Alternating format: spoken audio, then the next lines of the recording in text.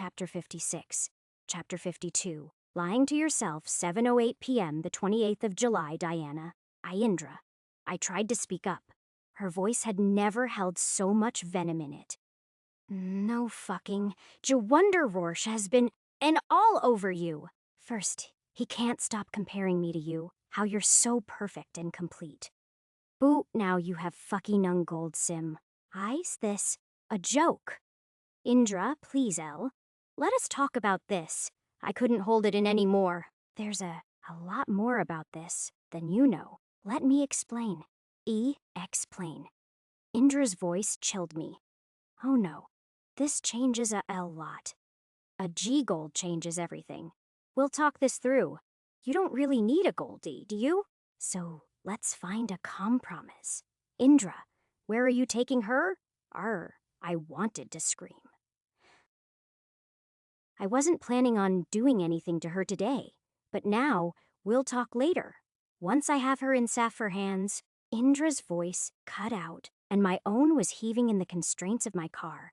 I tried calling up either of them, but the signal just bounced back. They were inaccessible. Fuck, I said to myself, heart threatening to rip free.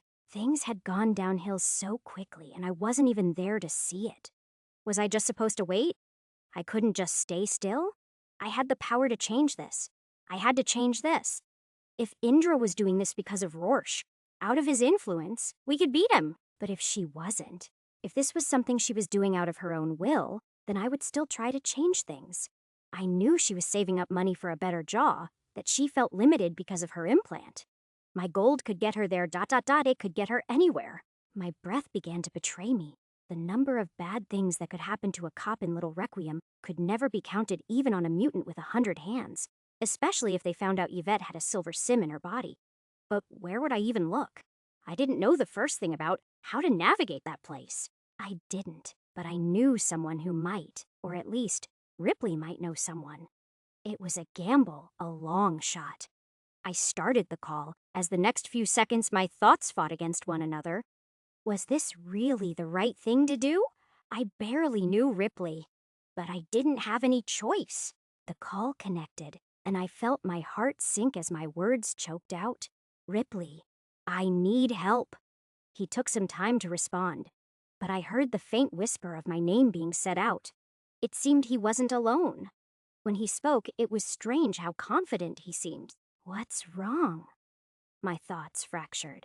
The disordered jumble of being unsure if I was overreacting erred my speech.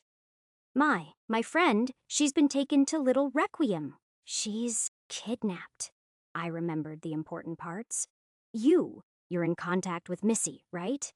Is there any way you can help me track her down? You know someone. You have to know someone. I don't know. She's just been... A feminine voice interrupted me. A quiet, almost doll-like tone that made me freeze when she spoke. Are you talking about Yvette? So, they were keeping tabs on me? Did they know anything about this? Yeah, her. Give me a moment. The voice slipped away briefly, but I couldn't help and feel like I'd made a mistake by contacting Ripley. Just take a deep breath, Diana. His voice returned, and the sympathy in it only stroked my fears further. Why on earth did I blurt out details of my implant on a police-monitored call? I might have fucked up. No show of remorse played back from either of the two on the other side. Instead, that feminine voice played straight to business of what I wanted. She's being taken into a Metal Heaven's safe house. I'm sending you the address. A message came through from Ripley's sigil. Carrington Warehouse. Has a gear symbol with a halo spray painted on it. Follow the signs in LR to a place called the Hellfire Club. Then turn right and continue walking until you find a series of bars dug out into building frameworks. It should be next to a bar called Gears and Spears. Thank you. Thank you. I'd find my way, one way or another. The call closed as my car started. Lightning raced down my fingertips. The golden warmth it gave me solidified my resolve. I had to get Yvette out of there. 7:42 p.m., I'd parked my car about a 20-minute walk from where Little Requiem officially started. The entire region around it was just as crime-riddled, and I was taking a risk walking through it, but I didn't care. My pace racing, I strode through alleyway after alleyway, until the old buildings appeared more ruinous and bare bones, roads turning to gravel. The hollow ribs of the fallen Sky City echoed in my sight now, and the various clientele were far more pronounced. No one hid themselves here. Illegal firearms were brandished as a show of respect and fear, grotesque mutations and body modifications on display out of pride. They eyed my hurried gaze, and already several of them were following me. I turned and shot, my blast just scorching the ear of one man with a pig's nose. "Not today," I growled, my eyes burning with the fury of a storm. Then I walked away. Maybe I was lucky that no other distractions surprised me as I tracked down the warehouse, but it might have just been my eyes, because if they wanted to see what a gold could do, then they would see it. I found the warehouse, maybe 15, 20 minutes after entering the town. This was too much. Crammed with vilehood, what could be considered infrastructure was a maze of verticality, numerous layers to the spines and ribs as they stuffed dozens of illegal businesses into every fallen piece of rubble they could. The warehouse itself was half dug into the ground. Some old museum they'd repurposed for official goods turned into a criminal outhouse. Maybe I should have scouted more, scanned more, but I entered with only the superficial glance of my eyes. I snuck around the presences of 2 neuroframes, kicking open one door and barging my way deeper past the gates when I saw one car parked out in the open. It was a police car. That was enough to ignite my body into action. I shot myself with my gun, regretting I didn't carry more rounds on me as I bolted my way into the first door. The presence of frames around me swelled, and not just neuroframes, but the breath and life of electricity soared within the building's denizens. If there was one thing I was lucky with, it's that all Metal Heaven's goons use cybernetics. It made them easy to detect. As soon as 2 of them heard me enter, I'd already shot by the time they turned the corner. Electrical eyes burst as they fell backwards, stunned but not downed. Another 3 shots were enough to fizzle their limbs, then a slam of their heads into the concrete walls rendered both unconscious. "Shit, what was that?" one yelled from across the space, his frame coming closer to witnessing my intrusion. I used my newer gun, the Shandian Lejo. The weapon slowly charged itself as I squeezed the trigger. The hum quivered until it was a high pitch, and I unleashed that growing rumble into my arm. I saw my flesh burn, and the pain was a hot flash that numbed up my shoulder, but just as quickly that wound had healed.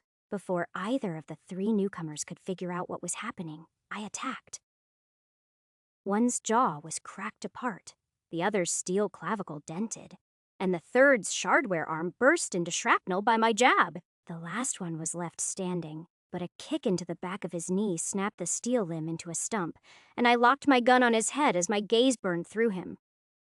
A cop was brought here. Where is she? He was quick to spill his secrets. Shit, that masked bitch took her underground. Bottom floor. Just leave me. I shot him square between the eyes, the thick visor he had for his vision bursting into debris. I didn't know if that had been lethal, but the heat in my nerves were compelling me to act. Underground, I repeated to myself as my senses honed onto the wires running beneath me. My sight swam through the labyrinthine rivers, piecing out the swells and markings of the individual frames lurking beneath. I recognized one of them. It was one I felt every day at work. Indra Harmony. Finding a staircase was easy, but the pinpricks of flowing electricity beneath me began to shuffle. They'd grown wise to my arrival. A brief shiver to my right pulled my attention. A small camera was staring at me. I raised my hand at it and drained the life running through it as electricity snapped to my fingers. My range was now much better, but it cost my warp energy. Charging myself once more with my Brayshocker, I was comfortable at my current charge, but I could hold twice this amount. The doors at the bottom of the staircase were open for me, 2 guards waiting there with guns at the ready, but they didn't open fire. You hear for Indra? My business is with her. Yes. I held back fire within my voice, keeping its inferno cold with my tone. Then get done with it quick.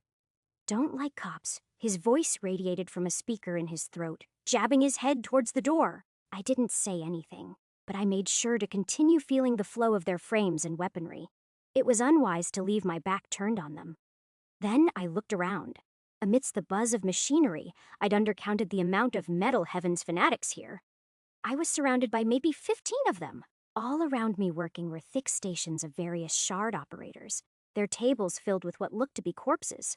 Bodies with pried hearts that were still beating, half-drilled skulls, entire arms of both organic and inorganic origin strewn up on a drying rack. The entire room was vile, reminding me of Tunjulisher, and I felt my heart tossed into pieces knowing Indra took Yvette here. And there they were. Indra held a gun out to Yvette's head, her eyes dazed and unaware. "Stay right where you are, Diana." "Put the gun down, Indra," I yelled, my body begging to surge at her. "What the fuck is wrong with you?" "Don't take a step. I drugged Yvette, so listen up if you want her to make it out." The muzzle deformed the skin of my friend's temple, Yvette's eyes gaining some light as my own gaze caught hers. "Diana," she said weakly. "Yvette, everything will be okay." I seethed, but fought back the urge to step forward. Forcefully, I brought the flow of electricity within me to a dull throb, constricting it around what organs I had developed to absorb it. "What do you want, Indra? Damn it! Why did you have to go and make things difficult? If you just waited," Indra positioned Yvette between me and her, the gun in her hand rattling against my friend's head. "I fucking liked you. You know that. Genuinely thought you were a friend. Then why do this?" I screamed. "Because not all of us have our lives gifted to us, Diana Ulrich. Not everyone has something like what you have. You know how terrible it's been, hearing every day from Rorsch about you. Cradleborn, perfect, Sim Diana." I lived my life suffering from one spot to the next, and all I ended up with was a fucked up face, an iron bug, and a man who will never love me. Indra had tears running down her face. "God, I feel like a fool. You really had me believing you were someone to care for. Even if you kept your father a secret from me, I was willing to look past that." "Is Rorsch making you do this?" I asked, trying to know where she was coming from. "He wanted me to scare you, to get Yvette a little injured today. That all changed when I heard what I heard." She eyed the metal heaven guards around us. "He's been promising me a bronze 4 years, been promising to help my face, to be with me when I was fixed as long as I let him control my body and help him out. It had become part of my routine. I was happy to survive like that, to be useful. Then I saw you, from the day you've appeared. Everyone talks about how powerful you are. There was a time I thought it was because you worked for it, but now I get why. I've never been ingenuine with you," I pleaded. "Just put the gun down and we can work this out." "You think they're going to let either of us out? I may let scum like them slide if I can get a profit, but you're not like me.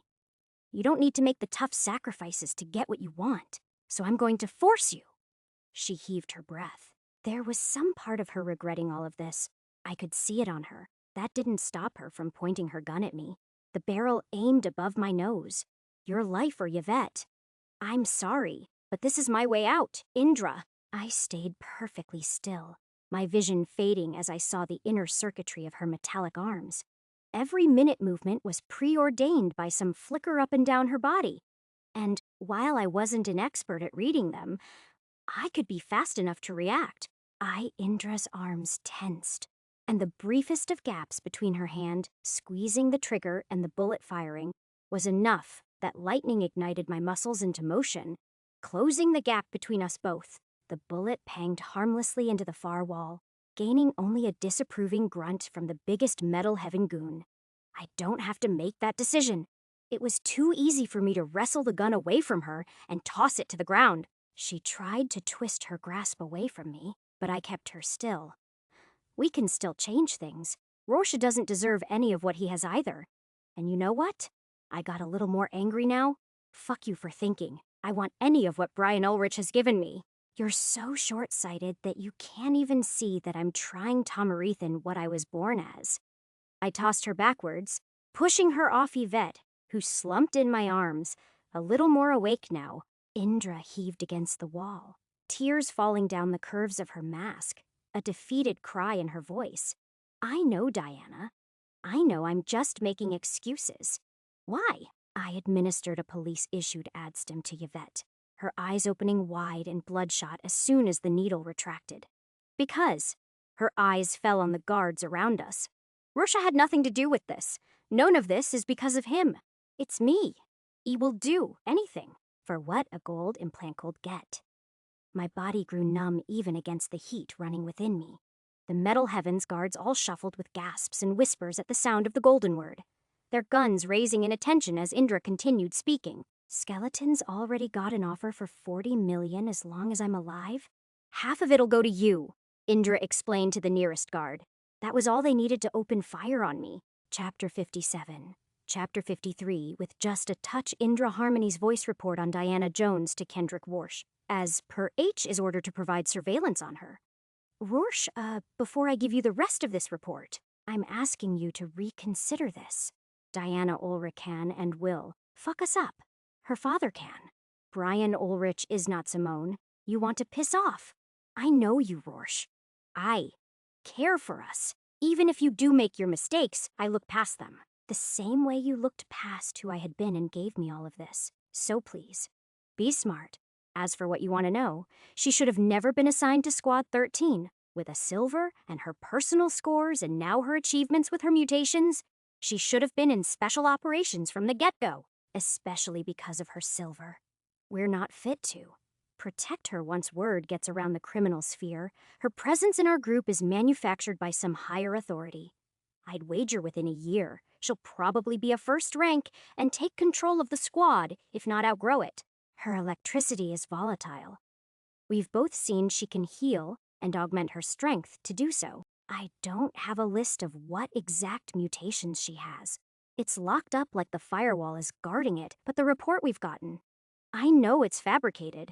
None of these mutations make sense for the output she has, even when taking into account her gene-edited physiology. She can see through walls is an expert shot. Denitrium steel, fry neuroframes with a touch, heal broken bones in a matter of days. And that was all at Tier 0. I don't know how she'll change in Tier 1. Physically, her biggest weakness is her reliance on electricity. Mentally, emotionally, there are many more. She's quick to anger, has an isolative personality, is in doubt of herself. Her motivation is linked to her biological father. Petty rage keeps her going. Her first experience with killing Tongue Slasher was largely limited by the post-traumatic stress negator, but she's been jaded to death for a long time. I don't know what she saw or did when she was homeless, but as someone who was out on the streets myself, I know she had to do things she never wanted to. She is not one to grow attached to people, but when she does. In my conversation with her about past relationships, I came to know she's quite inexperienced with it. Only one boyfriend, and she's not too casual. She's careful with who she gets close to. I can only imagine that has to do with her adoptive father. I don't know what kind of man sells out his own daughter to get out of a debt, but it's stayed with her, even if she claims to love him. If I had to guess, it's the reason why she keeps her distance from people. She knows even those who love you can hurt you, which is why Yvette Ingrid is the best way to get to her. She's the only one Diana is truly open with. Not that I recommend it. Yvette, from my understanding, is nothing exceptional. She's frankly average despite being a luxury cradle-born. A pretty face, but nothing much behind it. I'll see what I can learn about her. But Rorsch, understand this. I'm scared of Diana. 8:12 p.m., the 28th of July, Diana, the first thing I did as bullets fired was to push Yvette into cover. I knew she could take it. We tested out her new sim, and its main power was the ability to absorb and redirect kinetic energy. Her dazed body was thrown back towards a wall, wincing but not hurt. I didn't face the same mercy. A whistle of pain screamed up my arm, even as I dodged backwards behind a steel desk. The room was cramped. Machinery and tables blocking my movement from all over and nearly stumbling over. One let a clean shot blow, a spurt of blood, out my elbow, not letting it cloud me. I leaped into the cover of a shard-op chair, the metal denting and sparking as it absorbed the stream of bullet fire surrounding me. Bones were the slowest parts of my body to heal, and my left forearm swung limp. Reading over the Ligeot pistol, it was at 84% charge, and I quickly absorbed 10% of it, enough to send my body aching and bursting with power. I had to place myself between Yvette and Metal Heavens, to ensure they didn't have a clear shot. With that in mind, I heaved an arm off the chair and tossed it as hard as I could. It slammed into the chest of one of the guards, the electricity I'd sent through the metal discharging across the bulky metallic chest he showed off. The stun was enough for me to surge power through my legs, battering into him, and my arms grappled around his mechanical limbs to take him as hostage to stop the others from shooting. His blood burst right on top of me. Another bullet shot straight into my stomach. They shot through the bastard to get at me. My brain cried out in agony. This was bad, really bad. My body was hardy enough that I could wager I'd heal from a bullet wound as long as I was filled with electricity. But even with how tough my bones, muscles, and skin had become, I couldn't block them. No, I couldn't afford them the moment to shoot, directing every spark throughout my nervous system until it was a puddle of searing motion. I shot my body straight into a second guard. My fist took off his jaw, the hinges blown apart before I axed my leg into his abdomen. Then I grabbed his gun. Leaping into cover, I hoisted the unfamiliar rifle into my sight. Single fire and ballistic. Perfect. Seeing my enemies through electromagnetic vision, I stayed behind cover as I placed 6 immaculate shots, electricity fueling every thought in my skull into overdrive. 6 thumps followed up, and their shouts all dragged closer to my safety. Shit! She's a cognitive booster.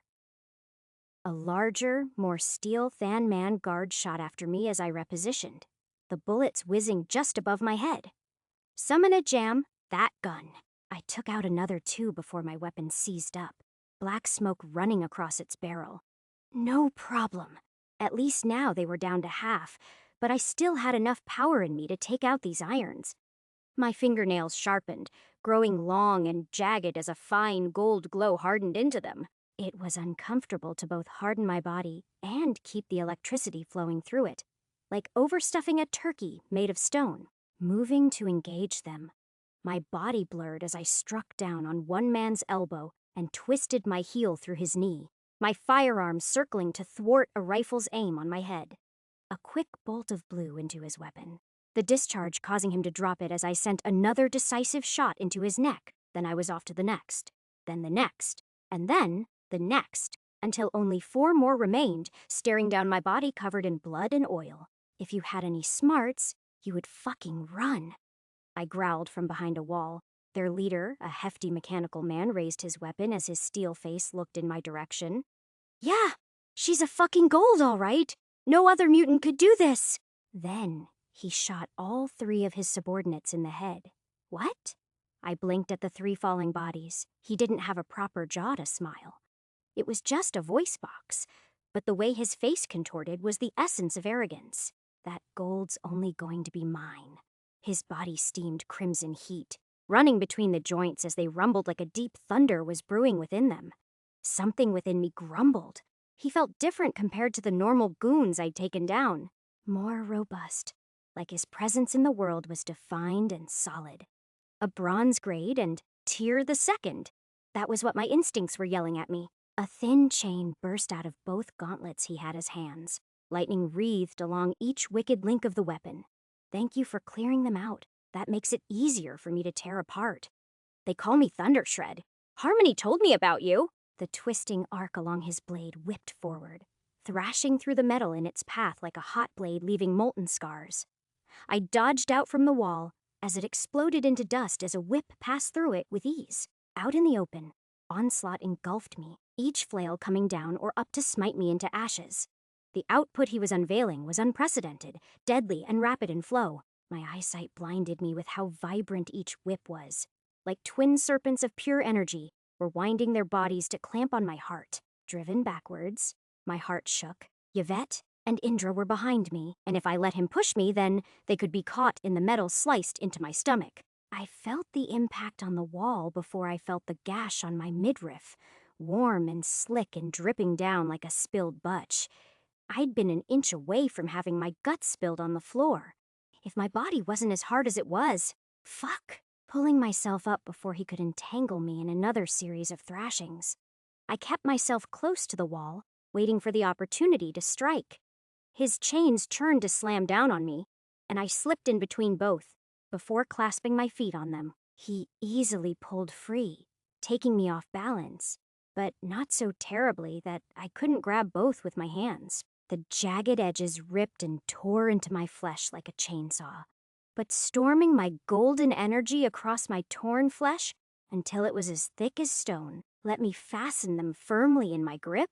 Then I stole his electricity. It was like inviting the wrath of a storm into my veins, and each second was tearing my arms to pieces.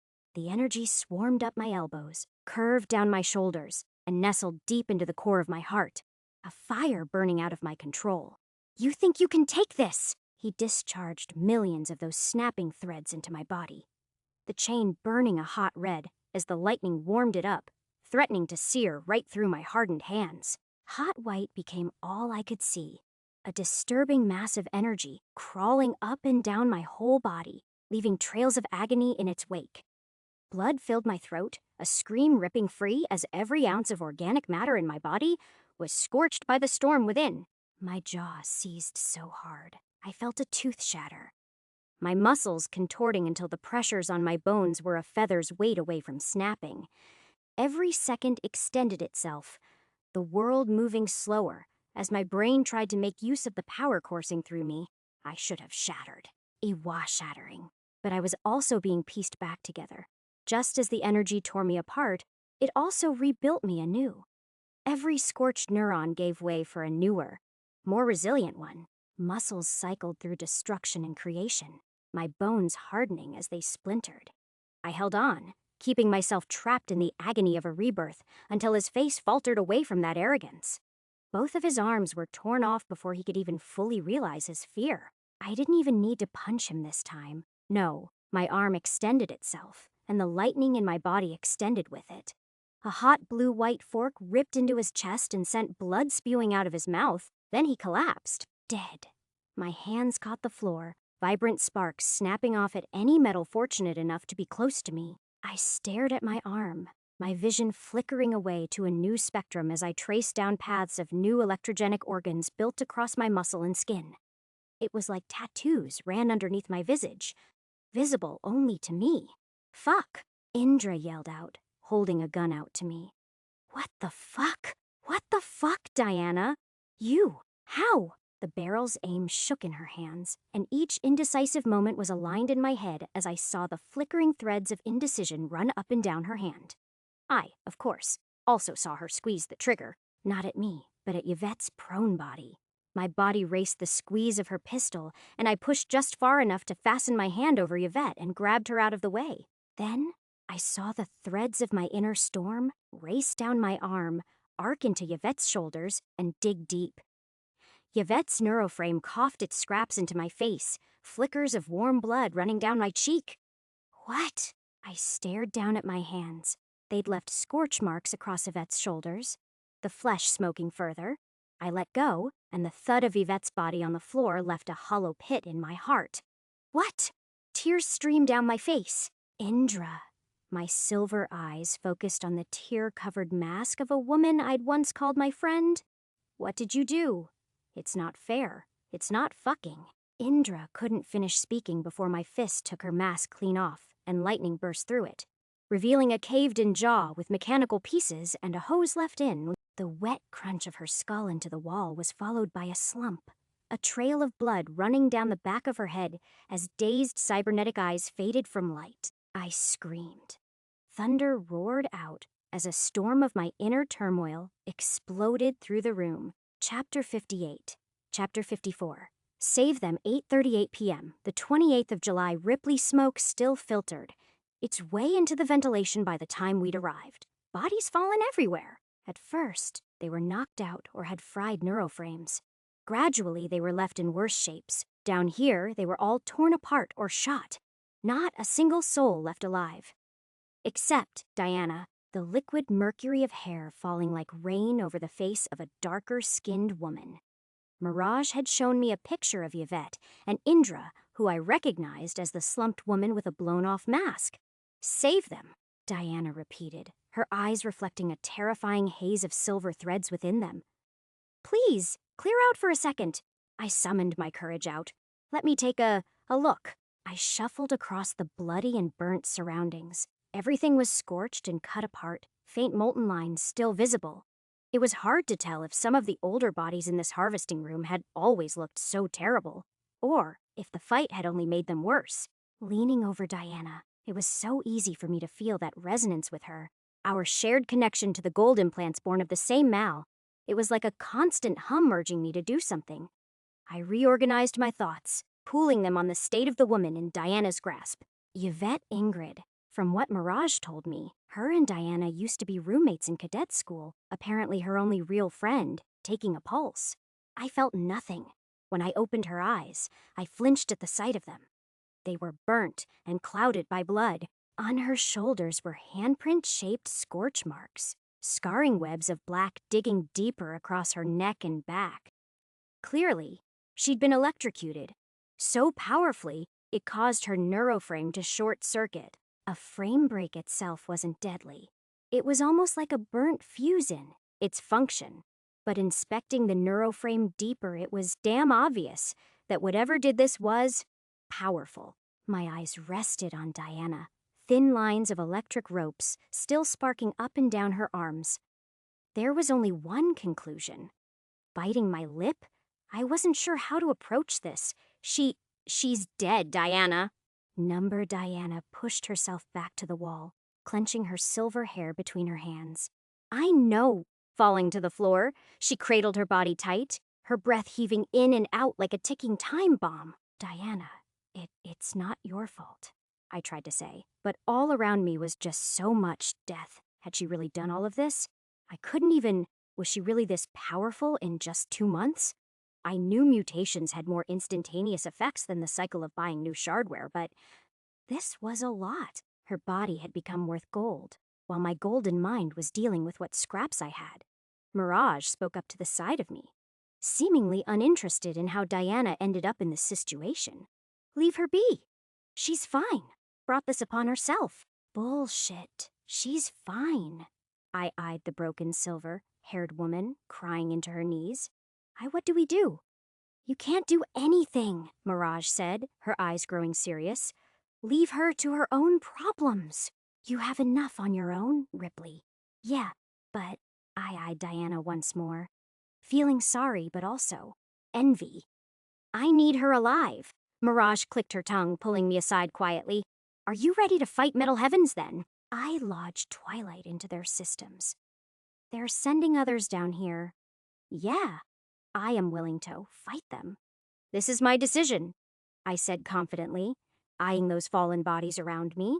Also, give me a moment. Can you stay with Diana? Are you going to loot these bodies? Mirage said accusingly before smirking. Be quick, I nodded. Somewhat ashamed to be seen through so easily, but every bug here was worth something to me. I counted 14 bodies, not including Indra, and got to work. There was no need to preserve anything. I first stopped by the biggest bastard, reached into the back of his fried frame, and yanked out the bronze centipede wriggling within. It grew inert in seconds as it curled into a small ball. I also eyed the chain whip mechanism in his ripped arms, peeved that they'd been destroyed so thoroughly considering how I could apply them to my current modifications. Moving to the other bodies, I only finished with around 7 other bodies before Mirage whistled at me before tugging Diana's sleeve. Come on, Diana, I Everything will be fine, she said quietly. I forgot how awkward she could be sometimes. You have to. Mirage stopped, as did I freeze up as a silver-colored scorpion tore out of Yvette's arm before rolling up into a ball. A silver sim? I leaned down to pick it up, the scarlet-smeared bead resonating with deep power in my palm. Within a second of thinking, I held it out to Diana. Diana, you need to live on. I'm sorry for your loss, but if you won't do anything, then you can't get payback for what's happened. She nodded weakly, gripping the silver sim and standing up with support of me and Mirage. The walk-up was silent, just the tapping of our feet on the staircase and the labored breaths of Diana. Twilight's picked up 12 metal heavens entering the building. She'll mark them, Mirage said, and in seconds I saw the distant outlines of the alarmingly quick bodies maneuvering on the floor above. I nodded, looking at Diana. Can you fight? She took a deep breath in, her eyes hazed up like a dull gray. Electricity wreathed down her fingertips, but she clenched them up as though they'd been burnt by the action. Fuck. I don't know. Warp burns, Mirage sighed. You and me, Ripley. Leave Diana here. We'll get her once it's secure. I'll contact Madame Hong. Let her know we're coming. I nodded, letting Diana down gently on the floor. She didn't look back at me. Her eyes still gazed down the staircase, trapped in the memory of what had happened down there. We'll be back in just a moment. I offered her. She didn't say anything, just slumped deeper into her own clutches, sighing. I got up to convene with Mirage, following the various outlines through the museum ground.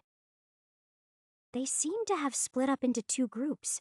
You going to fight, Mirage? You didn't bring a gun. She turned her head lightly, a faint glow building in her eyes. Mirage doesn't fight, Ripley. Twilight smirked at me from within Mirage's body. I do. And I don't need a gun. The incoming guards were all iron grade, thankfully, and from what I knew about Metal Heaven's bug adapters, perfect for me. I checked the clip of my gun as well as my left arm. If things went tough, then at least I had a backup weapon. Bronze energy filled up my limbs, all four of them as my newer legs still adjusted to being wholly metal. Finally, I mimicked the sustain feature. Update summary. This feature was unique in that you didn't necessarily need shardware to make use of it. In the olden days of the first swarm, shardware was limited to crude augments, guns, or strapping a radio into your head. The feature was a lifesaver in improving general nervous control over the body and its health functions. Nowadays, it could even allow self-repair with specific shardware mods like nanomachines. For me, it served to coordinate my thoughts with my body, running the bronze energy through my body. I kept my gun pre-aimed on the archway I saw four guards were about to pass through using Twilight's map. Hey, I'm picking up signatures right through here, one of them yelled, and I cursed inwardly as I retreated back into cover. What fucking sensors did they have? A Major Electrocom? Twilight didn't seem to care still. She flicked open a compartment on her arm and pulled out fine knives that she juggled in her hands. Want to see something cool? She whispered to me, throwing one of the thin blades right at the archway. It bounced off the wall, hitting into something that echoed a hollow ringing sound. What the fuck? Something hit my arm. A guard cleared into the archway, spotting me and Twilight immediately with a rifle scoped on us. Then, his hands twisted out his control, pointing the thick piece of metal at his ally and bursting a spray of muzzle flashes right into his friend's chest. The other two stormed in right after, panicking at the sudden betrayal of the man Twilight had taken control of. I seized the chaos, my pistol locking onto a grunt's head and a quick squeeze bursting blood through it. Twilight threw another blade. The curved edge lodged right into a leg and sent purple sparks across the metal. The limb kicked up, knocking them off balance, which let me land a quick shot without needing to lock on first. Maybe Diamante was right to take me to that gun range. Last one's all yours, Ripley. Twilight cheered at me. I sneered, staring between the pistol in my right hand and my seemingly normal left arm. Grinning, I smeared bronze warp energy throughout the limb, unlocking fresh seams that expanded and rearranged themselves. A sharp 1-foot blade jagged out, sheathed in bronze energy that sunk deep into the livewire core, running underneath it. The last man raised his weapon at me, but by then I'd switched to overclock. My body sped up as both legs adjusted to an increased flow of bronze warp energy. My blade grew hot. The livewire, within running an intense circuitry that fed into various heating elements scattered on the edge of the weapon. It swept cleanly through his gun before a searing strike cauterized his vocal cords and spine. He fell to the floor, wheezing his last breath. Damn, that was hot. Literally. Twilight ran up to me, hugging me. Wait, there were 3 more. On cue. Someone fired up at us from a balcony above. Twilight pushed me out of harm's way as she threw a knife that clattered harmlessly against the balcony railing. My mind worked. Its usual algorithms at attempting something stupid. As I grabbed the fallen knife and aimed my 5 claws at the roof above me, the 5 digits dug into the concrete. Deep enough that as I reeled myself upwards, it supported my weight, and I was eye level to the grunts, still shooting at Twilight. I kicked forward, dislodging my digits at the same time, so I landed on the balcony. 3 surprised Metal Heavens goons drawing their sights on me. A quick swap tointegration worked across my limbs. Update summary. What used to take at least 3 seconds to lock on only took a single glance now as gold energy forced. It's way into the pistol. My pistol compelled my fingers into exactly aiming on the first man's head, blood spraying to a twitch of my index. A second lock-on came just as quickly on another. And for the third, I slipped under the rifle that was too awkward for them to maneuver at this range, and dug Twilight's knife deep into his shoulder. They pushed me away, aiming the rifle, but their hand refused to shoot the weapon as purple sparks infested it. I sneered down the barrel. "This one's yours, Twilight." His hand gripped the railing, and he pulled himself off as he screamed in confusion. I glanced down, Twilight hopping to the fallen man and slipping a dagger right into his carotid artery. She called out to me with a smile. "Ha ha! We make a great team. You going to come down and celebrate, or I'm going to loot first." I called down, excited at the prospect of all of these bugs. I even took one of the rifles with me. It was nothing special, but maybe I could fetch a good price for it. Getting down, I charged up my legs. Similar to my arm they whirred and refit as 2 prongs ejected from below my knees. Similar to a mantis legs. As sharp blades that I wreathed in bronze energy, carefully placing myself near the wall, I dug my claws into it before stabbing my shins into the wall. First, they were too dull, keeping my body uncomfortably planted there. Then, as my output of warp energy grew and the blades sharpened, I slid down too fast and landed on my ass. "Oh!" I rubbed my bottom as Twilight came by with a handful picking some metallic orbs in her palms. "Thought you would appreciate this." She placed them in my hands, locking an intense stare as her vibrant violet eyes bore into my own rust-colored ones. "You know, lately it's like your eyes have grown sharper." "Thanks." I pocketed away the bugs, counting all in all, a total of 14 new iron bugs at my disposal. She helped get me on my feet, and slowly her eyes faded to a softer lavender. Mirage shook her head as she came into control, staring at the 5 bodies around her. "You've gotten better. A month ago, this would have had you shitting your pants." Psyche's helped get my mindset right. Thankfully, as long as I can convert to bronze then, I'm pretty much able to fight for as long as I need to. I stretched my arms, rummaging through the bugs in my pocket at random, as I tried scanning a few of them. 2 sustains. One improved internal organ efficiency, and the other allowed a monitoring of another's health. If you plugged into them, 6 accommodation bugs to generally increase capacitance. And, one that specialized in reducing the capacitance of close combat shardware. Integration for external visual shardware, data weaving toe. Create simple data cleavers that bypassed neuroframe safeguards and overclock for heightened strength. Energized and technician. A few of these I could use in shardware creation, but none of them outwardly seemed better for my mimic set. Yeah, that's the name I gave the circular bands implanted in my arms.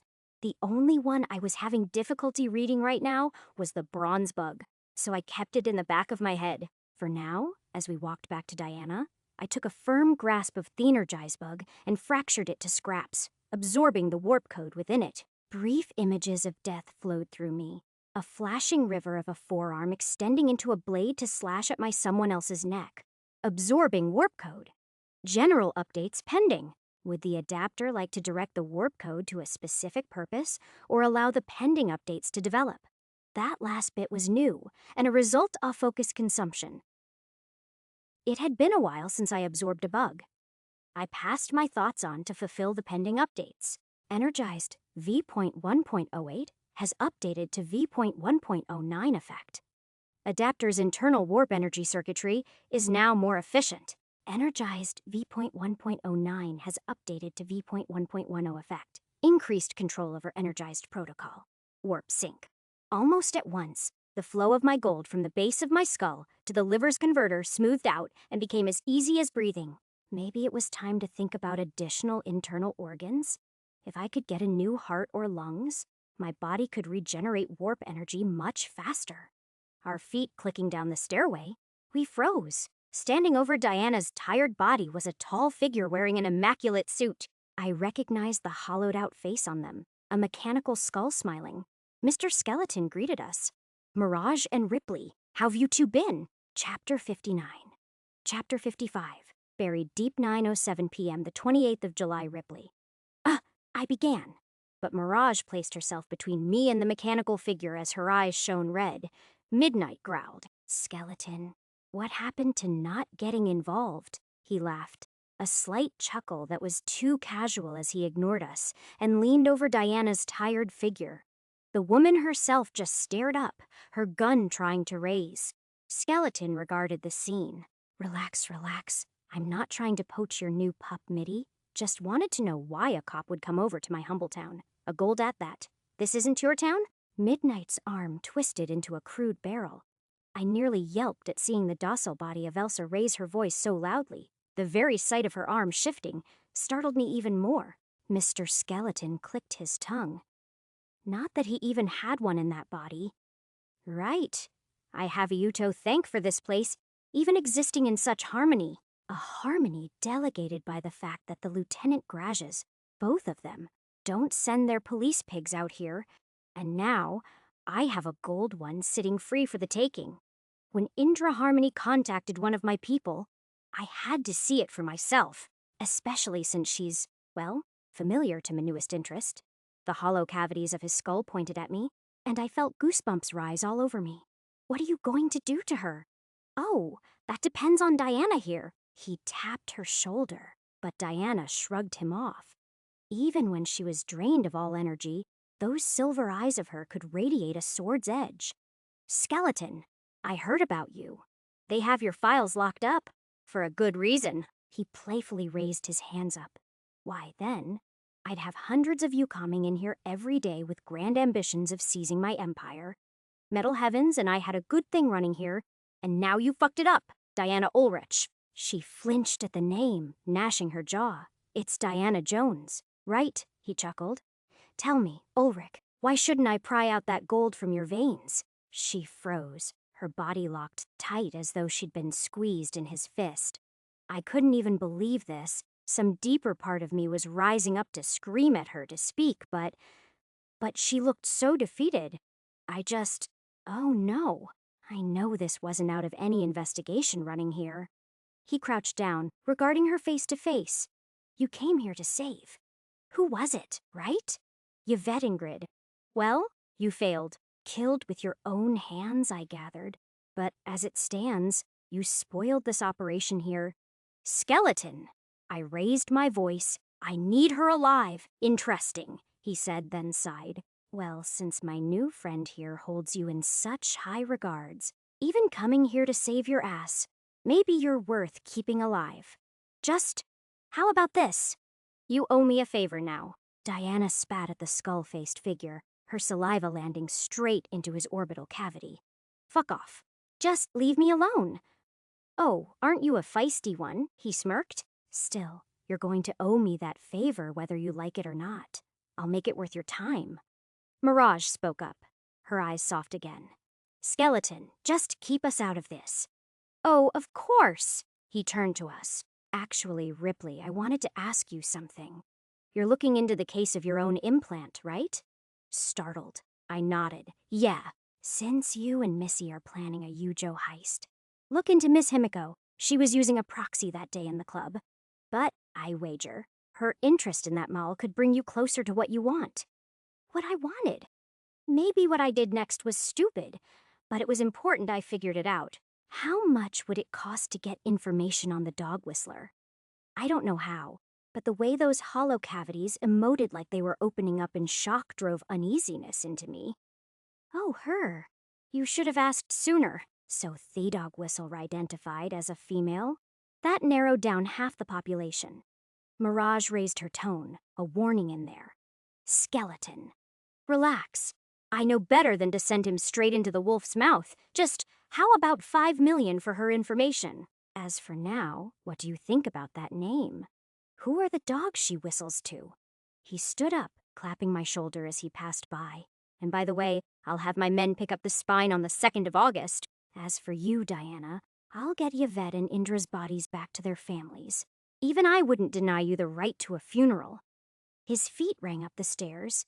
That body was heavy with each thud, yet it maneuvered around like it weighed nothing. Diana's eyes tore into me.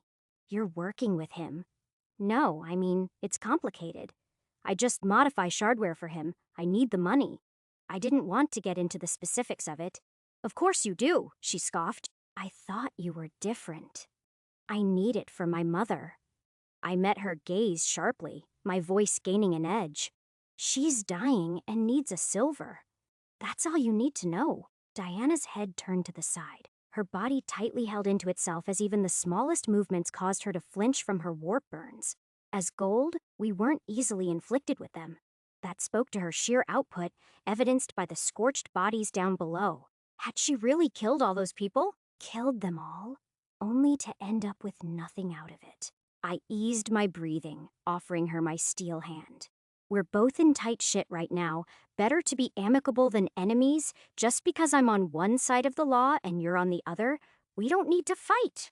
I then added, in fact, we don't talk as much as we should. This whole thing runs deep, and if we're the only two people digging into it, it's better to do it together. Diana's hand met mine, and despite it all, she struggled her body to stand up. Even defeated, those eyes shined. Fucking hell. Yeah, I know.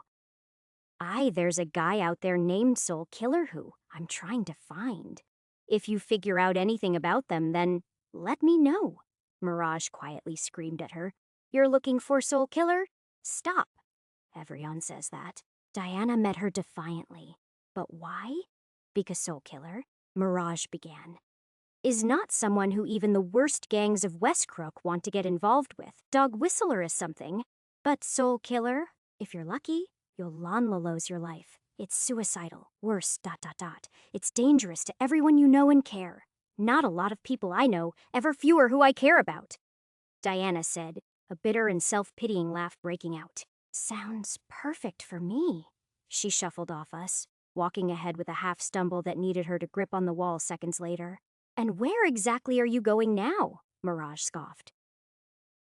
Home. There was a weakness in the way she said it. You're going to walk right through this town covered in blood and unable to even walk properly? We didn't save you just to die all over again. If you're lucky, that is. Mirage! No! Midnight moved to grab Diana, her crimson gaze staring down like dripping blood. Right now, you're fresh meat. If you want to stay alive, then stick with us. And if not me, then Ripley. I raised my hand at the notion of my name, trying to make myself seem seen in the conversation. But the dual strike from both of their menacing glares shot me down. I can handle. Diana seethed. She looked like she was about to collapse. Fine. Where are we going, Violet?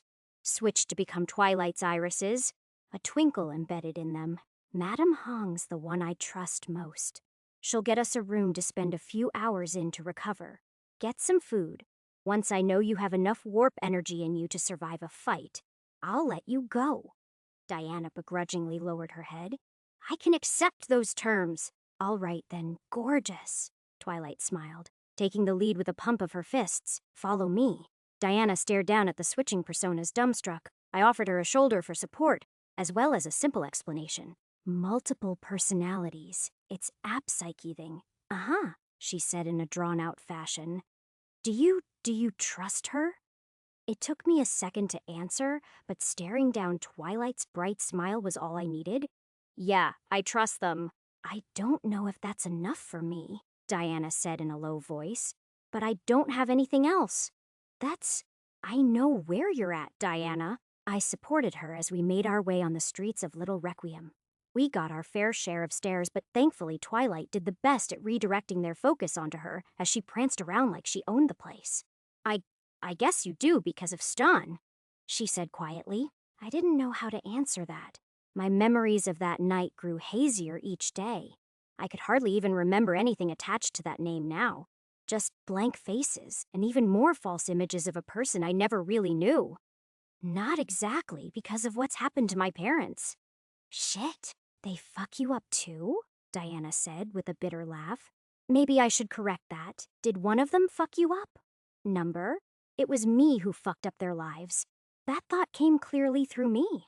I tried to be more than I was, made stupid decisions, cost my dad his job. and forced my mom into an even worse job back at that club. We lost everything, money and reputation. And throughout it all, I only ever had them. Except that didn't stop things from getting worse. Long story short, my dad knew secret corporate information from when he was a high ranker in Syntech's energy division, so they sent a cop to frame him for being violent on drugs and shot him down. My mom took the brunt of money making after that, sending her down a spiral of a terrible job doing terrible things because her degree was delegitimatized. Using a cheap iron bug didn't make things better. This arm's a little too powerful for that, and it corrupted her. Warp poisoning of the silver grade. Shit, man. Sorry. Diana seemed to weigh a little less as she heard it all. That explains something. You probably got it worse than I did. We'd just reached that same little bistro I had entered the Undertown through. Except, this time, that short-statured woman was leading Twilight and us upwards. Diana took hold of the stairs railing tight. Fuck it. I was born in a cradle. Really? My eyes opened. My grandfather, too, from my dad's side. From what I remember about my father's relationship with the old man, they do fucked up things in there. Institutionalization. Diana sighed. Earliest memories of the place is the fucking stench. Like bleach, but sharper. Everything was spick and span clean as Hathama's nutsack. Had to be, and it was us who cleaned it. We worked, trained our bodies and minds in that facility day and night from the moment we were born as perfect human beings. To be a product to those corporate douches whose implants have made them infertile. In a way, I'm glad they plugged us with the genes for that kind of labor. Was it a military or societal cradle? I asked. A major luxury cradle? Diana grit her teeth.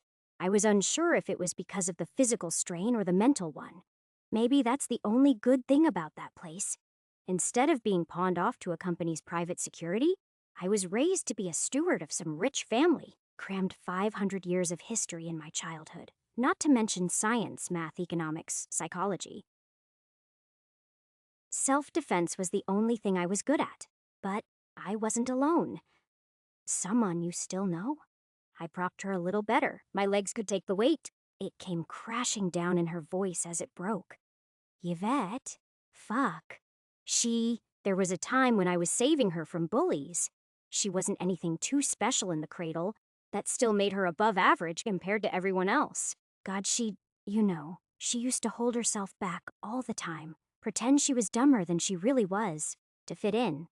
Playing the long con was what she called it. Didn't stop her from growing an attitude that pushed back any favors she got from our superiors. I felt wetness trail down the metal of my arm. She sounds like a lovely friend. Shies. Diana's throat quivered. Fuck. She always had my back. She saved me. And I let her down. I kill. Hey, I interrupted her. Don't. I know exactly what you're going through, Diana. There are times where I just want to throw myself down that spiral staircase of trauma, but it wasn't your fault. It was Indra Harmony's. Whoever put her up to that, that's whose fault it is. Rorsch? Diana said to herself. Kendrick Rorsch. It might not have been him who ordered Indra to do that, but he drove her there. I'll make him pay. You will. I consoled her, as Madame Hong opened up a room with 2 beds and a divider spaced between them. Just take some time off right now. You need to recover. Yeah? I will, and then I'll kill that motherfucker. Diana's eyes radiated an intense fury behind her tears. The silver in them trickled under a menacing cascade of lightning. I know you will. I gave a reassuring smile to her, letting her down gently on a couch, while Twilight hopped onto one of the beds. I sat down next to Diana, feeling heavy in a sense that I never really did before. I quickly swapped to me analyze function so that I could navigate this upcoming conversation better. Do you want to talk more?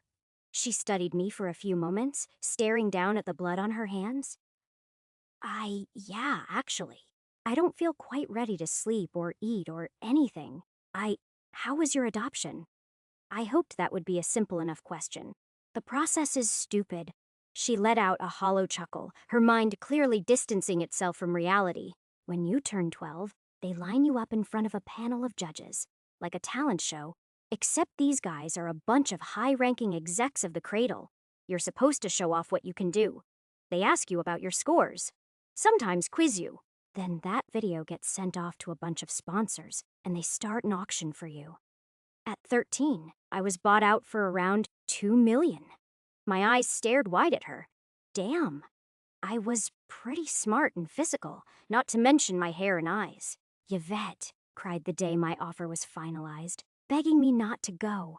I wish I didn't have to, but at the same time, I would get a life.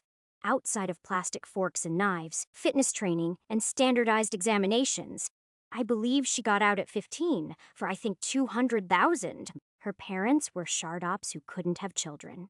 She got lucky. 16's the cutoff before transfer you to a military school. So that how you ended up in West Crook? I asked. It took longer than that. A man named Yorick Jones adopted me, a geneticist who engineered a startup that made good developments in crop growth, something to do with environmental engineering.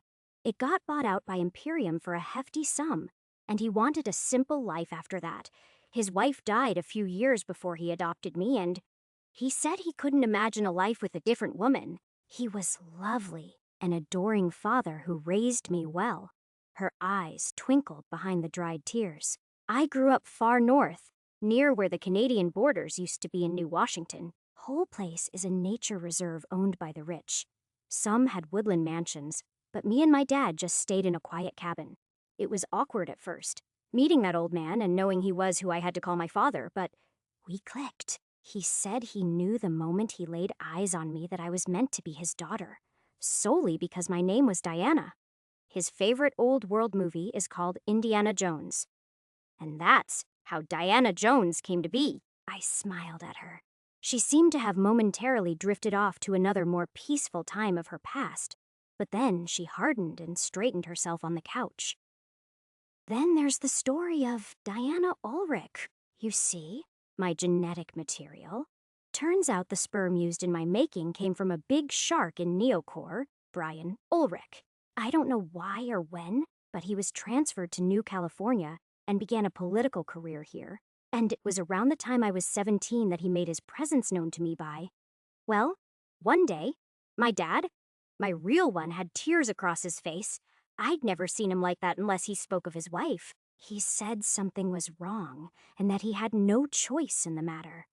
That night, there was a car waiting for me and he told me to get in. I did, and that was where I met Brian Ulrich, my biological source. He didn't even bother saying it to me with his mouth, just showed me a contract of a transfership that showed I would be in his care from then on. Said, "Is there anything that needs clarifying? Like I understood a word of what was happening?" Diana said every word with hatefulness. "He kidnapped you?" I couldn't believe a word of what I was hearing. Basically, for the sheer fact that he thought being known as a single father would give him just the edge-toe, win the election 4 years ago. I went from living by hunting to a penthouse where I was shackled with the expectations of becoming some corporate workhorse for Neocore. It was worse than hell. For 2 years, he pretended like fancy cars or food from the hands of his personal chefs would make up for stealing me away. No matter what I did, he refused to let me meet my father. Brian brushed it off by saying I was his new family, and that it's the way things always should have been. So I ran away one day. I took off to the streets and never looked back. Shit, and here I thought I had it rough. I blew air from my mouth, meeting her eyes with genuine sympathy. You did, in a way that was different from mine. I was homeless for a month. Each day strangers showed me just how cruel they could be. It was a good thing I knew how to throw a punch, and I got lucky with stealing a gun off somebody and a knife. It was always meant as an empty threat, and it worked well enough to keep the scrappers away. I was ready to live my life that way, until one day it was just blind luck that Yvette walked by. She took a deep gulp, tears building in her eyes. Founders. She still brings it up. Diana Silvereye was caught begging on the streets while she was off to buy a new high-end designer bag. I'll never forget the kindness of her parents when they let me stay with her, or her when she barged me into the police recruitment center while they were in the middle of training their new cadets. Let me guess. You aced those exams as well? I raised my eyebrow at her. She sheepishly shrunk. Just the shooting range. But I did well enough that by the time our training was done, I was indoctrinated as a second-rank officer. Ah, so she was a gunner. I made poor choices with my police friends. She seemed to take offense to that. What does that mean? Means you'll probably be a special investigator by the time I even open up my own shard-op place. I sarcastically added, please don't shut it down. As long as it's legitimate. She verbally tossed my woes aside. I laughed, glad to see her in a better mood. Well, I guess it's decided. Our childhood sucked. At least we have our golds now. Maybe karma exists after all. Maybe. She took in a deep breath, staring at her feet. Thank you, Ripley. Today sucked. I think I'm going to take a shower. Twilight spoke up, muffled in a blanket. Hong's got a spare change of clothes in the closet. Didn't know your sizes, so I just got them all oversized. Diana nodded. Finding the strength to walk herself to the bathroom by herself, I let out a sigh that I'd been holding in for too long. Today had been stressful. Twilight called out, sitting up in the bed so that the blanket flew over the bed. Meanie, you were supposed to get in bed with me, not flirt with her. I wasn't. I ruffled my hair tight in exasperation, but an idea came to me. What's the matter, Jealous? Oh, you're playing that game with me? Twilight teased. Yeah, a tiny bit. Now come here and pick out a movie. Now? This felt a little inappropriate. Elsa's looking through something right now. I don't get this opportunity every day. She patted the pillow next to her. I shook my head and decided that I might as well indulge her. Diana, the hot water flashed over me. The warmth drizzling down my back and arms to soak the blood off my hands. I stared at them, memories returning one after the other, placing them on Yvette's shoulders, and the memory stopped, as though it had been choked out of its breath by some deeper mental hand I fastened over it. I was aware of the moment, could even scan it piece by piece, but it was like the weight of the whole memory itself had been fractured. I understood why. Immediately. I brought up my neuroframe settings, a whole slew of various police-mandated protocols, minor and major, installed on it. Amidst the frequency blockers, sigil encryptors, police-issued data shields. One stood out in particular, the post-traumatic stress negator. Warning, turning off the PTSN is not recommended unless you have been cleared under psychiatric practitioners. Are you sure you want to switch the protocol off? That message gripped me. Unable to tear my gaze off it, I questioned if what I was doing was stupidity or grieving. Yvette had died. She was gone, yet all I felt in my chest was a simple understanding of that fact. The intricacies of the PTSN failed me, but I was aware it was some branch off the personality matrices employed by Syntech.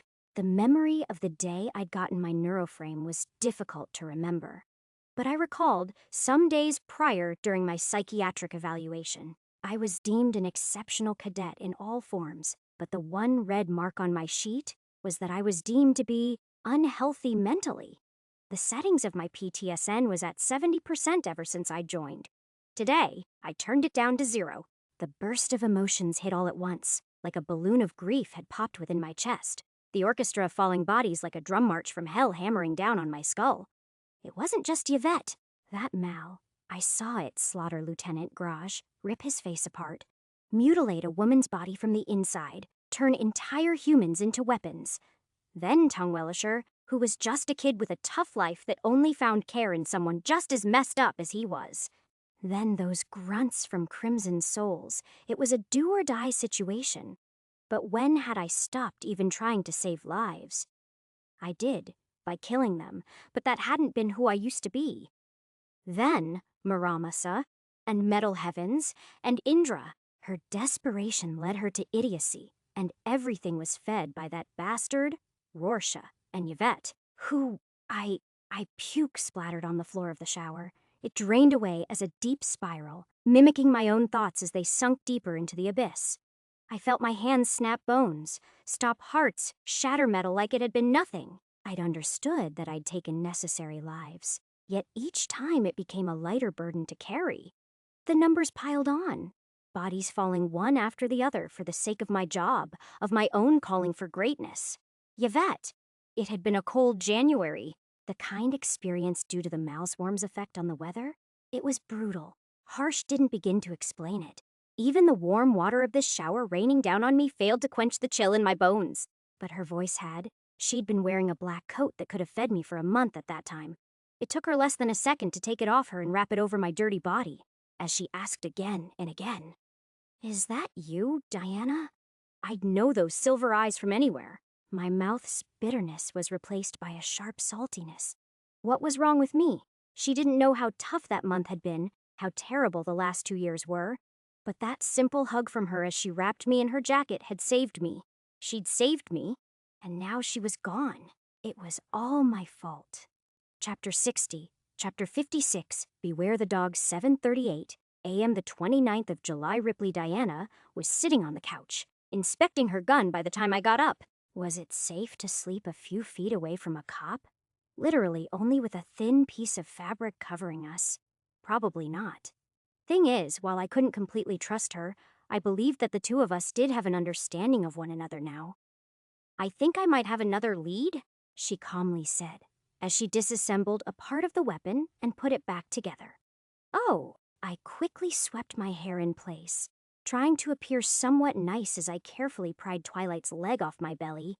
There was quite a large difference between how Mirage and Twilight slept, I whispered, but not too quietly, since if there was one thing I learned while vacuuming Mirage's place, it was that she was a heavy sleeper.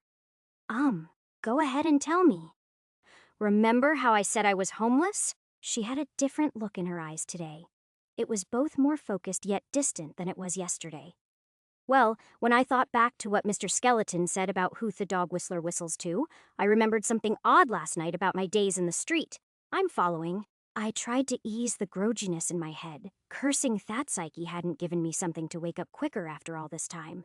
Though if I'm right, that falls more under Sustained's domain. Well, it was pretty easy to see that some of the homeless formed groups. Many became scrappers, while others formed their own coalitions to protect one another. But there were a strange few who I remembered seemed to always be alone. They passed from group to group, but they all had dog tag tattoos. And whenever someone caught sight of a guy marked with one, they usually stayed clear. Dog tag tattoos, like the military kind. Now that she mentioned it, some of the homeless bums I'd seen scattered through the city did have a marking like that. Yeah. She raised her eyes to meet mine. Apparently, the guys who wore them used to be old military veterans on the city guard for the 4th Swarm and Civil War. During that time, a lot of high-grade bugs were given out. Then, retrieved once their duty was over, replaced with an iron. Many of them have warp poisoning like your mother, but looking back, I find it odd. They never seemed to do any of the usual homeless activities. Rather, they just existed, almost mindlessly. Dog Whistler has an information network. You think these guys are her people? It was a reach? But what other leads did we have? I don't know. I'm just pointing it out. Not like I can read their minds. A bitterness coughed up in her. "Yeah," I said dumbly. "Wait, what if I said I had a way? A way to what?" She blinked at me. It seemed that what I said had broken her out of whatever deep trance she'd been in. "Do you have some weird network function or something?" "Not really." I didn't know how to explain in words that circumvented the direct topic. I can read the memories off someone's bug, see flashes into their deaths normally, but I think I could go deeper. Don't tell anyone about this, by the way. That's a weird fucking ability. She rested her chin on the flat barrel of the gun, irking me. "Let's use it." My lips are sealed. "Use it? You want me to kill one of them?" I could try reading them when they're alive. It hasn't worked yet, but I'm better now. Had she already fallen this far into bad cop territory? She shook her head. "No. But assuming they work for her, Dog Whistler probably wants them to kill whoever snoops around her business. If you can get information out of them alive, do it. Besides, they could just be unfortunate war veterans. Better to play it safe." I got it. I thought it over feasibly. It wouldn't be the most dangerous thing to do. How dangerous could one homeless person be? Does anyone else know about that ability of yours? She asked, eyeing the sleeping mirage twilight behind me. Just the guy that helped me figure it out. Said it would be funnier to surprise everyone later when Theriela needs something that uses my power. That much was true. Diamante really enjoyed those little pranks of important information. Good, just be careful with all of this. She stood up, studying the room with a careful resignation. I'll be going now. I feel better, and I want to make things right. I think I have an idea of what to do myself, and now we're going to get payback. One step at a time, I nodded. She walked towards the door, her sight falling on me one last time. Thank you, Ripley. Take care. And I really am sorry about everything you've gone through. You deserve better. So do you. I smiled at her. She smiled back, closing her eyes as the door opened and she walked through. When it closed, that light sound sent a shockwave of emotion through me. There was a heaviness in every word she said, a profound sadness drenched in them, alongside some sort of clarity. As she left, I switched the analyze function mimicked in my head off, feeling like a clog had just been plucked out of my ears. Homeless. I decided against leaving Mirage to herself right now. Instead, I opened up some of my old schematics while looking through the bugs I'd gathered. Yesterday was proof that it was more economical to scavenge these bugs rather than buy them. It was a random draw. But in terms of developing my features, it was much more efficient. If I needed a specific bug, then buying would be better. Picking up the bronze bug, I submerged it in a bath of golden glow as I pieced up its inner workings. It took me the better part of 10 minutes, much longer to the mere seconds I was taking with irons now. Warp code scanned. Grade bronze V development, tier to modification feature. Energized V.2.1, O, overclock V.2.18, previous adapters. Keegan Thorne, 9Y6M. It was the oldest of any bug I'd ever seen. Chunky and vast compared to the irons I'd been consuming. At tier the second, Keegan was considered one of the enforcers of Metal Heavens. I believe they were called the clerics. Then it went to priests, bishops, and finally the archbishop. Okay, first things first, I tried to mimic my very first bronze. My brain felt weird, like it was being stretched into goo as numbers and images flashed through my head. No wonder Diamante didn't let me consume a bronze bug. It felt like sucking sludge through a straw? The fault probably lied within my own neuroframe's limited processing capacity, so I slowed it down. It took ages, almost half an hour, just for Thenergize feature to be deconstructed and mimicked. Energized V.2.10 update summary. Then a whopping 45 minutes for the overclock function? It was a good thing I fell asleep during the movie. Some sappy thing about vampires falling in love. Overclock V.2.12. And that was why there was a big jump between the cost of an iron and a bronze, particularly one with a deadly combo like this. Metal Heavens were shardware freaks. While they might look crazy under their chromed heads, most were engineering nerds who dabbled in shard operating. This man probably planned his entire setup from the beginning, taking painstaking operations to implant various generators into his body so that he had an immediate source of electricity. The question then was whether I wanted to absorb the bug or keep it around for mimicking. Truthfully, I wanted both. I couldn't mimic Nergeist since I already had it, but the overclock function was right under my alley. So, could I do both? Absorb one half, but leave the other? There was only one way to find out. There wasn't a way for me to actually feel out which part was located where in the bug, so I had to just pray that my data consumption protocol would handle that. As for Thenergize's function itself, I decided against focusing its code anywhere, right now. I didn't know if doubling down on the criteria of selectively choosing to absorb one half and then selectively directing it into a specific place was a smart choice. I'd be fine just receiving my general updates, thoughts placed firmly. I put in my choice to absorb the bug while praying that the inner repetition of Only Energized worked in my favor. Images flashed, a young woman gripping my chains as lightning tore through her body. She burned and regenerated anew with each second that passed, every moment believing her death was near. Then she gazed up. For a split second, her body stopped taking damage. Her fingertips flared up, cast in a bright light of silver blue. A fray of pure energy struck my heart, an electrical pump, and it exploded. My life slipped away. Adapter is selectively absorbing the warp code of the energized function. Absorbing warp code. General updates processing. Data mimicry v.1.00 has updated to v.1.05 effects. Technician v.1.08 has updated to v.1.1.12 effects. Energized v.1.09 has updated to v.1.11 effects. Psyche v.1.14 has updated to v.1.15 effect. Adapter is now better able to process life-threatening situations. Excess warp code identified. Redirect or store for later updates? Store. I mentally squeezed through the throbbing in my head. It felt like a miniature explosion had just occurred within my brain, and it had been splattered along the walls of my skull. Okay, maybe Diamante was definitely right about me taking it easy with the warp code absorption. But I'd shot up straight to 29% development. As the throbbing cleared, my whole body ached from the pure exertion of my muscles, squeezing as hard as they could, giving me knots and cramps all over. Still, I scarfed down my breath in excitement. I was now one update away in Psyche from developing a new protocol for it, adjusting statistics. Integrity is now iron vi energy, is now iron vicapacity, is now iron ionics effective, bronze the second.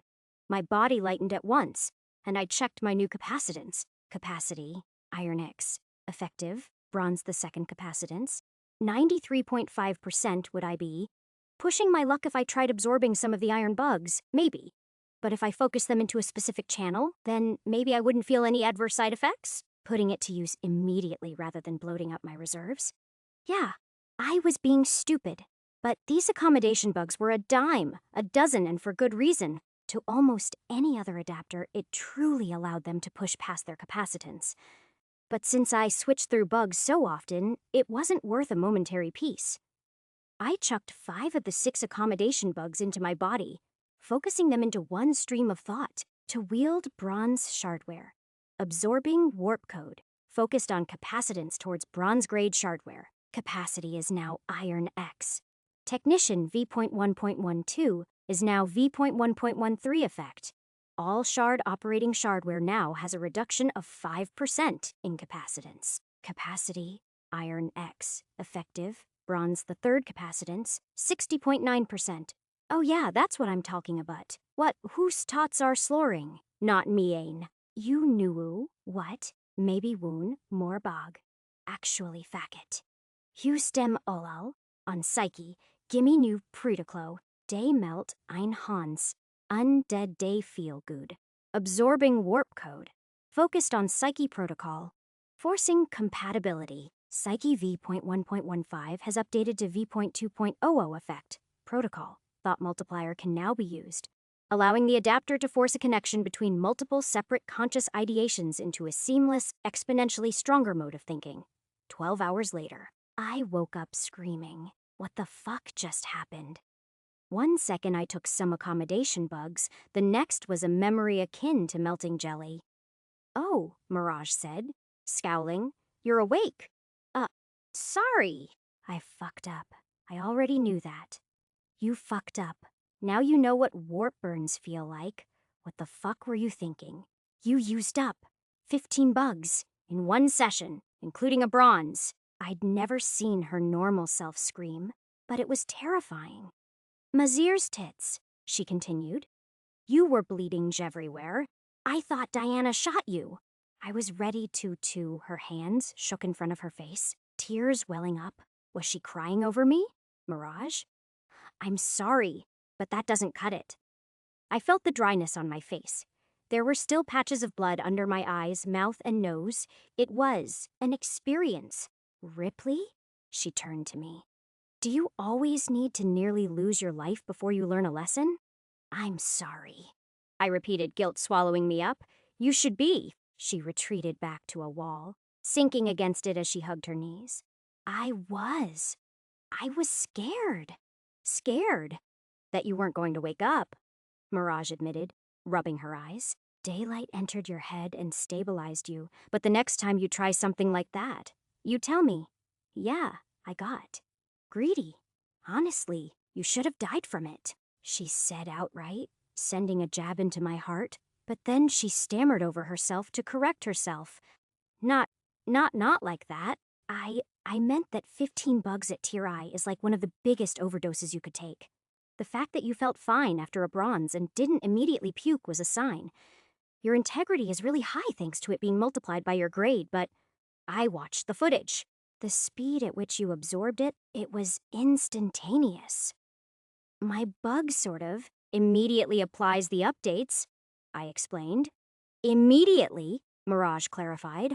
No, even pending updates take time to properly digest the changes.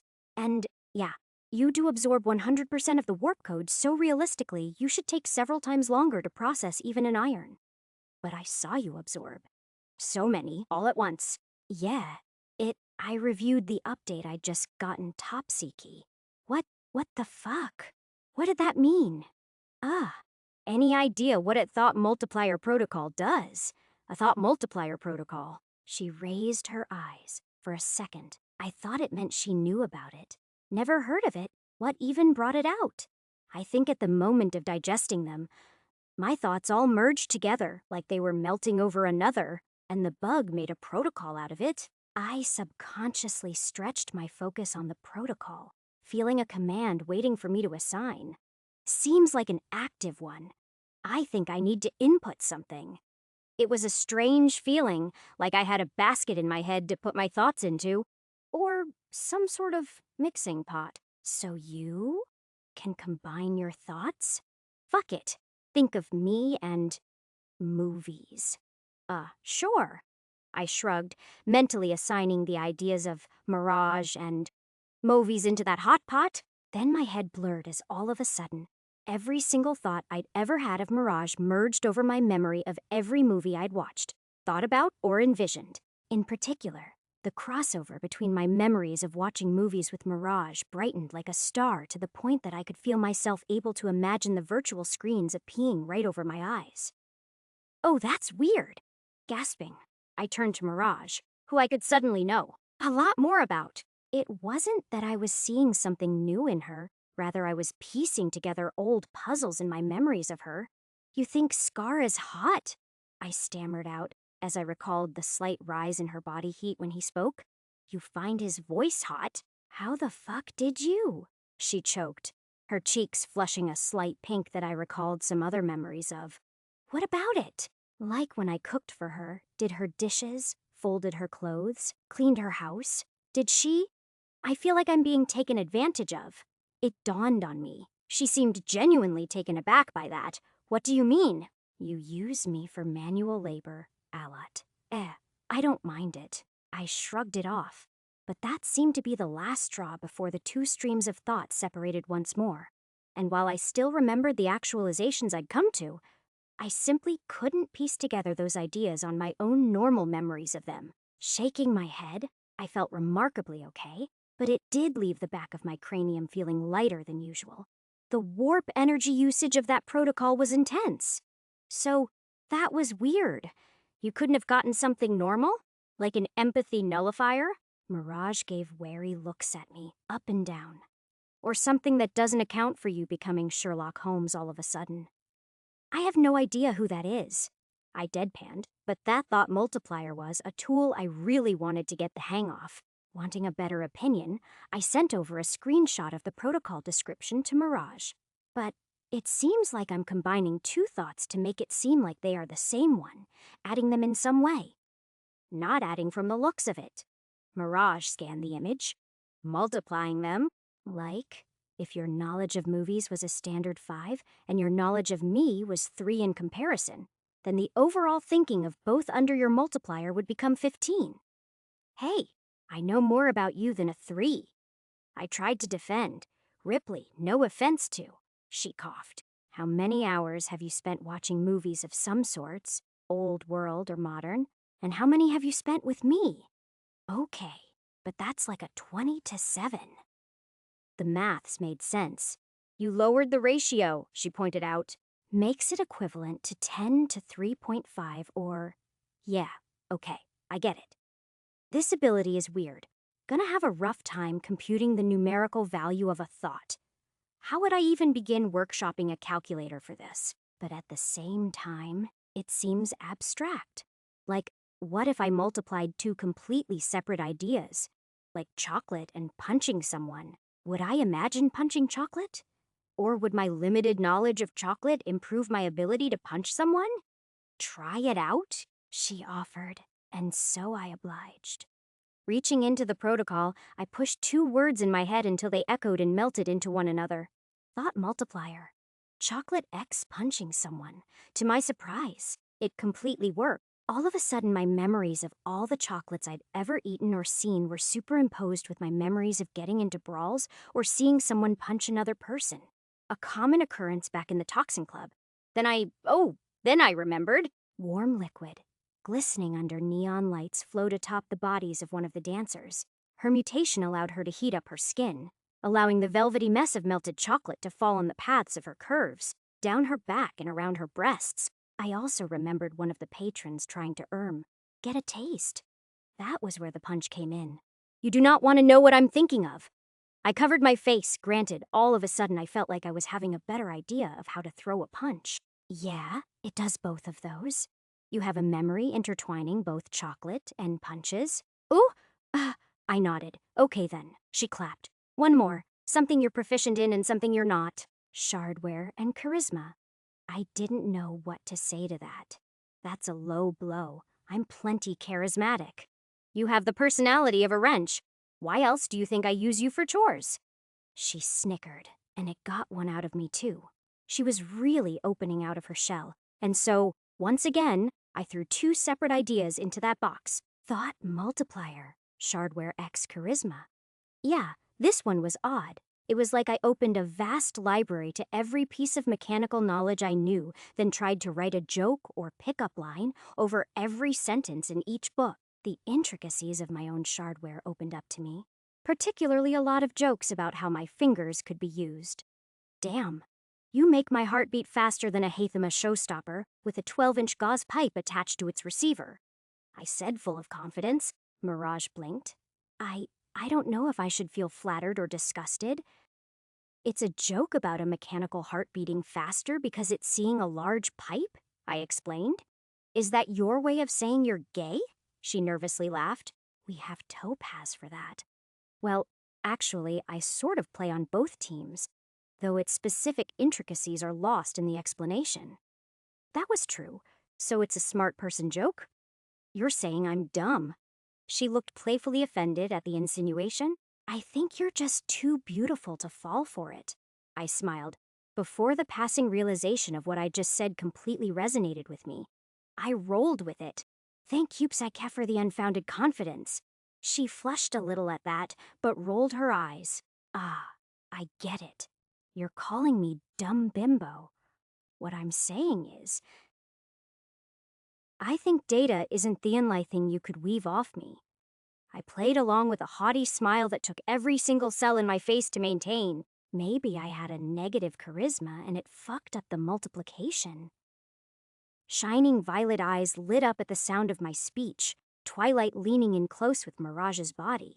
She enunciated each word precisely and clearly. You are going to do this to her as much as you can. Then they dulled down to reveal a woman whose cheeks brightened up to compensate. Okay, I think we've established it can improve your non-focused skills. Oh, you're all that I can focus on right now. Where was this audacity weeks ago while we were watching movies? Then it sizzled out. The few moments of me being a savant in the way of words left only a hollow shame through my soul.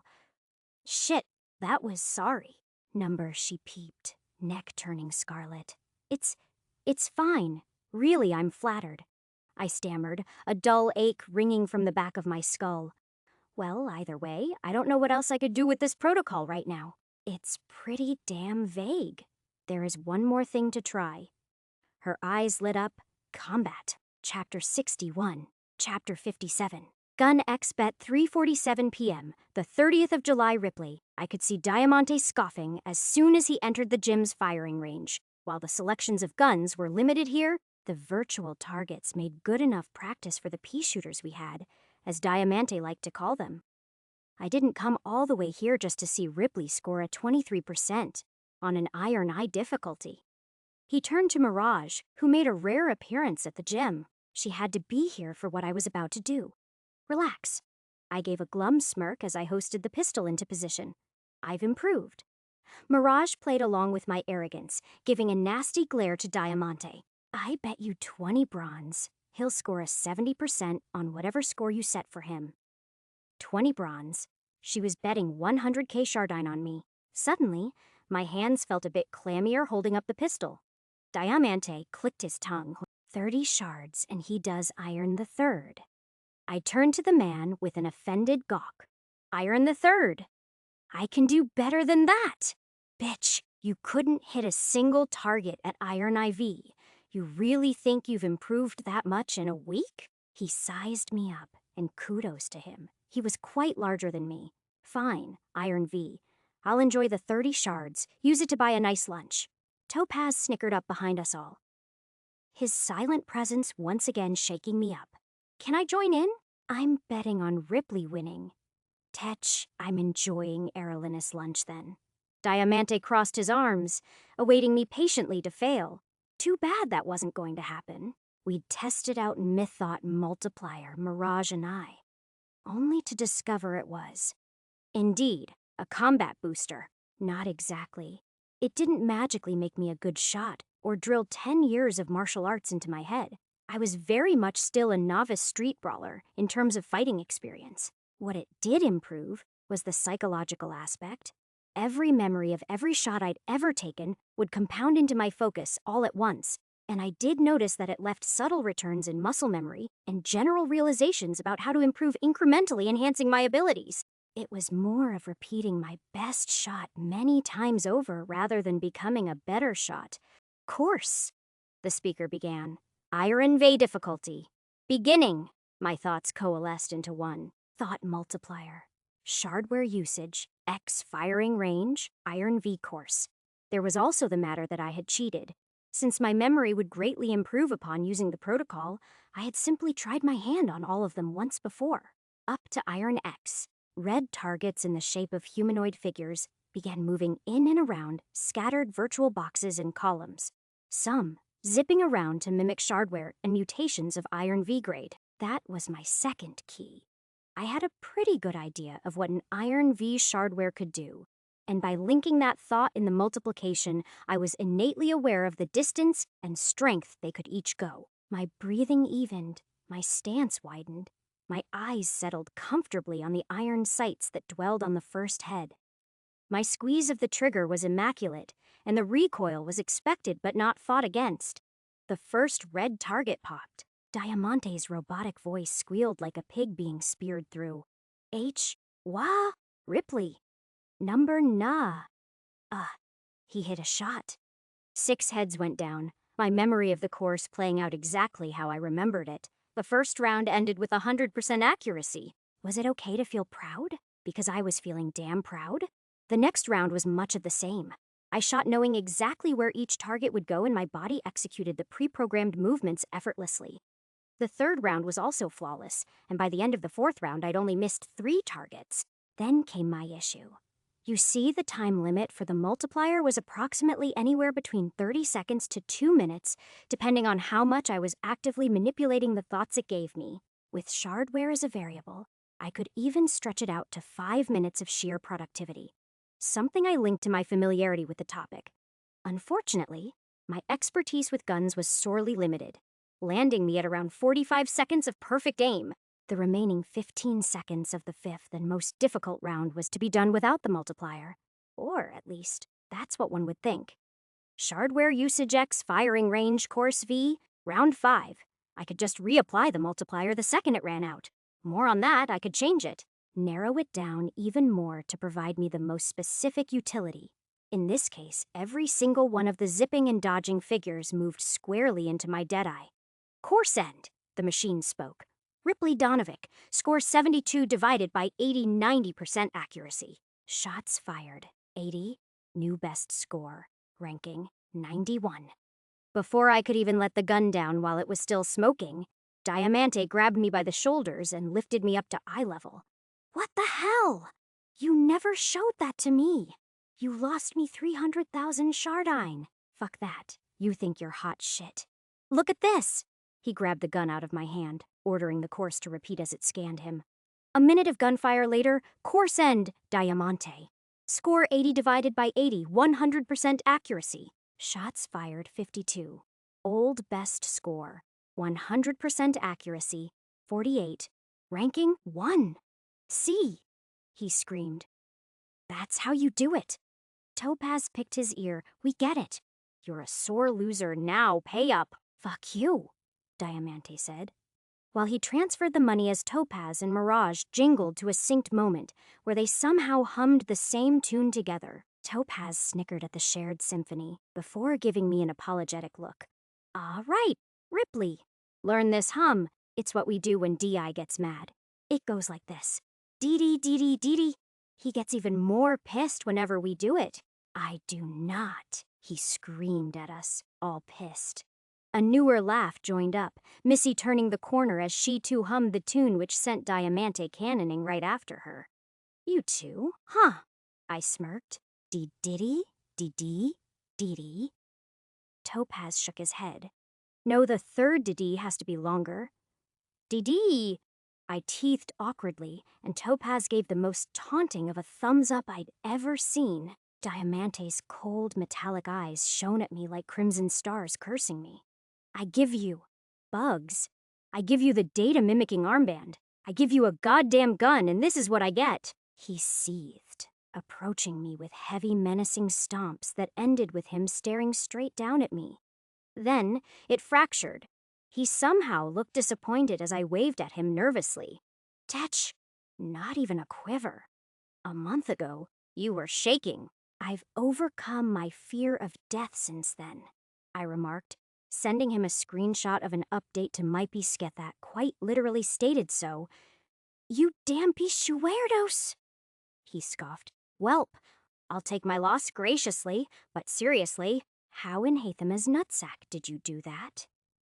I combined two thoughts together to become one thought. So shooting at the firing range was about as equally proficient as my understanding of shardware. But that's also kind of an understatement of how it actually works. I'll just send you the pic. Not that it would help. He glanced down, then back up at the heading, then scanned it down again. It did not help. What the shit is this? Thought multiplier, I casually remarked. Who cares about how it works as long as it does? Mirage then slid to my side. Tell them how you got it, Ripley. Oh, you do the honors? I laughed. Already looking for my exit to pull a Topaz and disappear? You misunderstood. Mirage's eyes turned crimson, and Midnight spoke out of her, as that grip of her metallic claws fastened me into place. It wasn't a question. Tell them how you got it. Ripley. So you see, it's a funny story. I regared them. Fuck, I may or may not have. It's a possibility, a slim one. That sort of exists, in the realm of probability, Missy said it as it is. What dumb shit did you do, Diamante? He has all limbs, right? Might be missing a brain cell. Diamante tapped my skull. It fucking hurt. So I regretfully said it, that I consumed 14 bugs in one sitting that may or may not have included half of a Baroon's one. Diamante and Missy met each other in a gaze of utmost stupor. It was Missy who spoke. Oh, he definitely lost more than one brain cell. 9:12 p.m. All right. Missy hurried me into the basement of an old bar inn by a place called Green Valley. The sloping hills of this region made most of the houses, trailer homes. This, remarkably, was a bar named Carol's Coral Corral, built into an old fueling station that apparently was once a bunker in the Fourth Swarm. Said bunker turned out to be Missy's home. We were all gathered here, including one other figure I didn't recognize. They wore long, shadowy garbs that didn't hide the slender, but hefty metal carving beneath it. I couldn't help but stare, It was clearly based on Yujo tech, using their blueprints as a building base, but everything about it could best be summed as archaic. The curves were unnatural, almost supernatural, and disobeying the laws of physics with how the metal in them was distributed. Some parts sort of compressed the others, and the ankles in particular were too thin, in my opinion, to carry any weight. Yet as they moved, the stranger appeared to almost be floating as his steps were silent. Not to mention, those two freaky scabbards resting on his hip? Who needed two blades? As you're aware, Ripley, we're holding a heist on a Yujo facility, specifically their Shandian branches. Missy clicked her fingers to get my attention, pointing to a table which glowed with a large map of Westbrook's innermost areas. 3 glowing spots shown in interest. We're after 2 things. Number 1, information regarding Yujo's plans in New California for the 4th swarm. Number 2, and more important, a piece of tech Yujo's coined. Goliath, estimated as a high silver tech, possibly gold. You and Mirage performed the data delve that got us access codes and map layouts for several of the facilities, and Topaz helped us get specific info on where we might find these items we seek alongside police contacts on Yujo's payroll. She then raised up her hand. Before you ask questions, let me lay out the whole picture. This plan has been in motion far before you joined up. A year ago, we came in contact with the R0N1N, an international mercenary of the gold grade. Tier 3rd, R0N1N specializes in anti-Yujo raids. He holds a great amount of vehemence for them. His reasons are his own, but should this plan succeed, his money is not. 15 million split between me, Diamante, Mirage, Topaz, and Quartz who you haven't yet to meet. Unfortunately, it's not an equal split. We've all carried our weights, and it's being distributed as such. We'll wait until the actual mission to see how you fare, but at minimum, you're gonna earn 400,000 Shardine. 600? I planted my feet, gaining a smile from her. 600,000. Very well. The plan began with intel gathering of General Yujo and Shandian distribution throughout the city. Although you may hear that Muramasa dynasty are the enemies of Yujo, the truth is far more complicated than it seems. Miss Himiko is known to have some leeway with their princes and princesses, in particular one known as War Watcher. Yes, that same Miss Himiko who tried to purchase the Malure implant came from. Not much is known about who she actually is in the Yujo hierarchy, but she's a predator who lurks among the wolves of the criminal world. She has the money to throw around for it as well. Recently, Muramasa groups under War Watcher's command have been delving into the Undercity, harvesting any remaining Mal colonies living there. Our info says they found a new warp material and sold it to Miss Himiko, which perturbed the creation of Goliath. You might have heard of the hotel raid Muramasa performed 2 weeks ago. Unofficially, it was R0N1N and Topaz who caused it. R0N1N contacted a more extreme group within Muramasa who hold their orthodox views, paying them to raid the hotel and cause mass panic. This was to find Muramasa conspiracists within the police ranks, of whom Topaz has identified 3. And as a side goal, we sent them after a high-ranking but affiliated Shandian exec to the facilities we are attacking. This, to sow discomfort between the 2 groups, but also provide us with the known locations where Goliath has been transferred. It went a little bit overboard. This Muramasa group was very much in the extremist zone, and War Watcher took advantage of that to influence their actions. The masked man seethed. They got greedy and took many more hostage with bombs, then lied and said I offered them 5 million when it was a tenth of that, all to get a higher bargain from the police. I had to intervene so that they didn't interfere with the plan. So this was the Missy continued over me. R0N1N's appearance sent Yujo and Muramasa into high alert. We believe they're ready to move Goliath soon, based on reports of them scheduling a mass aerodyne to land in Westbrook's loading facility early September. On the other hand, they also had to keep quiet about the R0N1N. There are many anti-Yujo groups out there, and he's somewhat of an uncomfortable flag bearer. It's worked in our favor. We've had Mirage spill rumors about his appearance around the net, and it's sowed enough conspiracy that they throw out their forces into the shadows. Diamante also pulls off a fantastic R0N1 impression when he needs to, so we're letting them believe this is a guerrilla war. The masked man spoke once more. Transporting reinforcements over the Pacific will be difficult since the typhoon is stirring a wake for the fourth swarm. They won't risk a Maltatin waking up for what could amount to silver. Okay, so I'm right in thinking that this guy was the same one I saw in that video of the hotel. Missy spoke over my thoughts once more. Since these 3 facilities could be housing Yujo's newest pet, we're expecting high security, so it's a covert mission. That means we're outfitting you in a stealth suit. We're going to strike on the 30th of August at 0230 in and out before dawn. Easily. We can expect multiple silvers in each facility with a bronze to iron ratio of around 1 to 4. I'd wager most of their lower-class guards are high-tier I, with an elite 30% at Tier 2 and a scattering of Tier 2nd throughout the facility. That's not accounting for any additional security countermeasures, like turrets, sentries, and exosuits they could deploy. Then we have to also establish the Muramasa threat. Assuming we secure such a technology, Muramasa and their police contacts will have us hunted down to smithereens. It's pivotal your identities remain a secret. So manufacture a mask to your liking while Mirage forges a new little Requiem-linked sigil for you. She'll allow you access to their iron and bronze grade systems. If a police scans you, they won't get anything out of your bioshard frequency, but what we want them to know.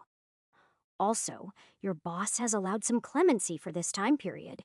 I am paying you your salary while he only handles the bonuses if you decide to stay late for work. Catch all that? Huh. I most certainly did not. Missy sighed, flicking me a file that had a long script of dialogue.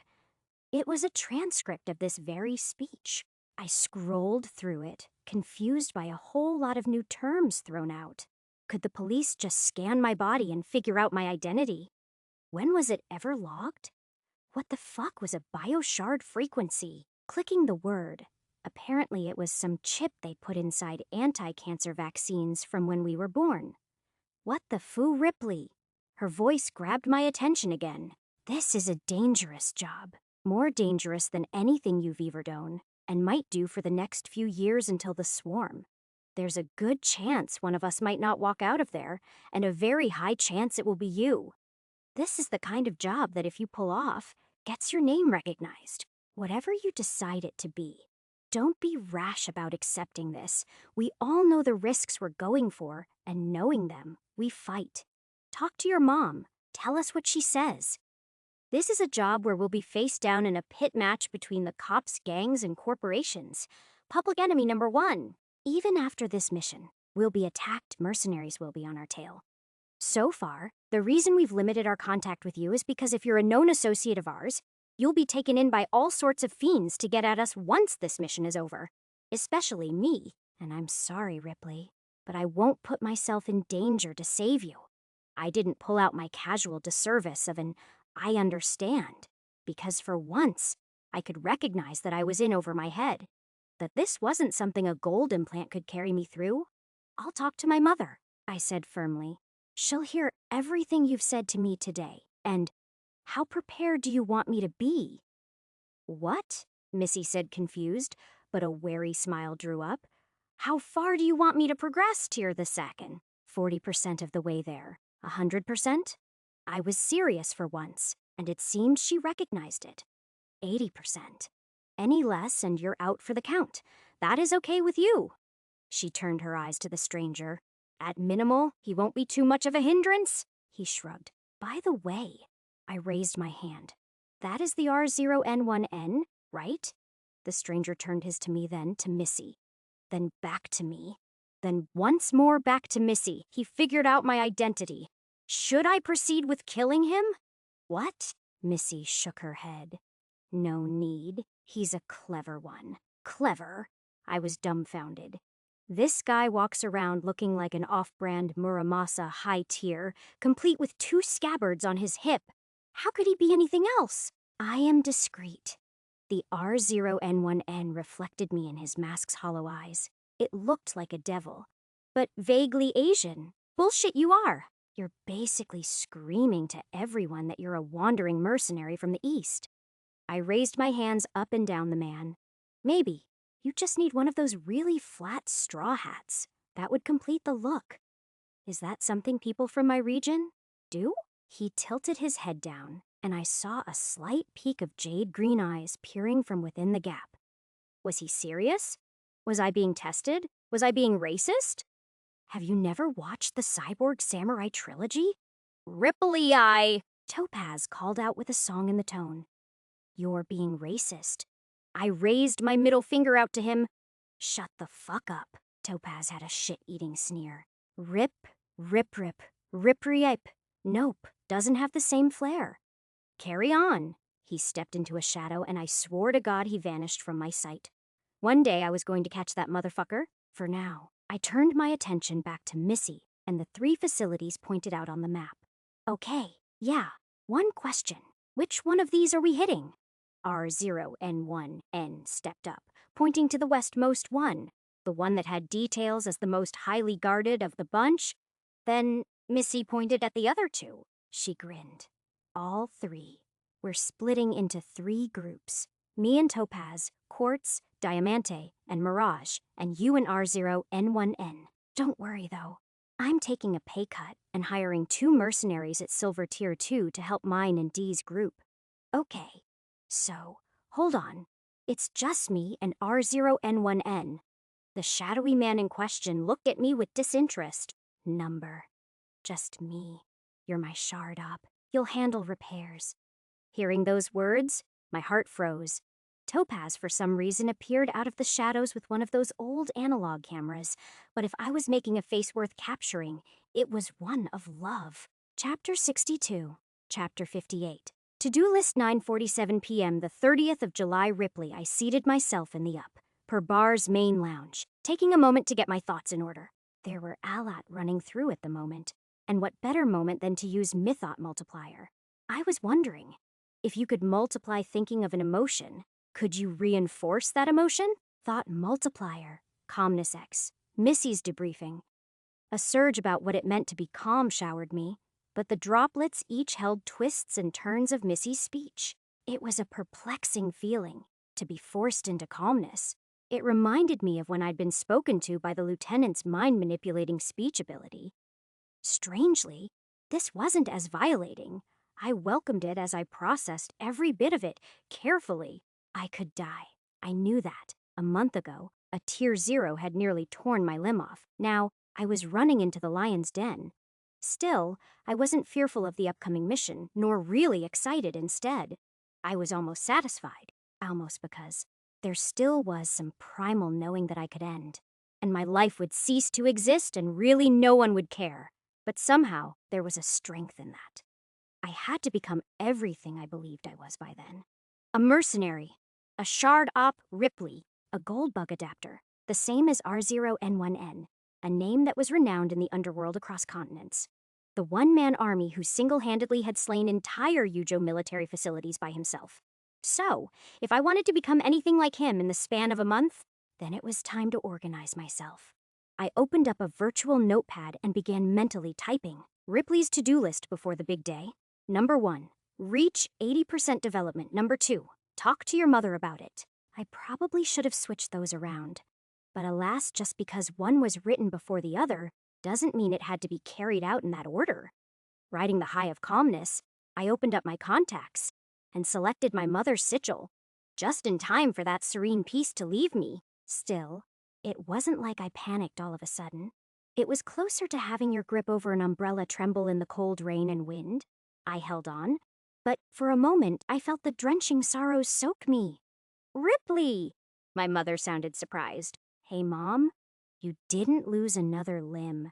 Not that you even have any left. She laughed at it, but I could feel the worry in her tone. No, nothing like that. Are you okay? She had that slight inflection, you know? That motherly inflection. All mothers have when they know something is wrong. There's a job. A dangerous one. The kind that gets your name known. The kind that can get it erased. What should I do? God, I sounded like such a kid. Ripley, do you know what you want? She held no judgment in her voice. Yeah, to live. I don't know. I don't feel scared, but I feel anxious. Like I'm standing on the edge of a giant pit that has treasures at the bottom of it, but I can't take that leap. That anecdote was all too familiar. If I hadn't jumped down that balcony with Diana, what would have happened to me? Honey, we all want to live. To persevere, as you say. But what is it that you really want besides that? Somewhere in there was the wisdom of the ages, that unknown calling you just needed to hear. To win, my voice faltered. For once in my life, I want to win in something without having anything taken from me. I don't want to lose. Anyone, anything. Not my arm, not my leg, not you. Not these people who are admittedly the closest things I've had to friends. Ripley. I know I say, one step at a time. But sometimes there's a gap we need to cross in life that a step will send us tumbling downwards. And all you can take is that leap. A blind leap of faith. But if you don't, you know you can come back here. Spend the time with me. I'm happy just knowing you'll be here when I'm... Don't say it. I was strict. Probably the strictest I've ever been with her. You're not leaving. You're going to live a long and happy life, with too many grandkids to count. You'd need to get a girl first for that, she snickered. But I'm fine with adoption if it's a guy you like. It's not a guy I like. I reprimanded. So there is a girl. Is it Diana? She sounded too quick to say that name. No, not her. Sounds a bit ill-advised to suggest I get it on with a cop, considering my current line of work. Even through the building tears, I still managed to laugh. It's Elsa Mirage, her. My mother stayed silent for a second. You know you shouldn't think you're the type who can fix someone, knowing you. Harsh, I spoke out. It's not. That, when I'm with her, in any form of her, I feel safe. It's a long story, actually, but technically a part of her had died for me. And it's nice because for once in my life I feel like I've truly found someone else who's been through what I've done. Getting people hurt by accident. And living on with that guilt. Ripley, you've never hurt me. Or your father, or Sid. I know you feel like it's your fault, but it never was. He came to you that night because deep down, you weren't just his son. You were someone he looked up to, even as a kid. All of the guidance he wanted to impart onto you, you reflected it back to him. And so what if a big bad evil corporation took him away? He left a son he would always be proud of, one who unfortunately beats himself up constantly. Because you have a heart of gold, Ripley, whether you believe it or not. Implant or not, Mom. I started, tears welling up. Yes, I was the one who fixed the personality matrix. I have one in my head. It was the only thing keeping me together. I know, Ripley. I've always known. I just wished my love was enough to get you through it without that. Mom? Yes, Ripley? I love you. I love you too. I always have. Mom. I sniffled back the tears. What happened to the bug in Grandfather's storage unit? She stayed quiet for a moment. I didn't interrupt her silence, but let her gather the courage to speak it. Your father tried selling it to get you into tuition. It was on him the day he died. Sell it? To who? I had my suspicions, but I needed to be right. To Mr. Skeleton. Everything felt strangely correct. Skeleton was obsessed with my grandfather. He had one piece of the puzzle, but couldn't unlock the rest without my Shardop claw. The question then was, how did Skeleton know about Livewire? Thank you for telling me. And is it okay if I spend the night at your place? It's our place, Ripley. Right. I have some ideas that need workshopping. You're going to call me crazy. Please, I've done things you would never believe with a pair of tongs. She gave an exasperated chuckle. No, seriously, you think Toxin Club was bad when you were in it? I'm half the reason that place got an actual chair. The other half was when Sean was bleeding out and complained he was uncomfortable sitting on the floor. Speaking off chairs, it involves an arachne. I felt like an idiot saying it out loud.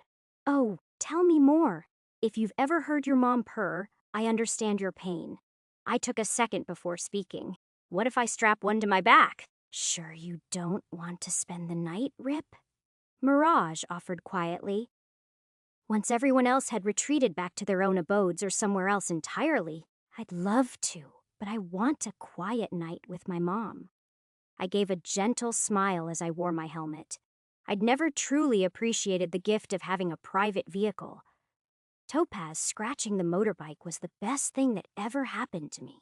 Speaking of Topaz, he startled me as he whispered into my ear, "You know she's into you. Shut up." "Actually, fuck it," I whispered back. "I'm not a fucking idiot, man. I'm just nervous. I've never had actually asked a girl before. It was usually just weird sequences of events at a club. I don't know what it's like to have a girlfriend." He took a step back, making sure to speak only when she was out of earshot. "Okay, she might not Betha Atinto you. Getting there, Romeo. But she's a tough catch, believe me. I've seen plenty of tigers I would jump on approach her at a bar, and she gives them a hard no. But honestly, the main reason are her personas. You want Mirage, tame her personas? All three of them, yes, including Midnight." I gave that some thought, but maybe that wouldn't be so bad. What was better than one girlfriend? 4. Note to self. Do not make a list while you are driving. The dent in my motorcycle proves otherwise. You know this is crazy. My mother sighed as I showed her the schematics of the soul branch spine. It's a mess. Sorry, Rip. The wiring's theoretically going to work, but back in school they used cases like this for experimental design gone wrong. You could be walking backwards if you get one in your body. I can't let you go through with it. I know. I smiled. I wasn't the same old pup Mr. Skeleton could prey on anymore. He wanted my patents. Fine, he could get them. The prototypes, I switched pages, showing her Meg Point 2 of the soul branch spine. Just one of the things I'd wagered was possible underthought multipliers enhancements. "Oh," she scanned in surprise through the large pictograms. "Oh, you based this off the endoskeleton?" First generation was my design entirely. Second uses the endoskeleton in cooperation. I worked on that thing for weeks. I know it in and out. I pulled up detailed diagrams of the various notes I'd made of each piece. I've operated with all the individual pieces this thing uses at my job. It's simple but complex. I think that should be our motto. We're not building something new. We're organizing old parts to become more efficient. Like a scavenger. You want to be a vulture? My mom looked at me like I was crazy. Remember what I said about only staying here for one day. I breathed through my teeth. Yeah, I'm taking a page out of someone's book and living homeless for a month. You have the first week to yourself. Then dinner every Tuesday, lunch on Wednesdays, breakfast on Thursdays. My mom reminded me for the 100th time, and a shower before each. Yeah! I hefted up the backpack and duffel bag that had been grossly overprepared. How on earth was I not going to get mugged on the first day? "Love ya. I love you too, you idiot," she said as she closed the doors. My mom wouldn't be entirely out of the blue for this month. While I was on part collection duty, she would be handling the overwhelming calculations, material theorizing, and schematic drafting. I would be low on funds, even with Skeleton's upcoming paycheck. And so I had to resort to becoming far more resourceful. That meant hooking myself up to the VultureNet through the new bronze grade access. I had to Little Requiem's more darker services. Vultures were simple enough. A gang fight happens. There are bodies. Bodies aren't recovered. A high vulture posts the location on the VultureNet, where anyone who signed up for a hefty fee of 10,000 Shardine for iron access could see the location. Higher tier access meant faster notifications and better locations for spoils. Thankfully, I only had to pay for an iron access into the system. I had someone hack my way into getting platinum grade access, available for a measly 200,000 Shardine a month. Twilight rang in my ear, for once talking to me through a neurolink. "Oh, okay, Ripley, got you in. Remember it's law of the jungle among the vultures. And you ain't got an official access, so don't be afraid to show your fangs if they pester you." Oh, I got it. By that, I meant I had just received a notification about a drive. By turn shootout 2 kilometers southeast of me. I revved up my bike, and right now, I didn't have a list to write. It was already done. Ripley's to-do list before the big day. The 30th of August. Chapter 63. Chapter 59. Initiation the All-Seeing by Redacted 65. The 31st of July, Ripley's first day as a Vulture, okay. So, when they meant platinum-grade access to the VultureNet had early access to gang spoils, they meant really access. I was immediately shot at while driving down the street, one of the men with a devil horn tattoo on his neck screaming in Spanish, but I heard the words, "Cielos Metálicos" in there. My Spanish was rusty, even if my mom spoke it, but thankfully a translator in my frame corrected it to Metal Heavens. Fuck. I drove into a gang war. Los Diablos and Metal Heavens? My bike skid while I tried to control it. Unfortunately, my preservation matrix much preferred a crash landing in comparison to a bullet wound. I wasn't complaining. I was even lucky to skid right into one of the Los Diablos men, my body falling roughly as I rolled over the asphalt floor for several meters. Thank God my limbs were made of metal. Plus, I was wearing a completely steeled-up mask with a vague resemblance to a vulture mixed with a spider. Matched the theme. It also made me look like I had a steeled-out head considering the poor art skills on me. No wonder Los Diablos opened fire on me. They thought I was with Metal Heavens, which, now that I was looking, we were on the winning side. You know what they say? My enemy's enemy. Immediately, I channeled my new bronze overclock mimicry, letting it freely explode as my limbs were set ablaze by an onslaught of pure energy, wrecking through their internal circuitry. When I sprinted, my speed quite literally causing one goon to yelp at my sight as I pulled up under his gun. My punch dove straight through his completely unarmored jaw. I was sort of getting used to fighting Metal Heavens, which was ironic considering they were now giving me covering fire. The amount of arteries that were in someone's mouth made me beg the question of why jaw replacement was so common in the first place, as I was now covered by the spraying blood in said vessels. The fight was more or less over by the time I finished up, landing the final blow by streaking behind cars and vaulting over to shoot one mutated man's acid gullet, and latching my claw onto another's shoulder. I sent a warp sync through it alongside a switch to data weaving, using one of the data cleavers Twilight had jammed into my frame last night to render it inert. Then I yanked it off the guy, whacking it into his neck with the bladed end, and wow, that went really deep in. My incremental upgrades were quite effective. He gurgled on his own blood, and then I very discreetly turned around a car to start scavenging any bugs I could find. Whoa-ho, look at that kill, he skeeved him with his own arm. Sick. Fuck. A large human machine of a Metal Heavens man leaned over the car, denting it with the immense weight of his wrecking ball of an arm. Where'd you learn to do dat? My brother, I said, in an obviously fake deep voice. They seemed to have no problem as I stripped one guy's arm down and found its neuroprocessor. It was all junk. The large man stopped suddenly, bellowing his voice out. Oi, oi, come air. Looky at dis one. Fuck. All at once I was surrounded by half-shirted men who had more metal than skin visible. Show 'em what you just did, the larger man screamed at me. With the arm? I beckoned to the bare-bones skeleton I just made. He nodded, tossing me the arm I had used to land a killing blow. Yeah, wit dia arm you skeeved him with, I beckoned, following so as I traced down its flaws and used my claws to splice at the deltoid muscle, peeling my way down as one by one, the rest came ripping free to expose the inner neurocircuitry of the arm. Look at dat, he pointed on, and I got oohs and ahs from all over.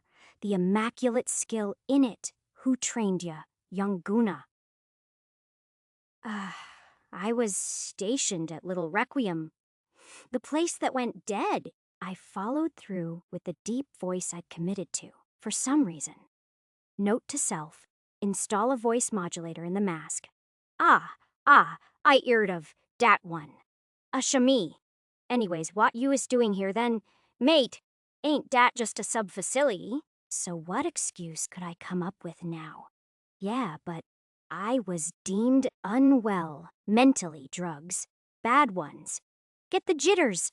Da fucking prudes the Orthodox are. He spat on the floor. Come on, take your pick in. I'll leave the good ones for you. You know what you're doing. I couldn't tell for the life of me what his accent was, but it was entertaining enough to let me ride out this mess. So, yeah, they just let me scrap for them. I was praised for my efficiency. A lot. Said they would put a word in with their priest to get me transferred. I wasn't sure how to feel.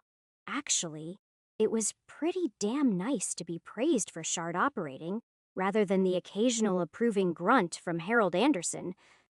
Get on, mate! The large man beckoned with his hands to help prop myself on the truck that he was single-handedly, literally, causing it to tilt. Then he stopped and pointed his finger at one of the dead metal heaven brethren. Ain't you gon' clean that one up? Don't tell me yous Orthodox don't invoke on yer own flesh? Ah, shit. What was it metal heavens had? I spoke as I quickly pried out a bug and some surprisingly well-adjusted chest plating that I stuffed in my duffel bag. Done wanna be stealin' from yous coven. Why was I now pulling an accent? Oh, shiz? Which one yous follow? He seemed genuinely curious, even offering me his more normal hand to help me up the truck's cargo bed. Very, very quickly, I scanned and absorbed the bug I just took, repeating the words in my head. Coven, coven, coven, coven. I was engulfed in a ritualistic glow, candles alight around my sacred flesh. For today, I was embarking on the journey to enter the light of the absolute I, the all-seeing, the all-knower, the source, a light-bringer.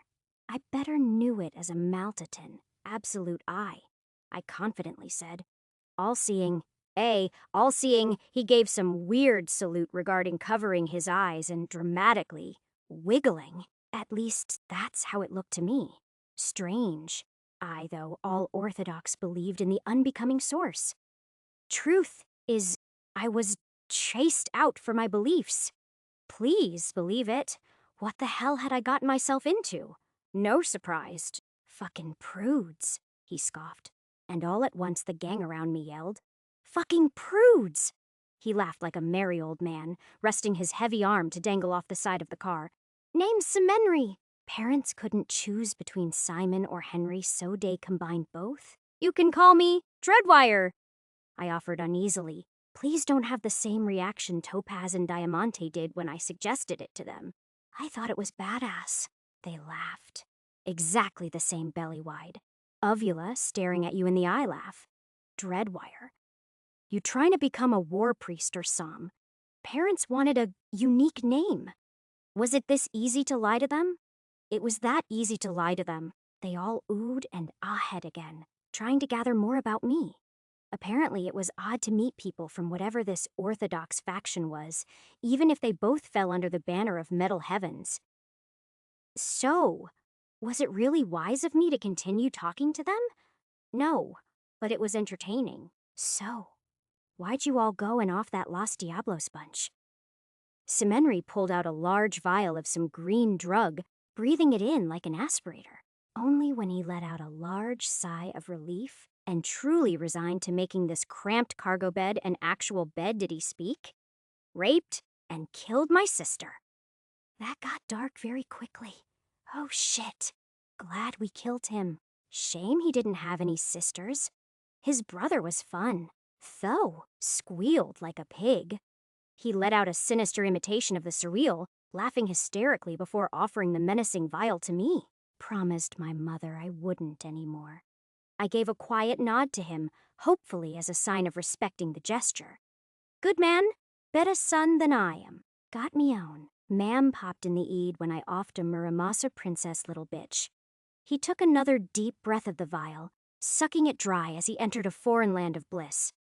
And I do mean a dog. Fluffy prick tried to buy me, crushed it with my wrecking arm into a puddle. Wanna see a pic? All right. Things had been fun. It wasn't now. The 31st of July Ripley's first day as a Metal Heavens initiate? Okay. So Semenry wasn't the weirdest of the bunch. That title went to Priest Norgwal, the man who was said to begin my rite of initiation tomorrow, come dawn.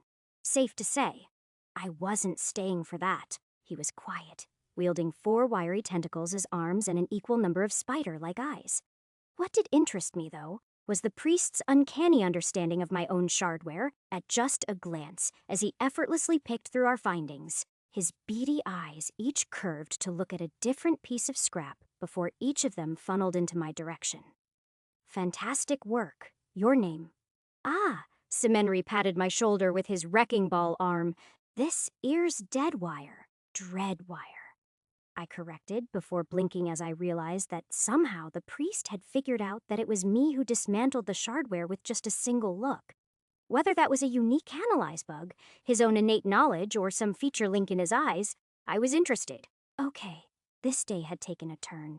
I was just meant to scavenge around a little, not get indoctrinated into a cult.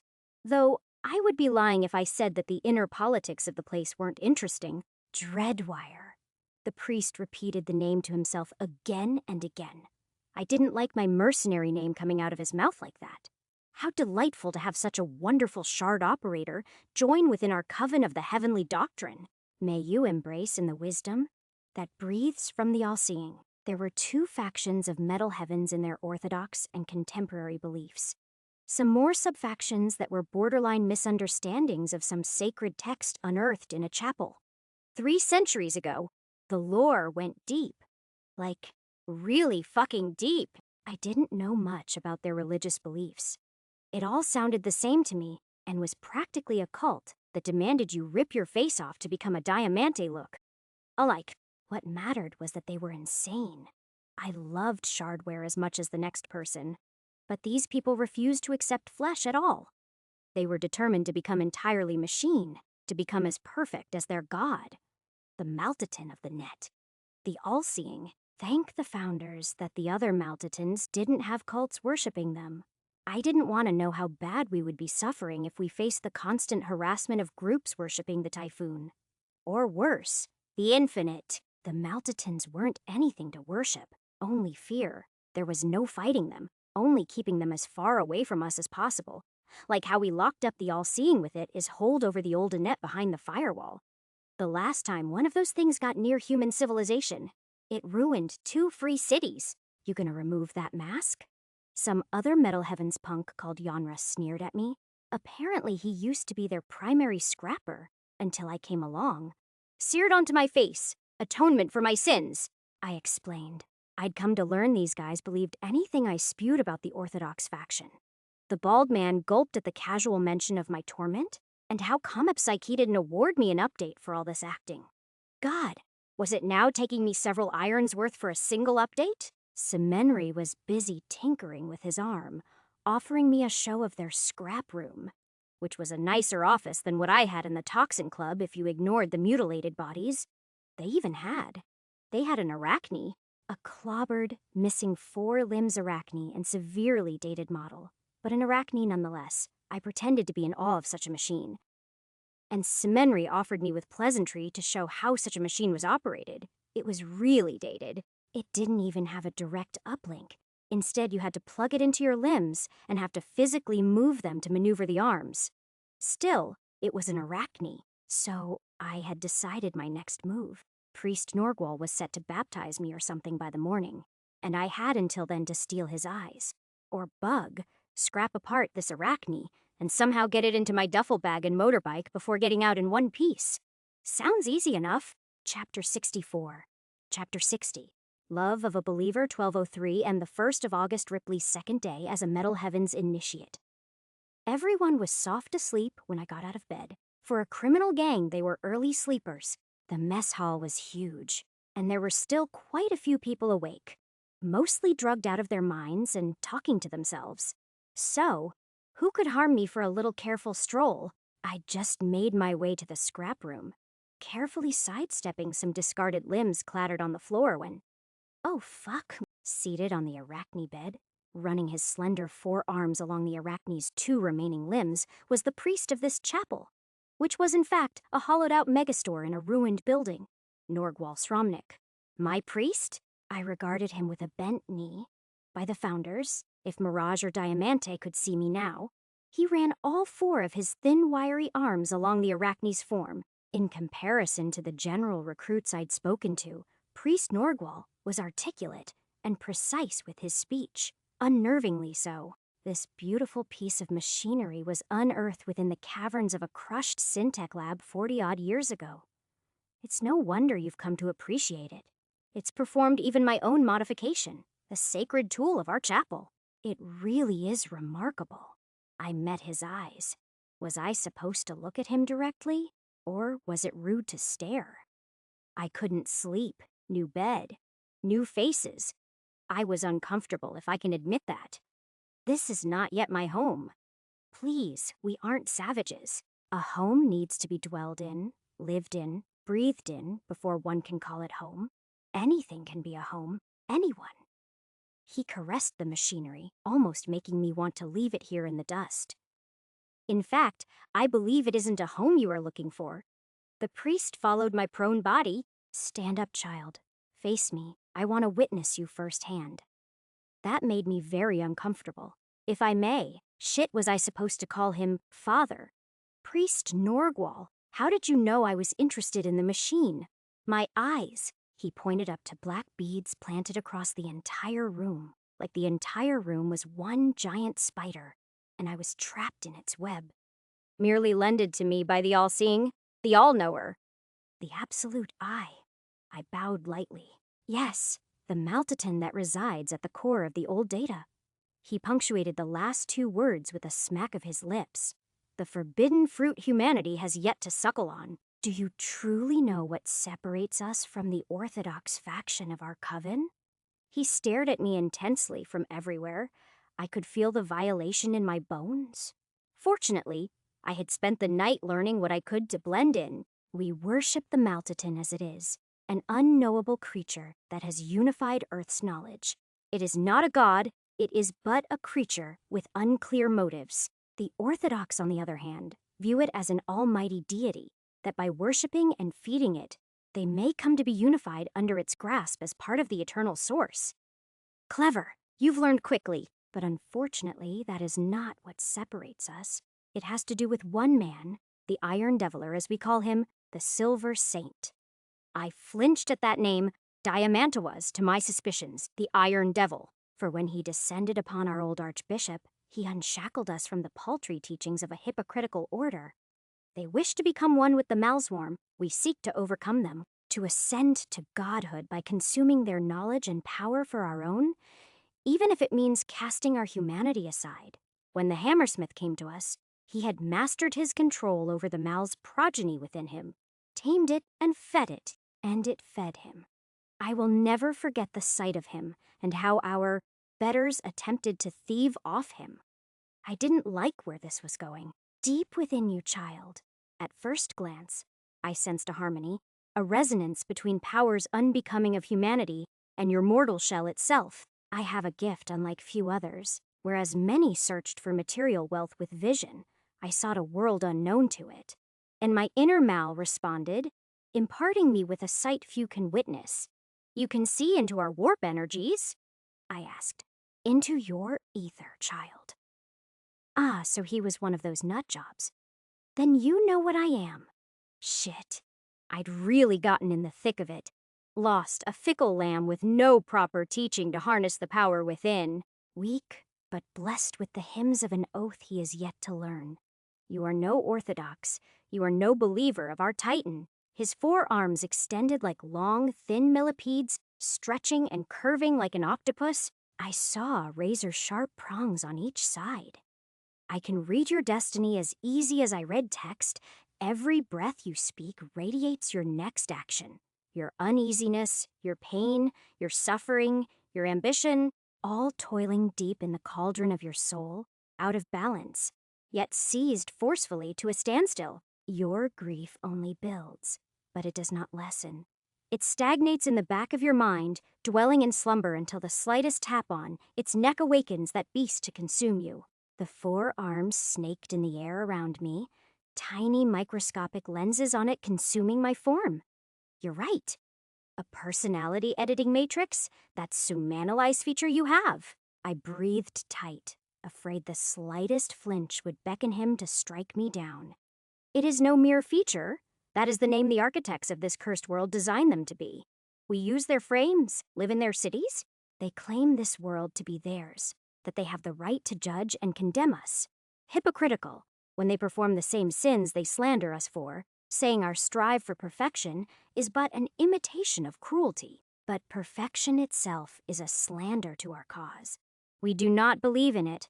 Every human should come out to embrace their own truth, to become one with the powers bestowed within them, not to render themselves into some false perversion of what it means to be human. He raised his arms to his side, the 4 tentacles ready to lash or embrace me. "You know what must be done," he said, and the words dug into me. "You must release yourself and let that pain swallow you. Even if it hurts, it's who you are, everything that made you. Or will you let this implant continue to tame you? When you should be feasting upon its worth. You're right." I opened myself up to the grief in my heart, a release as it stabbed right into my chest. I gasped for breath, memories welling up of names I couldn't believe I'd forgotten. That's right.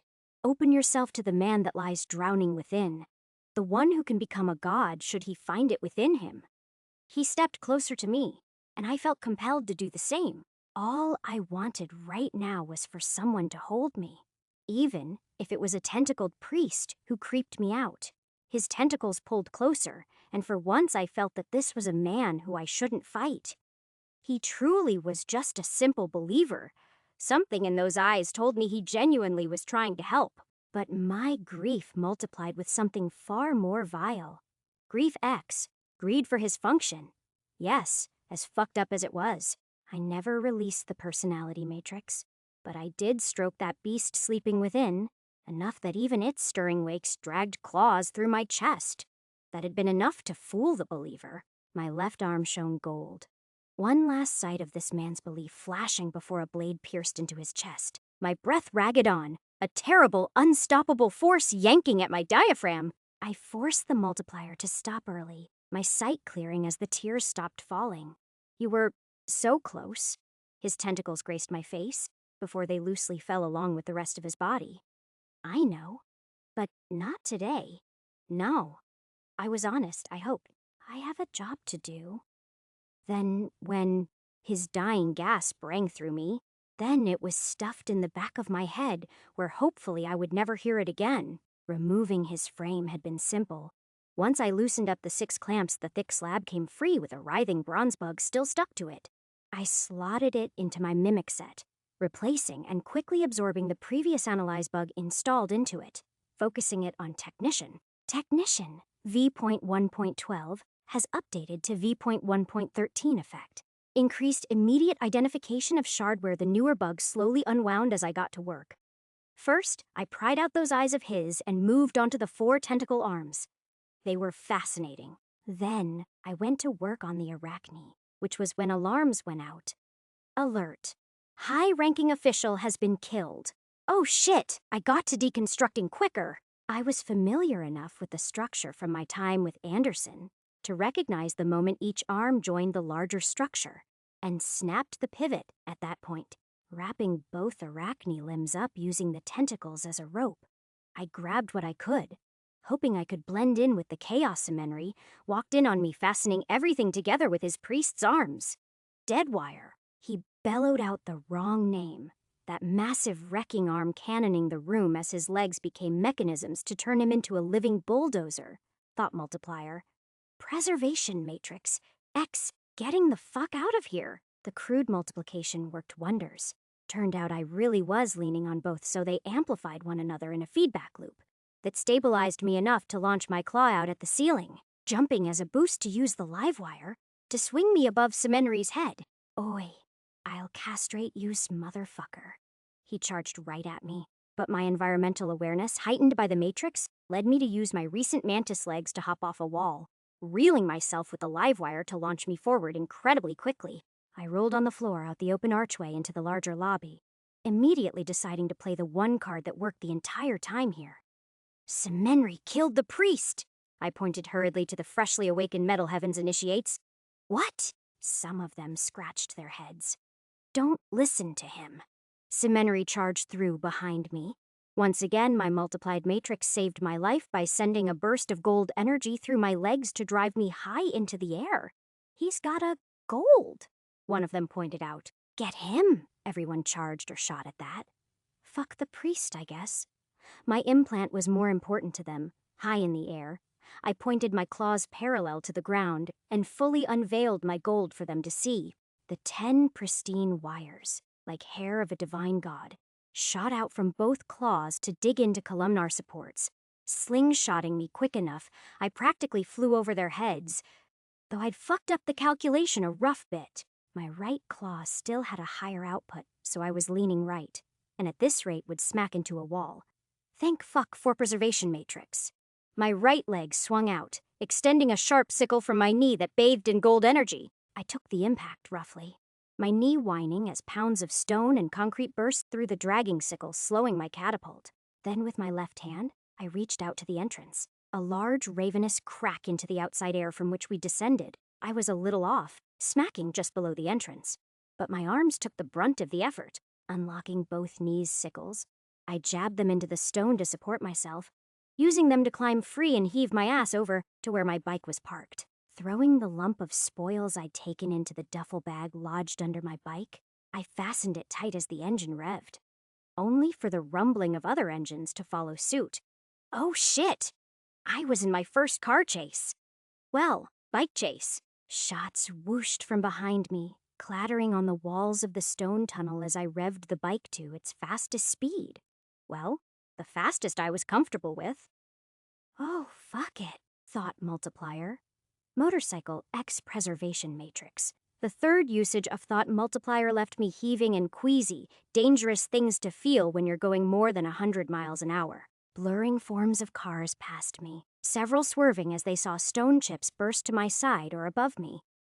My instinctual multiplication gave me just the prowess to maneuver the tight curves. The tunnel seemed to stretch on endlessly, the wind whipping in my face as I steered away from one dangerous crash to another every second. I gathered there were 2 cars chasing me, and one other motorcycle who was quickly catching speed. Would this day ever end?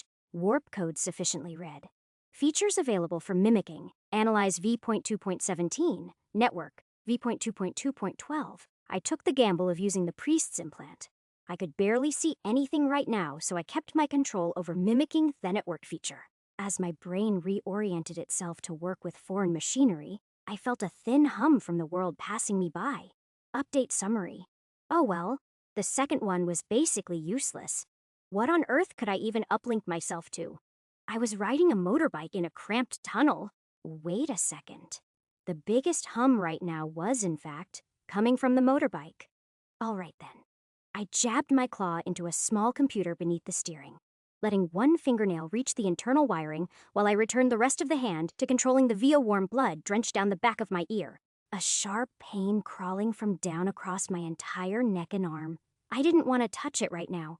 My mask had luckily deflected that direct headshot, but the dented metal pressed into my temple very stubbornly. Direct external link established.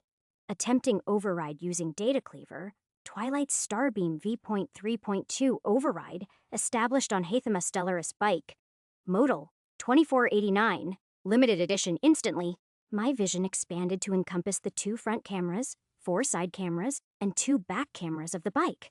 Right, it was technically able to drive itself, but I doubted it had a high-speed chase setting. Still, my preservation matrix added. My own thoughts merged with the bike as I used its own self-driving system with the matrix. Letting go of the steering wheel, I marveled as the bike cleanly swerved to the subconscious safety of the matrix. I picked up the pistol holstered to my side, cursing that I couldn't use the multiplier right now to magically improve my aim like I did to show off against Diamante. But something interesting did happen. Focusing on that 3-dimensional view gifted by the bike, I could see the 3 chasing vehicles even with my back turned to them. And I could see the lock-on markers honing in. Praying I wouldn't shoot an innocent bystander, I waited for the yellow marker to turn red, taking much longer than usual. Then, my arm moved in position and my fingers squeezed, a flash of the muzzle followed by blood bursting where I needed it. The biker's body flew down his bike, ragdolling in the distance, and causing many cars to swerve or stop to a standstill. My second bullet shot on metal heavens had splattered blood onto a car windshield. A third shot not needed as the remaining car slammed into the one with a dead driver. I afforded myself a gasp of breath. That was badass, and I wish I could have said I drove off into the sunset, but I didn't. It was past midnight. Sirens popped up behind me. Red and blue flashes as a police car screamed out through a speaker. You've just shot out 2 bullets in a public street? Slow down your vehicle and surrender. Excuse me. The police appeared. Now? Fuck that. I sped up, easily cutting past the traffic, and finally emerging into a cross junction where I skimped through, spotting something I could use to my aid. Slowing my vehicle until it rests near a curb, I shot out a single finger at a streetlight. Charging Twilight's data cleaver into it, I felt the uncomfortable backlash of a voice drill into my head, stabbing needles into it, but mellowed down in seconds by the data shield Mirage had woven into my frame. UUU era, attempting a felony by intruding on city. The intrusion countermeasure silenced as the data cleaver cut through, and I gave a single command to the streetlights. All of the ones in the cross junction. Green light. It was chaos.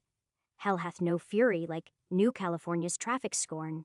Nobody bothered to wait.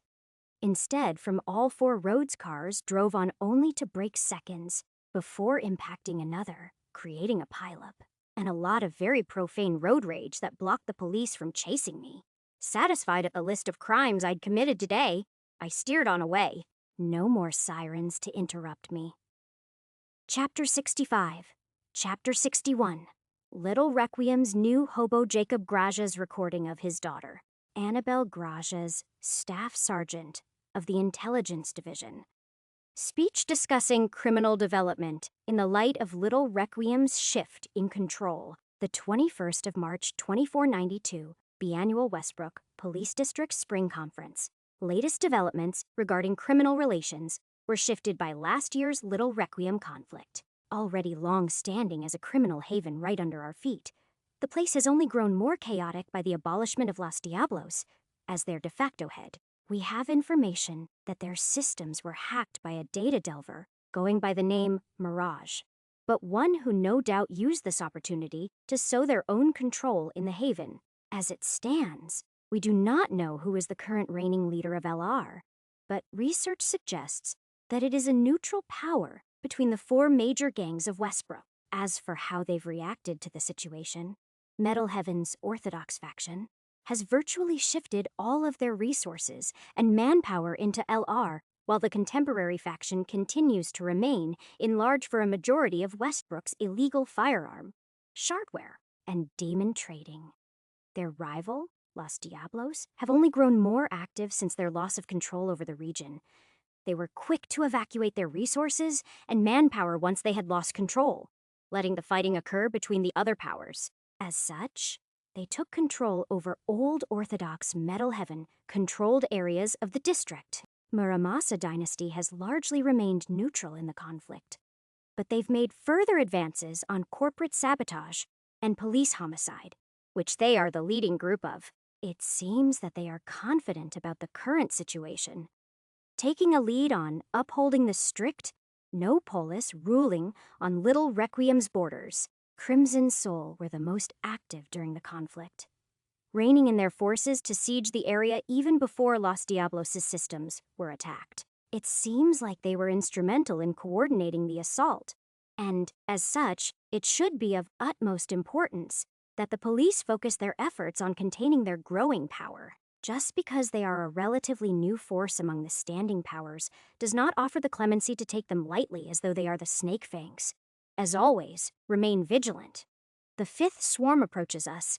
We are split between focusing our attention within and beyond the city. Westbrook will be the vanguard for the rest of New California, and we will show them that this district is not led by the criminal influences hiding within it. The 1st of August Ripley's second day as a vulture again. Okay, so I wasn't entirely homeless. I decided to camp up at my grandpa's storage locker, unloading my goods for the day and updating my mother. So good news. I got an arachne leg, 2 of them, and some internal circuitry. I'll scan them and send them over for you to look over. Ripley, do you know what time it is? Wait already? Yeah. Outdated, though. Should help us learn the general internals of the thing.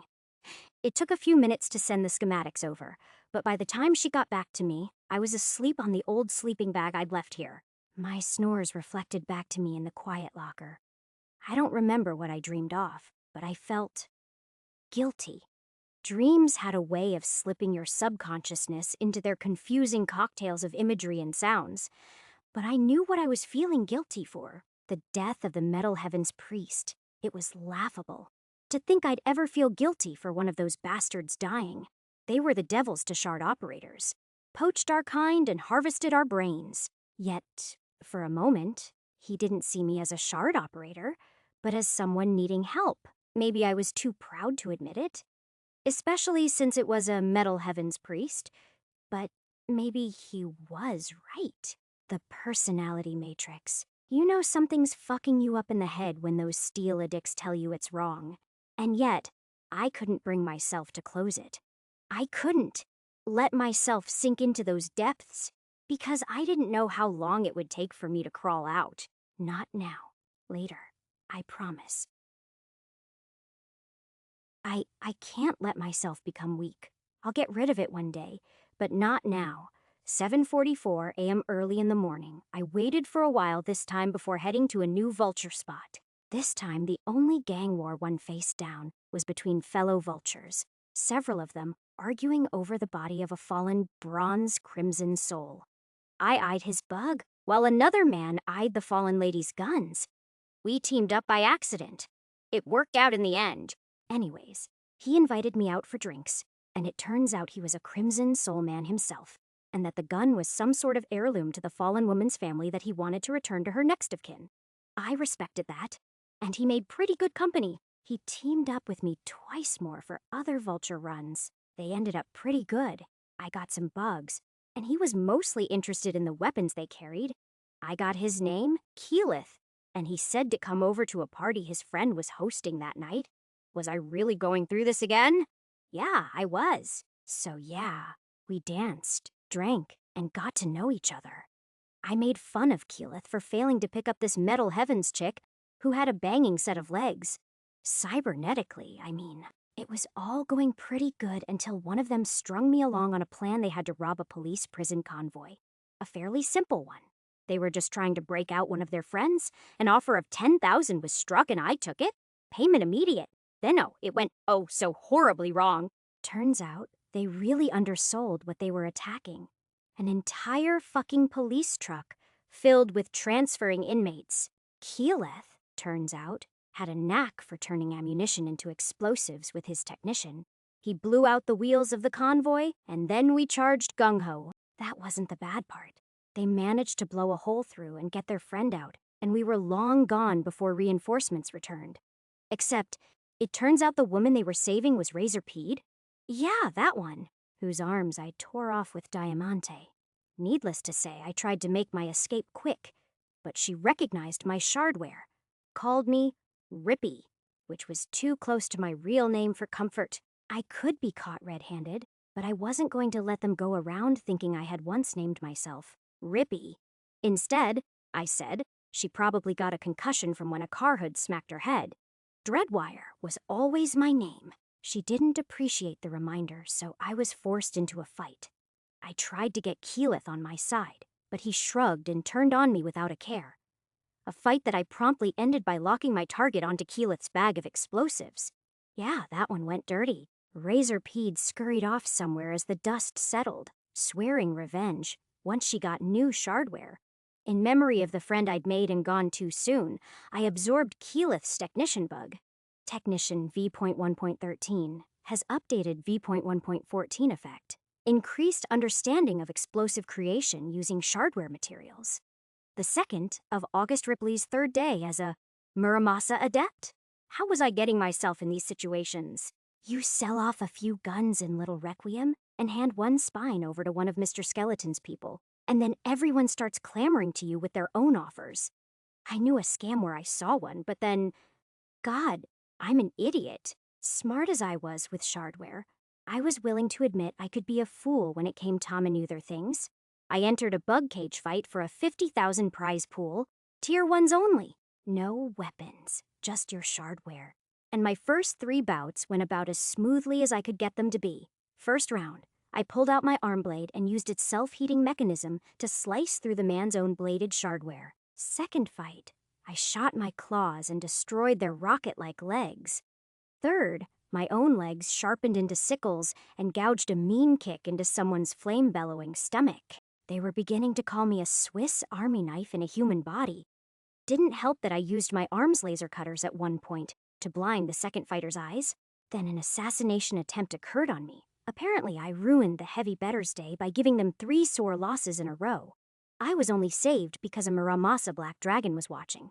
Black Dragon Long said he'd save me if I pledged to serve his cause. I agreed, obviously, at the moment, eyeing the ridiculously warp energy-packed sword he was carrying as the 3 assassins attempted to shoot or stab me down. Oh yeah, side note, that priest was sitting on a good fucking bug. The network function allowed me to sense a resonance with warp code and warp energy, to passively gauge an enemy's tier and vaguely guess their compatibility. Sometimes it seemed like there was a lag between their own movements and their warp code, and I could track how efficient they were being. Mine was immediate. Despite that, I couldn't exactly feel for grades, but it was a great measure of development. As for his analyze function, talk about mind reading. It specialized in deciphering all sorts of minute body language tidbits. It was partially why I was so good in the ring. Half of the time I had stepped past an enemy's attack before they even launched it. So yeah, Black Dragon Long struck down 3 guys with a single strike from his sword, their wounds gushing out way too much blood for the small strikes. In fact, they almost seemed to necrotize. Funny thing was that I noticed he tended to lean his shoulder in whichever direction he struck, and that his nose crinkled the second he would strike out. So once we were home free, I struck a bet with him in front of all of his Muramasa buddies. If he could hit me, then I'd pledge my allegiance as his personal shardop. No questions asked, but if I won, I got freedom and his sword in exchange. Apparently, that was a very big insult to one strike long, so he said such a deal required my own weapon to be on the lines. My claws. I obliged. He primed his sword up to me, and I kept my focus on data mimicry and thought multiplier. Nose crinkle, X mimic switch to overclock. Q shoulder lean, nose crinkle, mimic switch, and I actually dodged it as the blade swung and mine twisted. By a hair. He was fast, incredibly so. So yeah? He smiled and gave me his sword in good faith. I had been hunted down in Little Requiem for the last 9 hours. Apparently, Long put a 120,000 Shardine bounty on the weapon minutes after he gave it to me and was having a laugh at my pities. So you know what? Fuck you, Long. He never asked for my head, so I did what every good Shardop does and broke shit apart. When the 7th bounty hunter tracked me up to an abandoned rooftop, I left a half-broken sword with the engraving, Long sucks long dick. I now have a bounty own me head, 25,000. I'm insulted, honestly. How am I worth less than a sword? At least I got some updates from the bugs I'd acquired today. Thank the founders I could somewhat feel people creeping up on me now. Data mimicry, v.1.05, has updated to v.1.06 effect. Quicker switching between multiple features on the same bug. Energized v.1.11 has updated to v.1.12 effect. Increased localized manipulation to weaponized shardware. Energized v.1.12 has updated to v.1.13 effect. Warp sync can be used to greatly increase the material integrity of your own shardware. The 3rd of August Ripley's 4th day as a bounty hunter. Oh. So that's why I was worth less than the sword. Turns out the weird green rust on the edge of the blade was actually a warp material with poisonous properties called necrotium. And I just returned half of that to the owner. Perfect. I got it tested out at a weapons dealer Twilight had pointed out to me in a brochure she made for me about Little Requiem's attractions. It was really sweet, actually. And quite interesting. So yeah. Turns out the half of the sword I carried was worth 110,000 Shardine in necrotium alone. That was just at Iron Grade 2. Apparently, as long as the poisonous metal hit the organic flesh of someone, it would cause immediate apoptosis of the flesh around it, and the wound would explode. It was also pretty damn brittle, hence why it was only a surface-level coat. Adopting the same idea, I bought a spare shard opclaw and coated 1 finger's worth of the material, selling the rest for a whopping 90,000. Not curious to test it out on myself, I decided to look up the bronze and iron grade listings of bounties. Theoretically, a bronze bounty could go up to 200,000 shardine, or even a rare 500,000. But they were usually that high only if the adapter had a reason to stay hidden from the issuer, usually corporate knowledge, or a very intense grudge.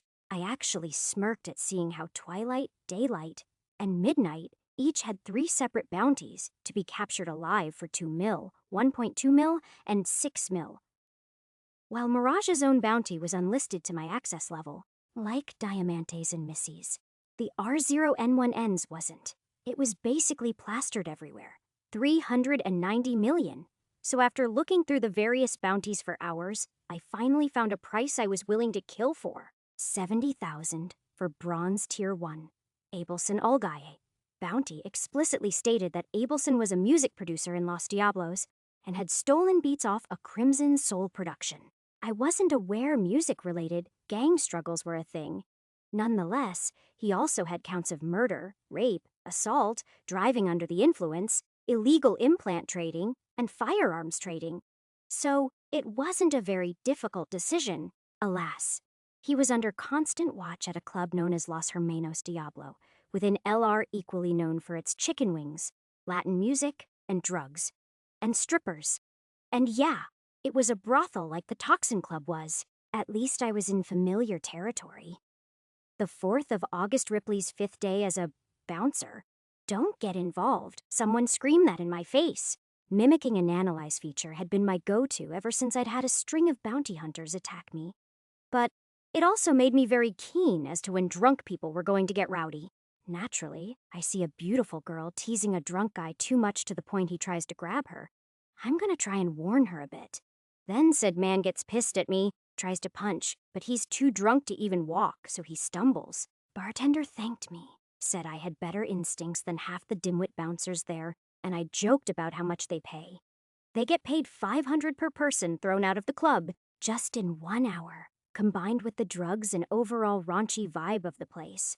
Men were being kicked out as much as they were getting let in. Apparently, they had a stripper go around and steal their valuables, like rings or watches, to compensate for it, though the bartender insisted it was only those who deserved it. I decided to give it a go for a night, since being a masked bouncer was a pretty common thing in this neighborhood. Yeah, I was good. I could spot them a mile away with this bug. The bartender patted me on the back and said I was showing off as he paid me 3,000 for the 6 men I'd gotten out. The pay was good, but I decided I could get money a different way. I began tipping the strippers off on patrons too drunk or drugged to keep track of their belongings. Only the ones who deserved it, of course. I admittedly got so into it, I sort of forgot about my assassination mark. Until we entered the washroom at the same time. He saw my bouncer badge, nodded and asked how the night was going. I said it was my first night, and then he asked about that. Conversation didn't go long. He needed to take a shit, so I entered the stall next to him and swapped out my pointer finger on my left claw for one coated in necrodium. A quick shine of gold warp energy turned the rust a sickening green-purple, the very colors of decay.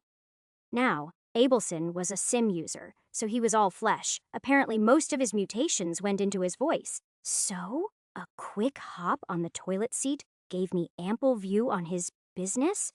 I aimed with my pointer finger and fired. The jagged finger stabbed into his neck. The necrotic effects of the finger quickly spreading as a violent crawl of black tendrils that usurped his flesh into a very violent eruption. I'm pretty sure parts of his tongue splattered on my face. His eyeball was on the ceiling, if that gives you a proper idea of how bad it was. And oh boy, was the screaming bad. Turns out assassination is not for me, very much a Topaz thing. Especially since while I was standing on the toilet seat, I was in full view of one of Los Diablos' fiends, a Frederick Jeremiah. My finger bloody, face smeared with tongue. I was the image of guilty. So I pulled a Keyleth, may he rest in peace, and threw a smoke grenade I'd prepared on the floor. Escaping the place had been a bit difficult, crowded as it was, but the good news was I didn't have any guns to contend with. Angering yet another gang, I now had a bounty of 90,000. That was more like it. The 5th of August Ripley's 6th day as a bounty target. Here I thought the morning rooftops of a tilted, half-sunken building would be a fine place for a nap. Then I get awoken by a fucking spear whistling through the air, taking a third of my leg in one swoop. It was mostly the protective casing and the scythe knee. But who on earth fought with a spear in this day and age? I scanned as far as I could see, but I didn't have any ocular implants to help with that. Next thing I felt, my knee was shattered as the spear that had been thrown flew and swooped through it with a sharpened edge, flowing right into the hold of a masked woman who looked almost like an android. Hobbling on one leg, I very quickly realized the severity of my situation. Hold on, I surrender. Ripley, the female android said in a way I recognized. It was a rather rough tone for such a beautiful figure. Hello. I tried to stay balanced on one leg, but that figure just skated closer to me like a ballerina. Rip, rip, rip, rip, reep, rip, rip. The mocking tone in there could be recognized anywhere. Diamante. When did you change genders? I stared the weird switch-up of bodies. Not that I'm complaining. You do you. Nothing like that. This is just a spare suit of mine for when there is too much heat. His actual voice filtered out of the feminine figure. What the hell happened to you? You look like shit. Survival. I motioned to the fallen third of my leg. Can you get that for me? He kicked it over. I stared at him with dead eyes from behind my mask as he just shrugged. I can tell. How'd you get a bounty so high? 180K in a week. Sheesh. Probably something stupid. For as smart as you are with shardware, you are the biggest dumbass I ever met. I am.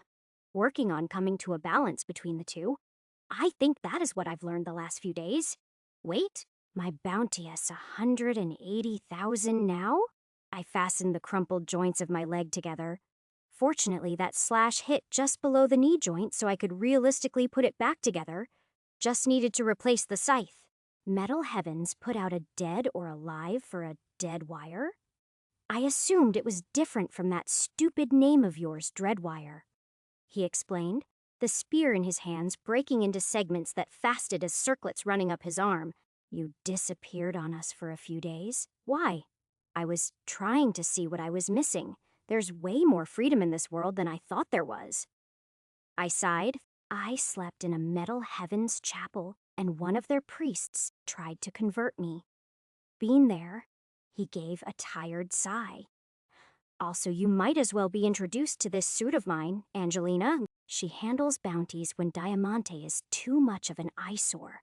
Angelina, I don't really get how you have multiple bodies at once.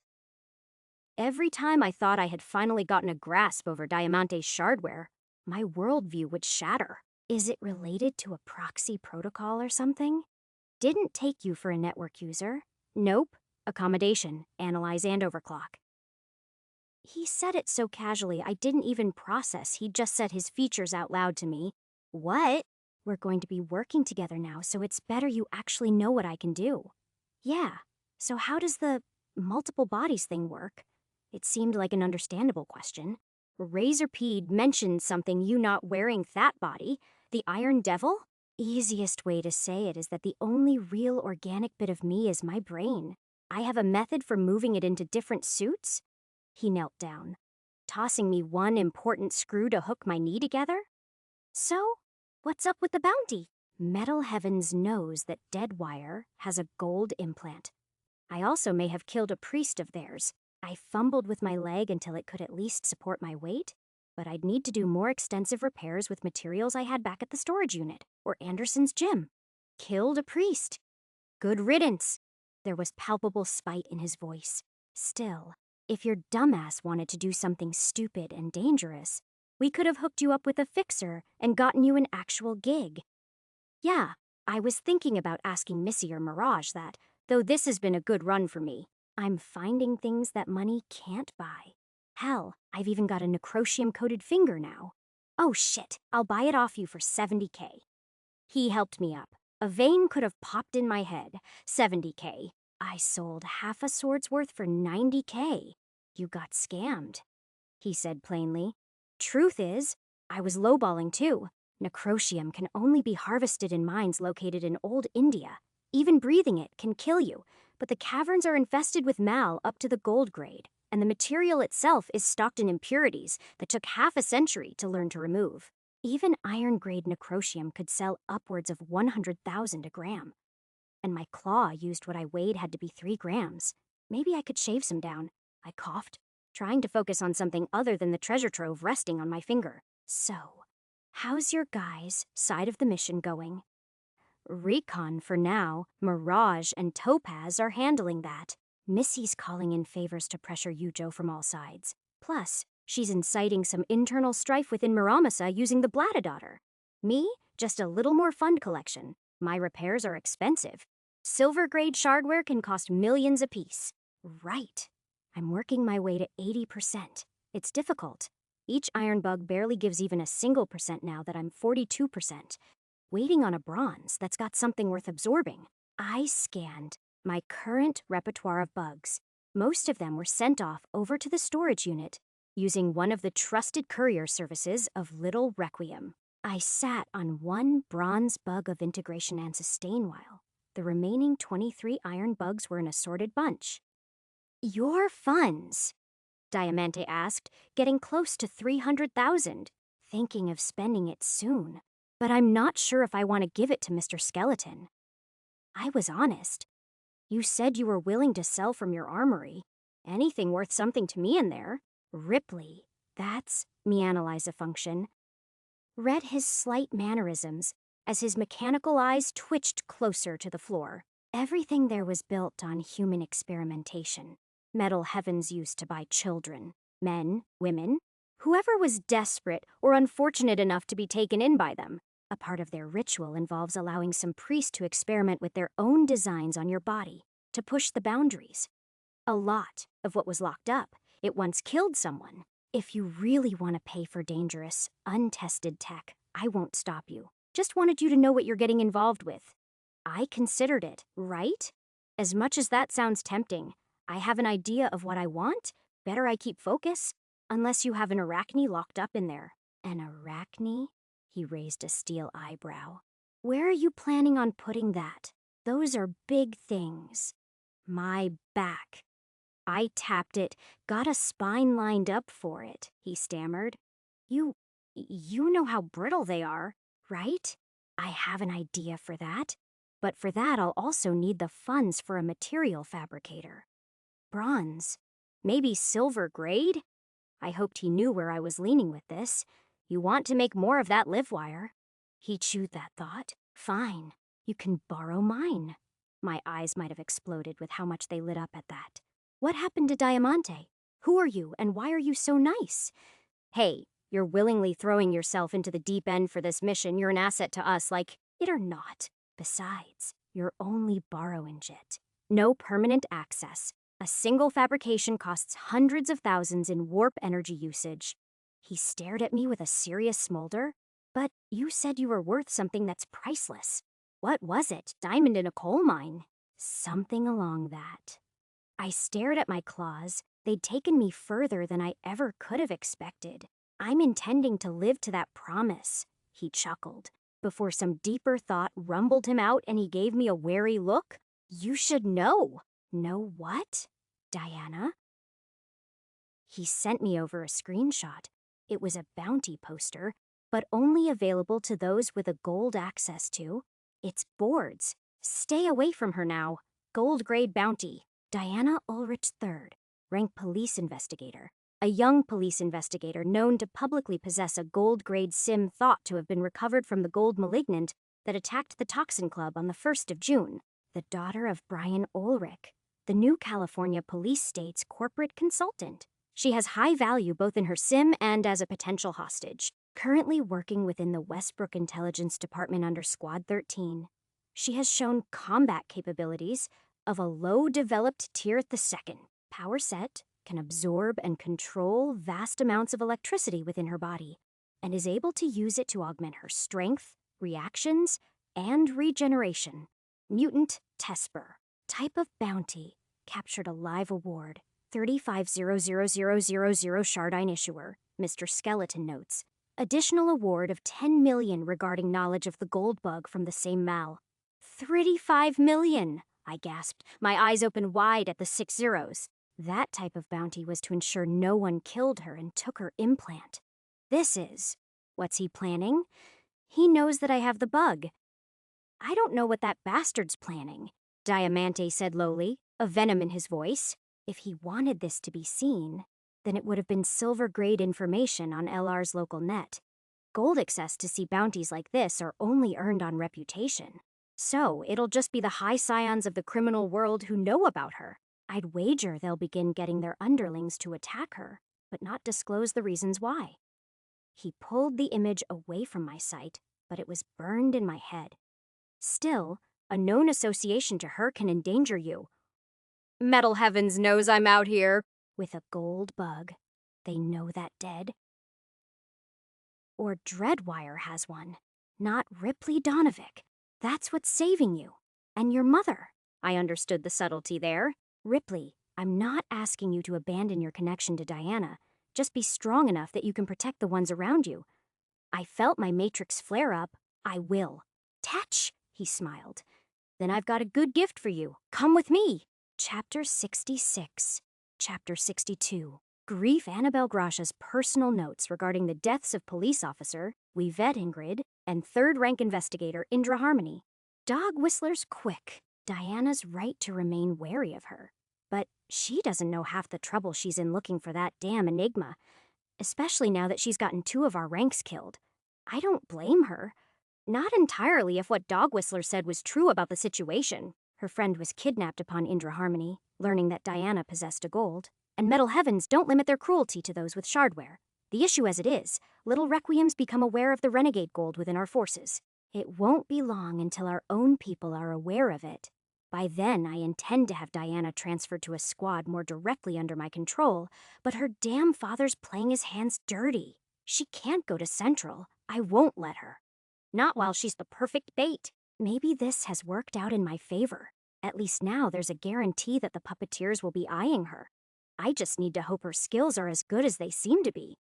It's no easy feat getting to Tier 1 in a month, Gold Sim or not. The gourmet will be a challenge for her, one that she's likely to fail. Regardless, I'll get Simon's ass. I'll do what my father couldn't. 4:23 p.m., the 29th of July. Diana sitting on my own bed after getting back from Little Requiem. The softness of it was sickening. Comfort like this wasn't deserved by someone like me. I'd killed Yvette. If I had a better grasp over my own powers, then maybe I could have.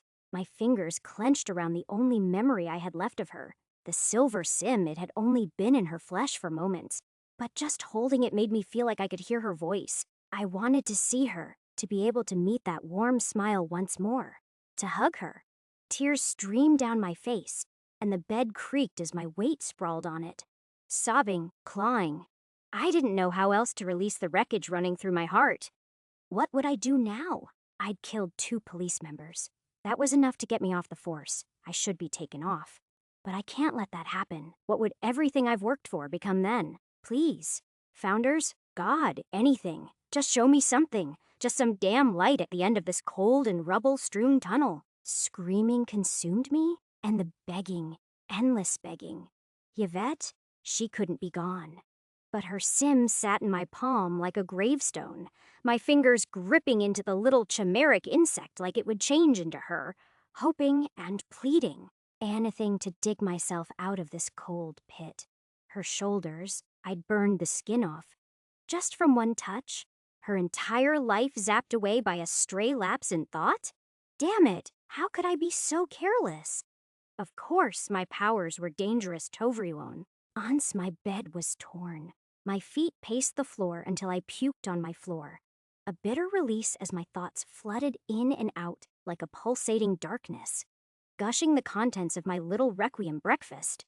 I wanted this to end. This mad grief toiling and drenching in my skin. It crawled through my blood like ants were eating through me, building a fire and kindling it until my soul would burn into ashes. The ash couldn't come quickly enough. Would it ever end? Pain like this, I could never bring back. I just wanted it gone, or replaced. I opened my eyes to focus on the sim again, lost in its silver reflections, hoping to see her in it. My father had given this to me, hoped that it would nurture me. Well, it didn't do shit to save her. What? Kinetic absorption? He thought that would save me in Thicity? No, this sim wouldn't save me. It would have only let it toss me around harder, to drag me and bruise me, just to let me stand up again, and again, and again. But maybe there was a way for it to save all of this. Just once more. Once more, I wanted to feel Yvette close to me. Even if it was the last thing I would ever. A part of me liked the sound of that. Another part of me hated it. I didn't feel the pain as my sharpened fingernail sliced into my left palm, nor did I worry as the sim wriggled to life, gifted vitality by my blood.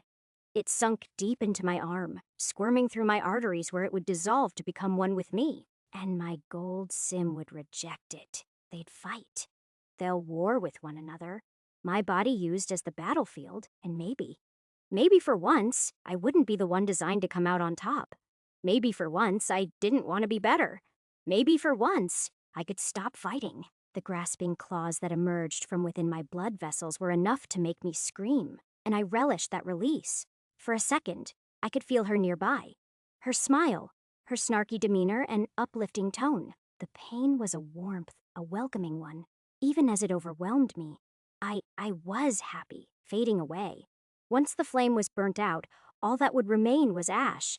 Then I could scatter free. When I came to, my bed was drenched in blood. My borrowed clothes crunchy, like they'd scabbed over as I lifted my tired and aching form off the mattress. Everything was blurry, odd. Like I'd woken up from a dream. What happened? What did I? A message stopped me. A list of awaiting notifications running down as soon as I became aware enough for my hidden frame to stretch. Its information down. Error. Error. Multiple mutational sources identified. Warning. Your organs are undergoing rapid fail error. Misread signatures. Organs are stab error. Anomaly in genome structure. Please go see a gene clinic as soon as alert high activity occurring from mutation. Mutational synergy. Highly potent mutagenic source identified. Silver. Grade. 3 silver tier 0 mutations have been acquired. Kinetic absorption. Hardened skin and force redirect. Error. Mutagen misidentified. Alert. High activity occurring from mutation.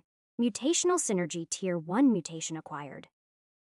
Metabolism G. Genetic catalyst 7GC. Specialized cells located by your skin and muscles can absorb kinetic energy and convert it to electrical energy. Development 27%. 3 metamutations have occurred. The cells can reverse the process, allowing you to charge electrical energy within them and release kinetic energy instead. Conversion is now more efficient.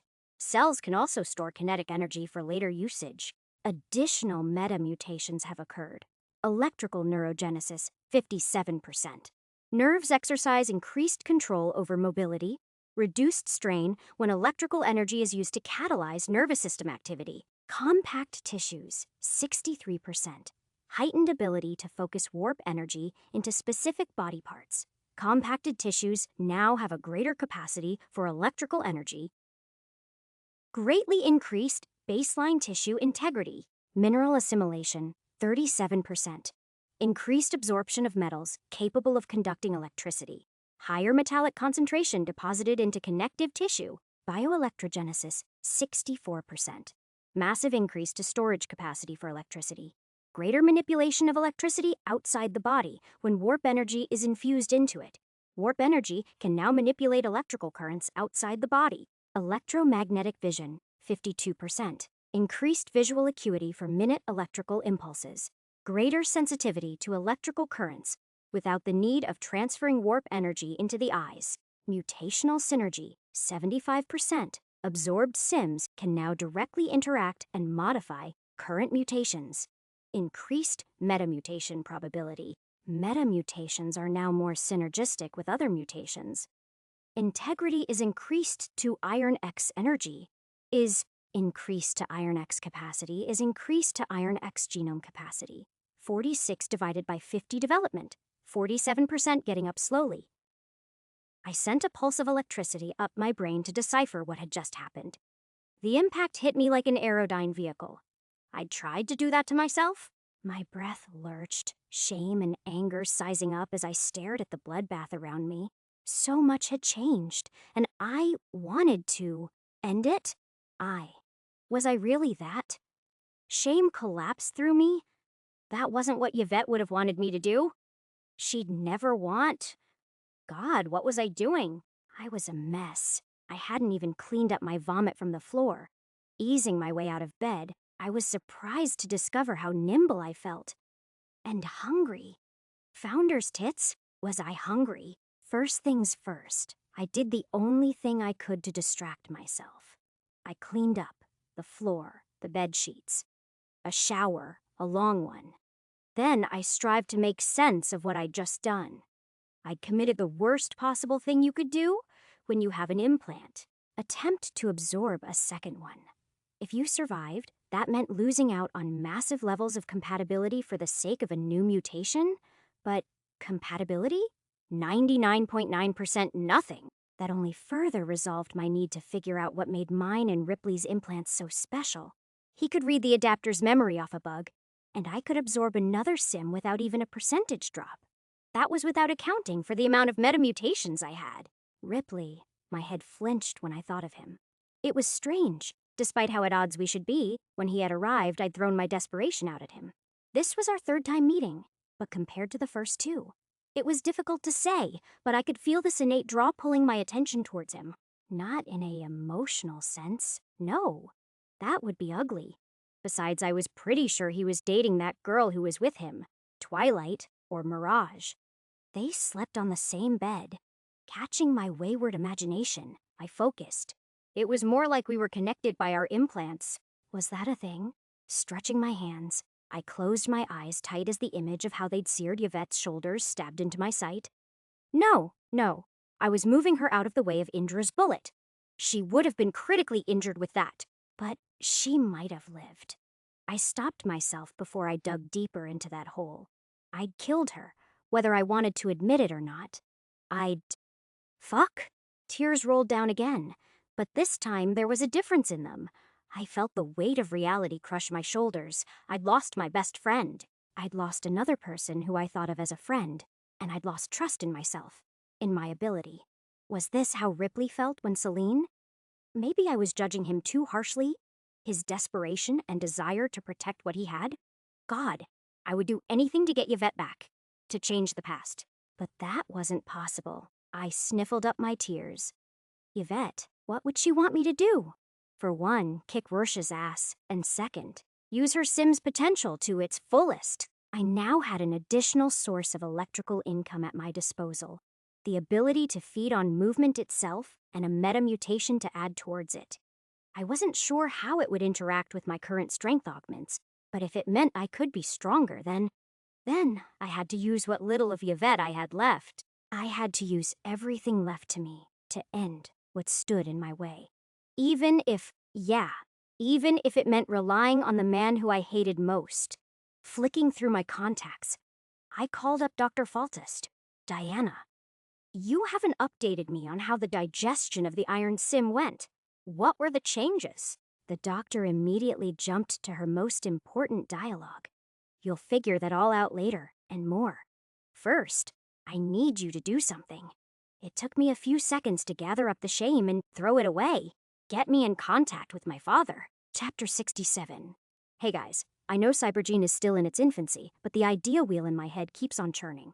I try and adapt whatever ideas fit best into CyberGene, but what doesn't get used typically mutates into a concept of an entirely different novel idea. Over the last year of writing CyberGene, I have designed several other power systems and story ideas, but have yet to actually write them out, with the exception of two.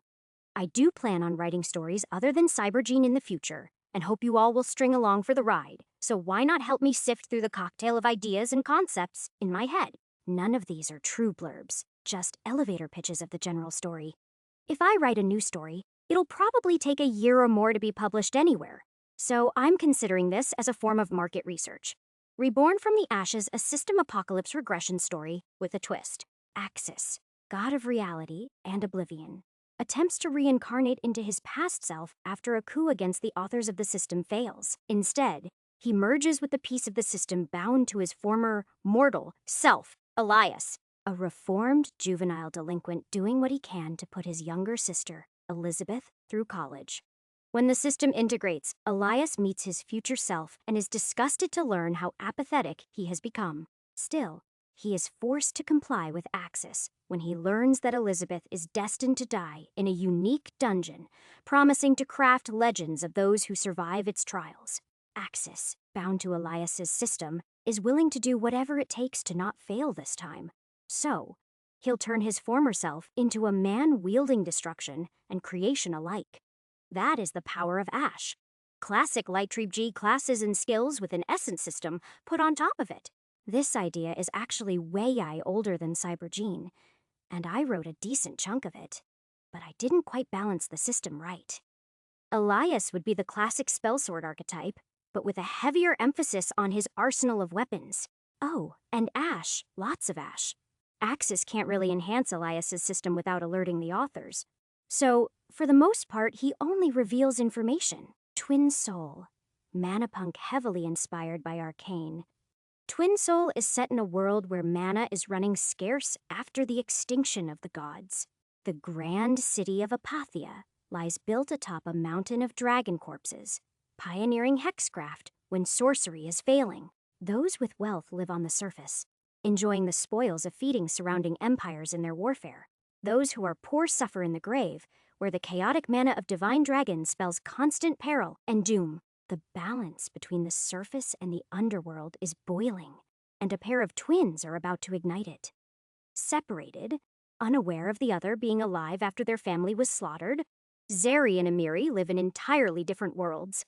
All they share is one core of mana they are unable to cultivate, and the research on a phenomenon known as the seance entrusted by their late parents.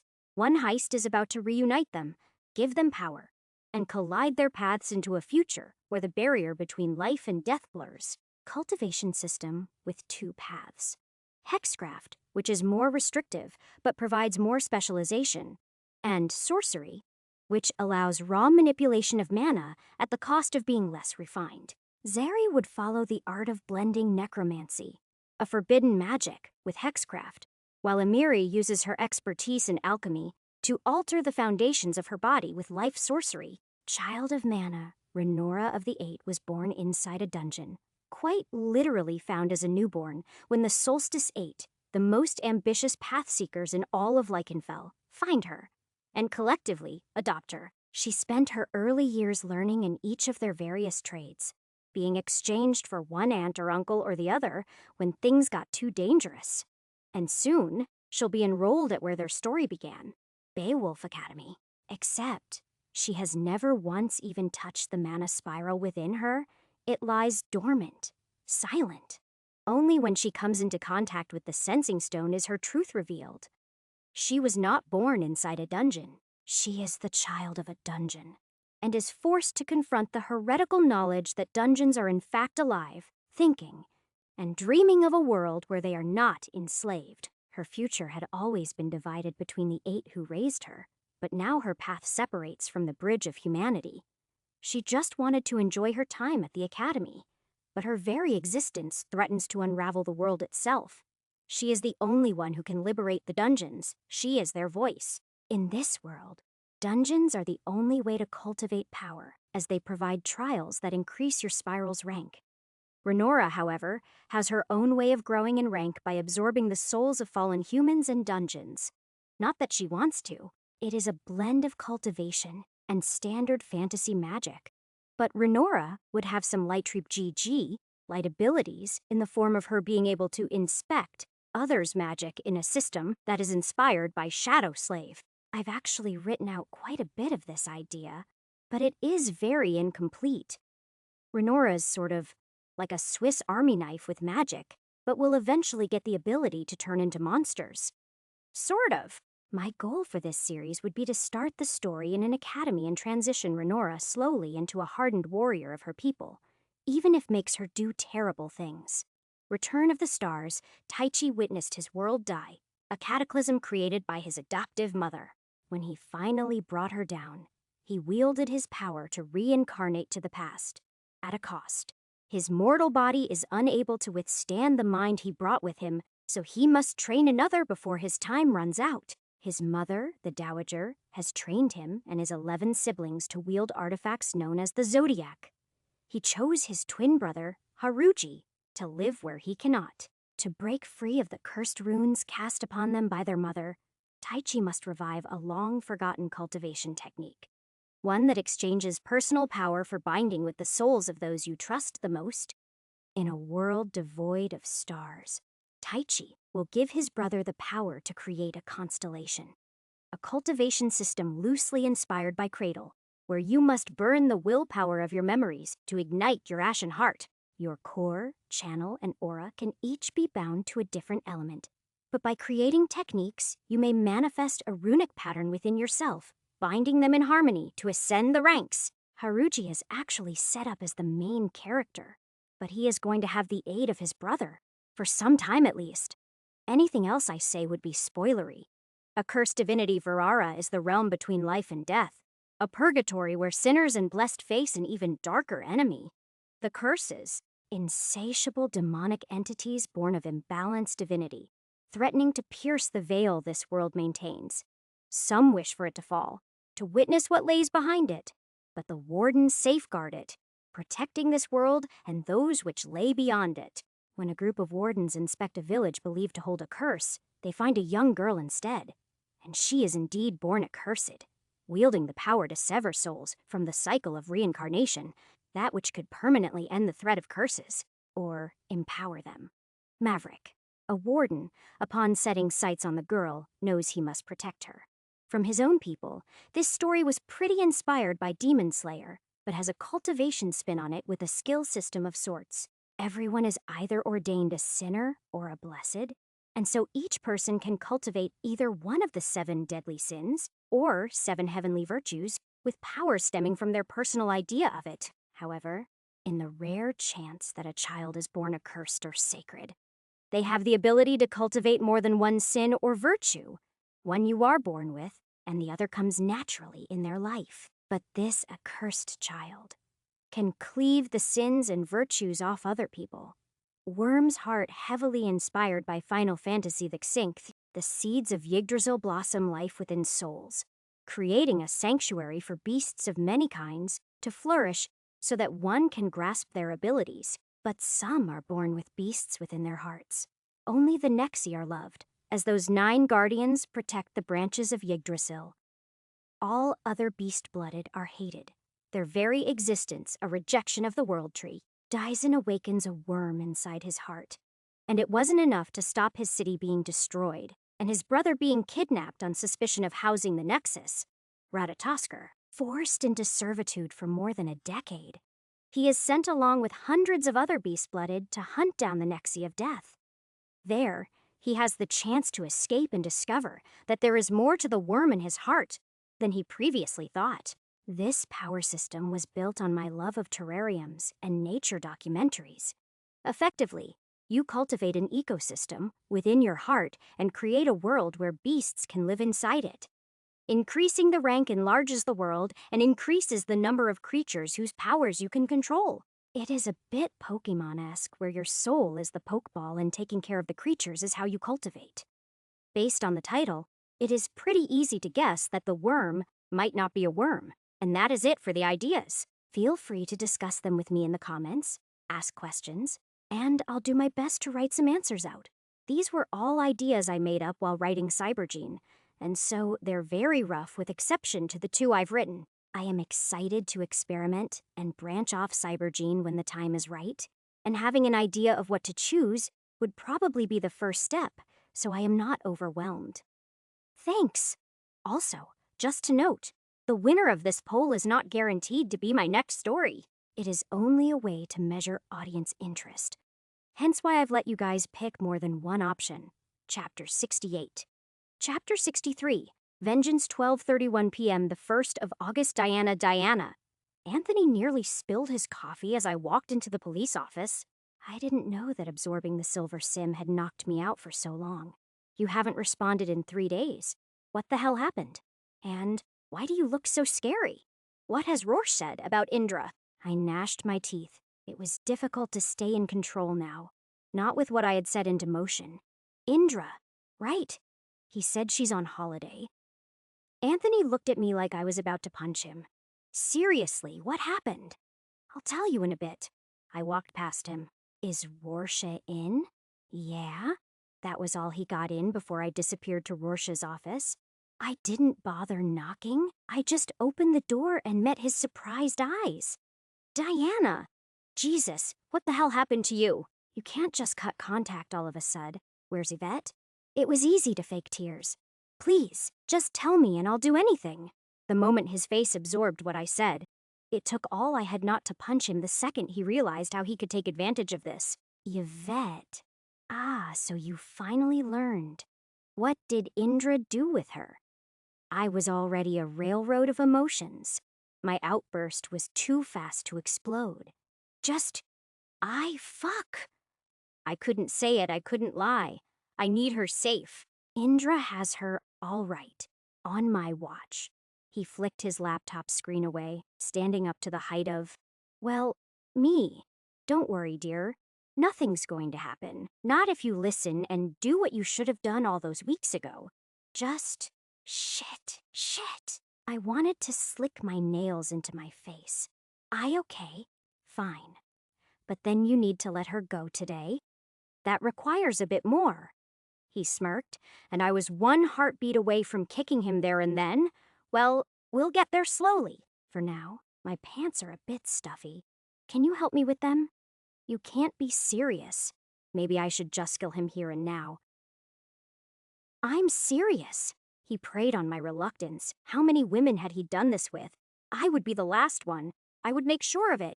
Anger burning through my veins. I approached him and got on my knees, fumbling with the belt buckle and fighting the urge to surge my electricity through it. No, take your time, Diana. So eager. You always did seem like a slut. He chuckled, every word sending a spark into the fire boiling within my skin. The wait only made this better. And don't worry, I'll return the favor. My hands trembled, but I got the pants loose, unveiling plain boxers of red and blue. Rorsch was slow and deliberate in drenching every word of his with a condescending tone. Everything. Be a good girl.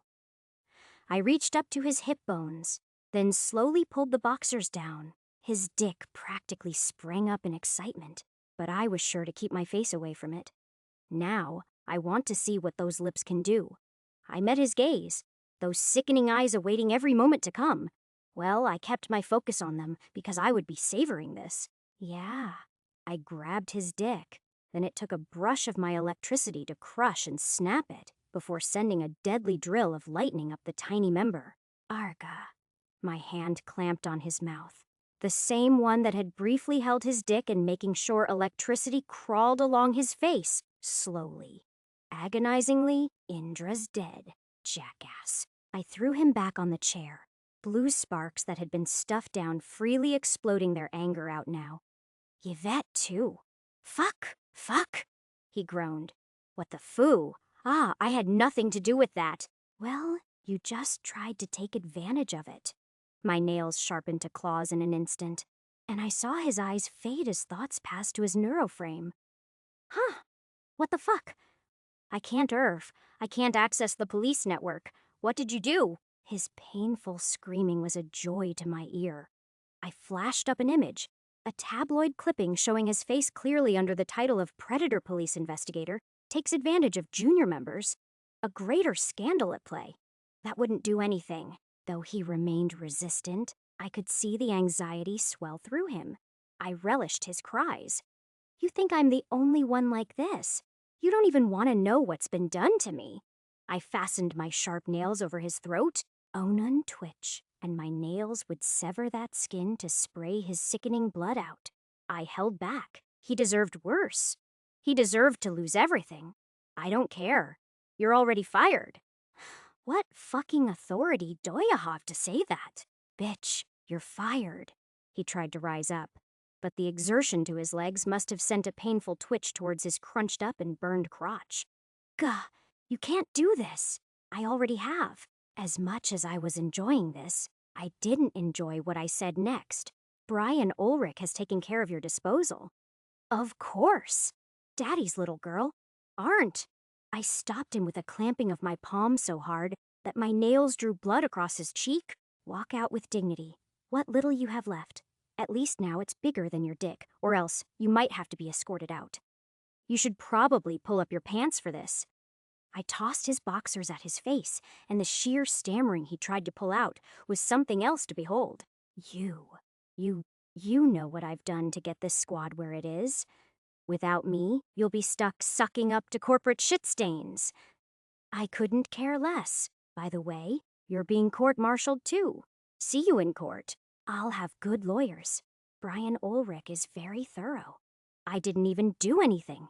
He got red in the face now. It's not my fault that Indra did something to Yvette. I just asked her to scare the girl. Well, she fucking took her to Little Requiem. You don't know what I had to do to get there. And for what? They're both dead. And you think Indra would have done any of that if you didn't treat her the way you did? I was beginning to wish he had a second dick for me to rupture. Oh, shut the fuck up, he screamed back.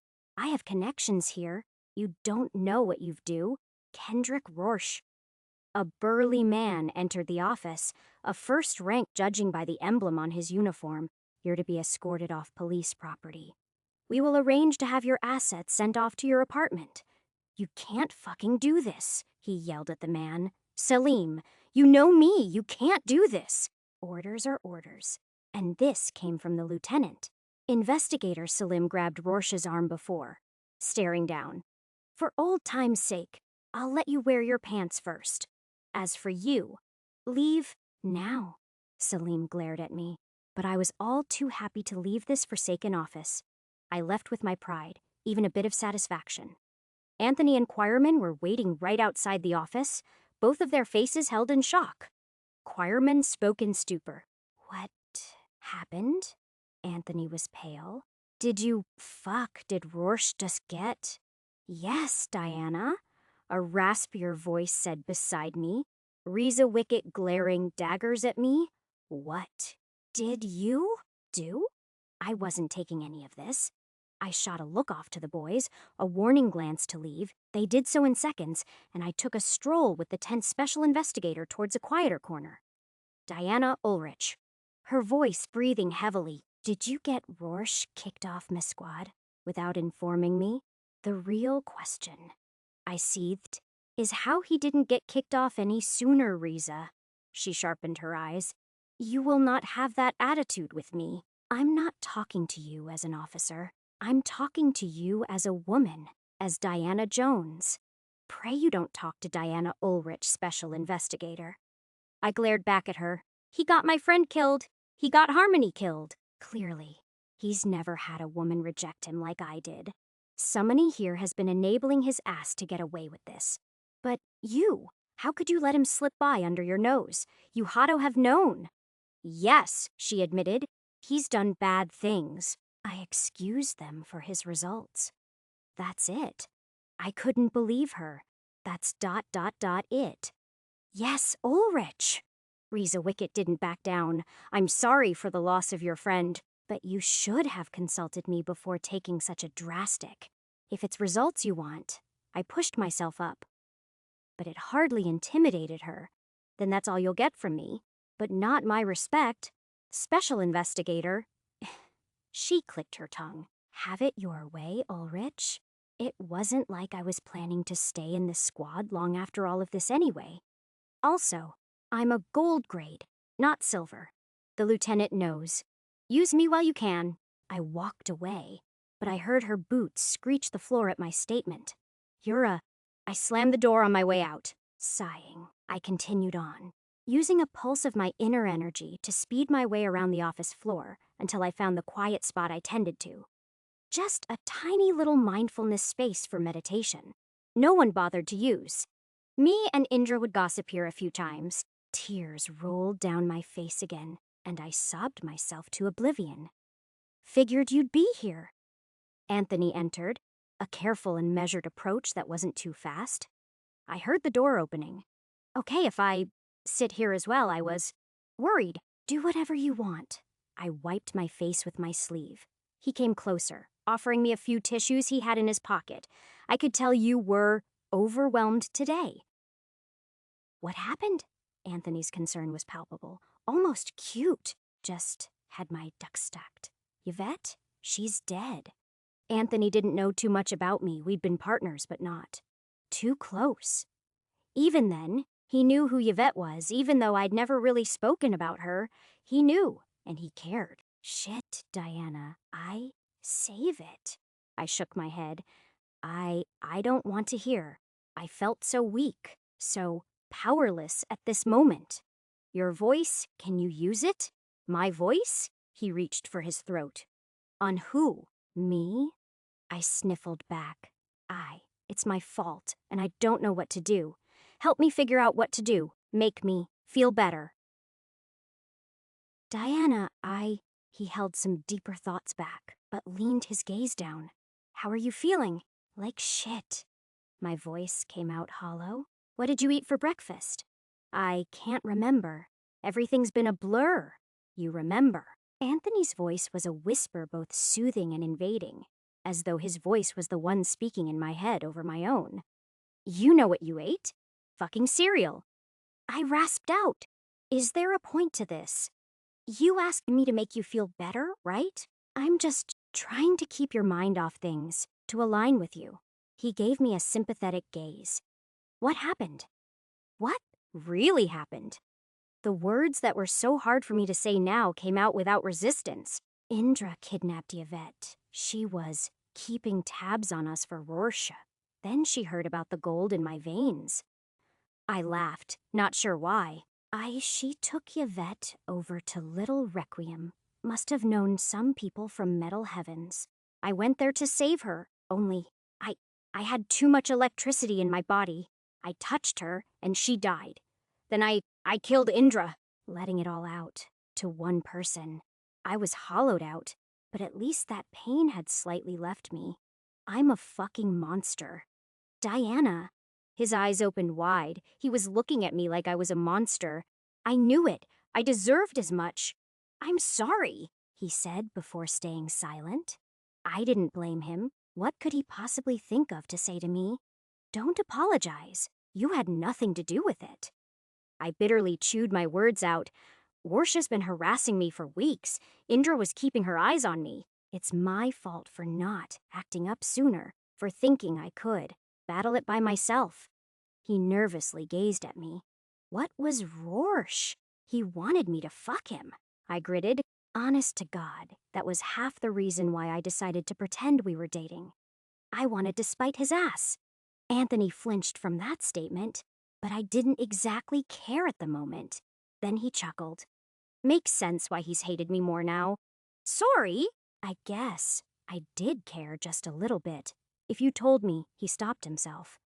I get why you didn't tell me. We're not exactly. You just needed me. That's fine. I just regret I never got my piece of revenge on him. I bet I could have made him say some nasty shit. On Rorsch, please? That would have costed you the job. Not like I wanted this in the first place. Right? Singing.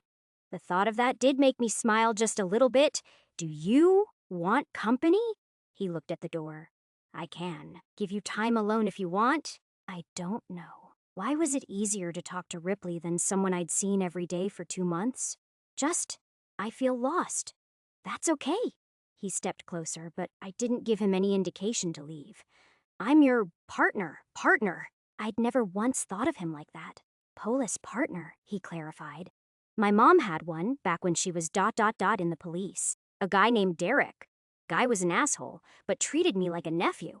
My mom didn't just look at him as a coworker, but family. He was an alcoholic, but my mom helped him get out of it. She was more than a coworker to him. I'd like to try and do the same.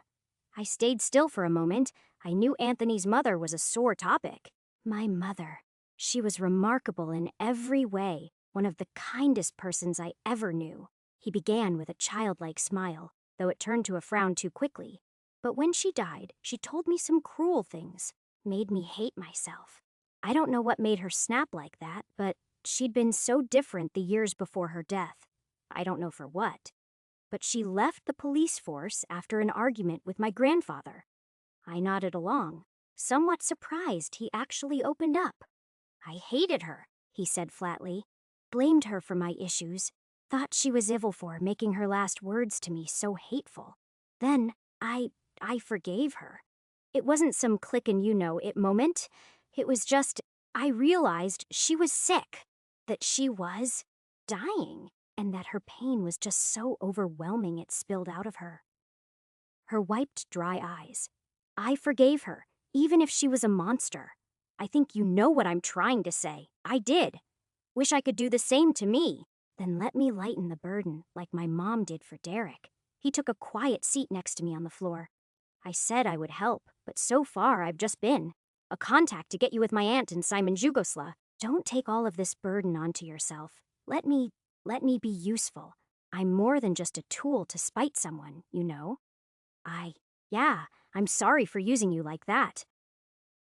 Don't apologize. It's made me realize I need to do more. He gave a reassuring look. We can handle things better without Rorsch around now. Even get some of the rest of the squad involved in Soul Killer. We can't do that. I shook my head. I know you're trying to be nice, Anthony, but I can't let you end up like... I won't, he said confidently. I promise. A silence passed between us, but even if we didn't say a thing, I was thankful for his company. By the way, he started. My dad was wondering if you'd like to have dinner at our place. Thought you told them we broke up? I shot an accusing look at him. Yeah, I was pretty honest with my dad from the start. He knew we weren't dating, just needed you to get into the restaurant, nothing else. He raised his hands defensively. I guess that's fine. I wasn't entirely too comfortable with it, to be honest. So will you? He nervously held his hands. I will. Maybe it would help. Diana, I'm here for you. Partner's promise, I know.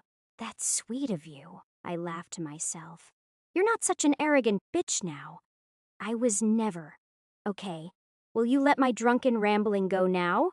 I was a grieving and confused mess. Never. I knew I was slightly hypocritical, but the joke landed. Haha, he mocked some laughs. Please forget it. Ask nicer. Pretty please? Maybe. He sighed. I'm gonna let that slide. He puckered his lips. Yvette, what was her favorite color? Why are you asking? I stared into the ground. She was important to you. I wanted to know what she was like to have that support from someone as amazing as you. He seemed serious about it. By asking me her favorite color? I gave him a look of disbelief, then indulged him. Silver. Unconventional, I know, but she said it reminded her of her favorite person. You know, back in the cradle, she nicknamed me Silvery. I told her to stop when we were in cadet school, but I wish she didn't. I think me and Yvette share the same favorite color and person then. Silver-eye, he joked. She was flirting with me. I deadpanned. Well, he choked. Okay, I like green, the color of nature. Well then, we actually share the same favorite color and reason. I smiled. It was my first genuine smile in days. Chapter 69. Chapter 64.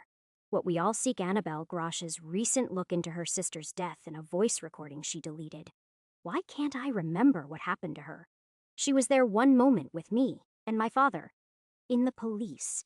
Then she left us as soon as she uncovered his crimes. Someone else was there too. We were in a car. Me and it crashed. I lost something. I lost both of them. That nig you never lost anything, Annabelle. What was I? What's happened to me since then? My mind, it isn't my own. Something else is here. Something else speaks to me. Juliet left us. But before she died, she came to me.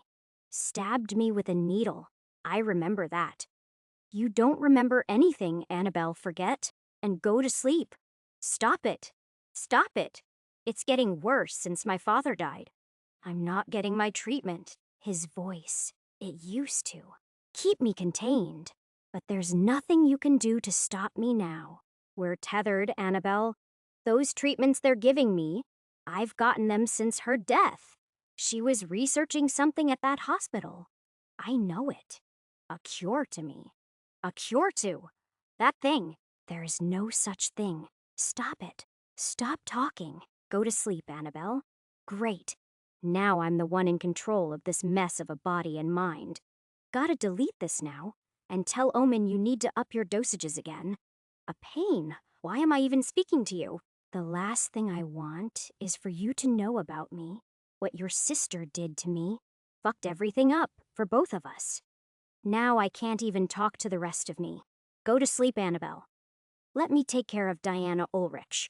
8:45 p.m., the 1st of August dinner at Anthony's place was a surprisingly enjoying experience. While his father wasn't an award-winning chef like Simon Jugosla, he was a fucking good one.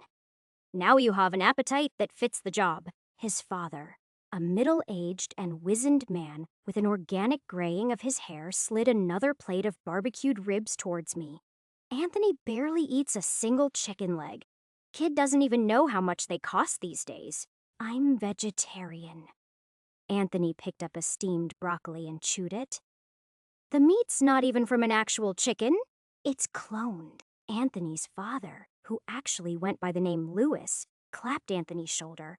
Just take some more protein. I can feel your bones. Dad. He slapped the old man's arm. Barely even felt it, Diana. Tell me, how's your punch? You look like you trained in martial arts. Ever picked up boxing? He gave me a curious look. Right? I saw a few trophies on the walls for him. A lot of second or third place awards for the martial arts. Yeah, I trained in a lot of things. I particularly like Muay Thai, but I'm better with my gun, I said in the middle of my bites. You should join me and Anthony in the gym someday then. The boy could really train a right hook or two, but I taught him well. Think you could beat him? He was clearly trying to put his son up on a pedestal, but Anthony deflated. My scores on the various training equipment were several leagues above his. She can dent steel.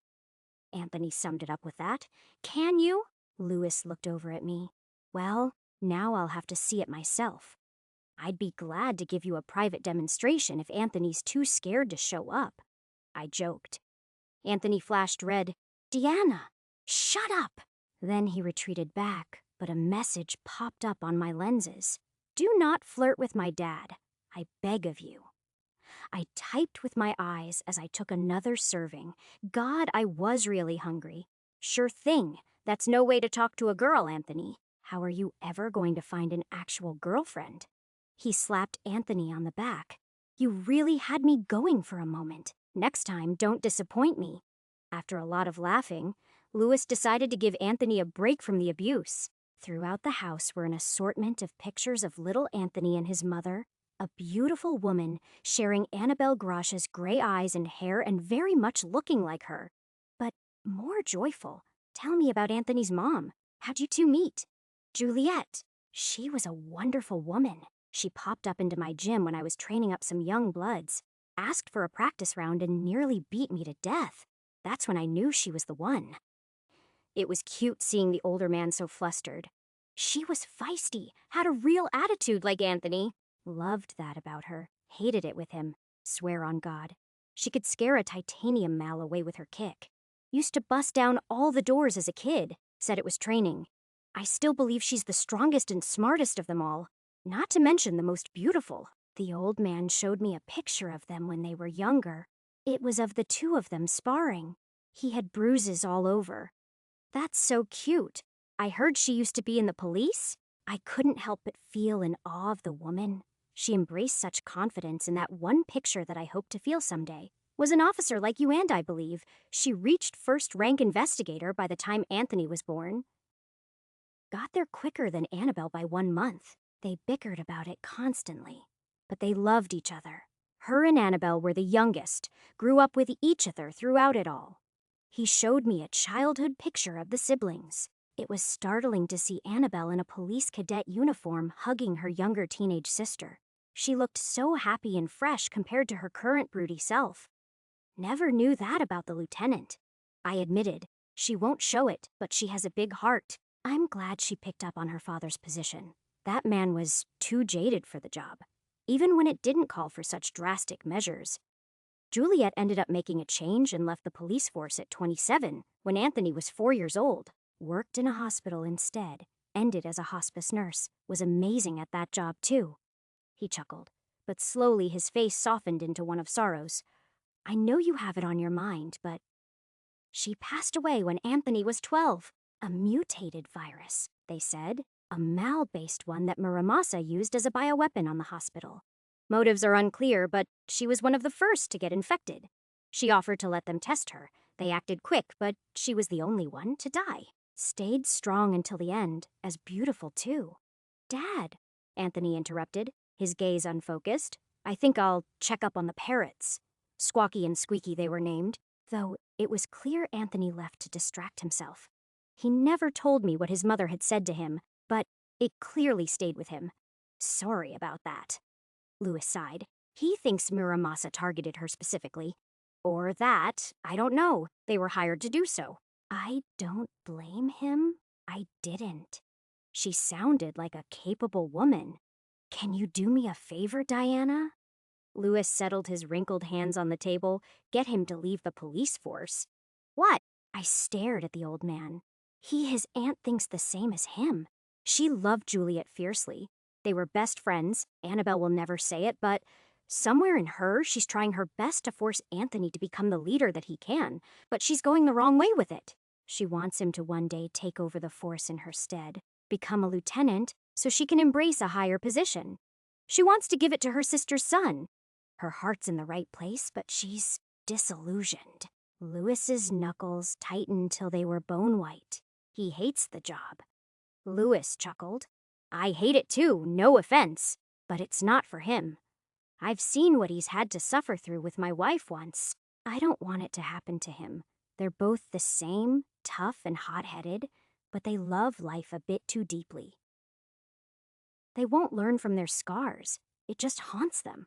Somewhere along the line, you changed him. You made him want to work. He'd think about you deeply, and I think he wants to impress you. All I ask is that you let him escape before he becomes more like Annabelle, like Jacob. That's what I'm scared of. My breath slowed. What exactly should I know of Annabelle Grage? I know about your gold, Diana. The kid can't keep a secret. He nodded, looking a bit paler. It's a powerful tool, but it's not everything you need to break the system. There are dozens of gold grades scattered across the military, a few less in titanium. And the director holds platinum. Annabelle, like her father, is consumed by her rank, by her duty. As the child most capable with an implant carrying his mutation, she was the brunt of her father's discipline. Juliet joined so she wouldn't be alone. Annie's more like her father than she'll ever want to admit. I know she cares about Anthony, but she's not beyond. You zinc those close to her.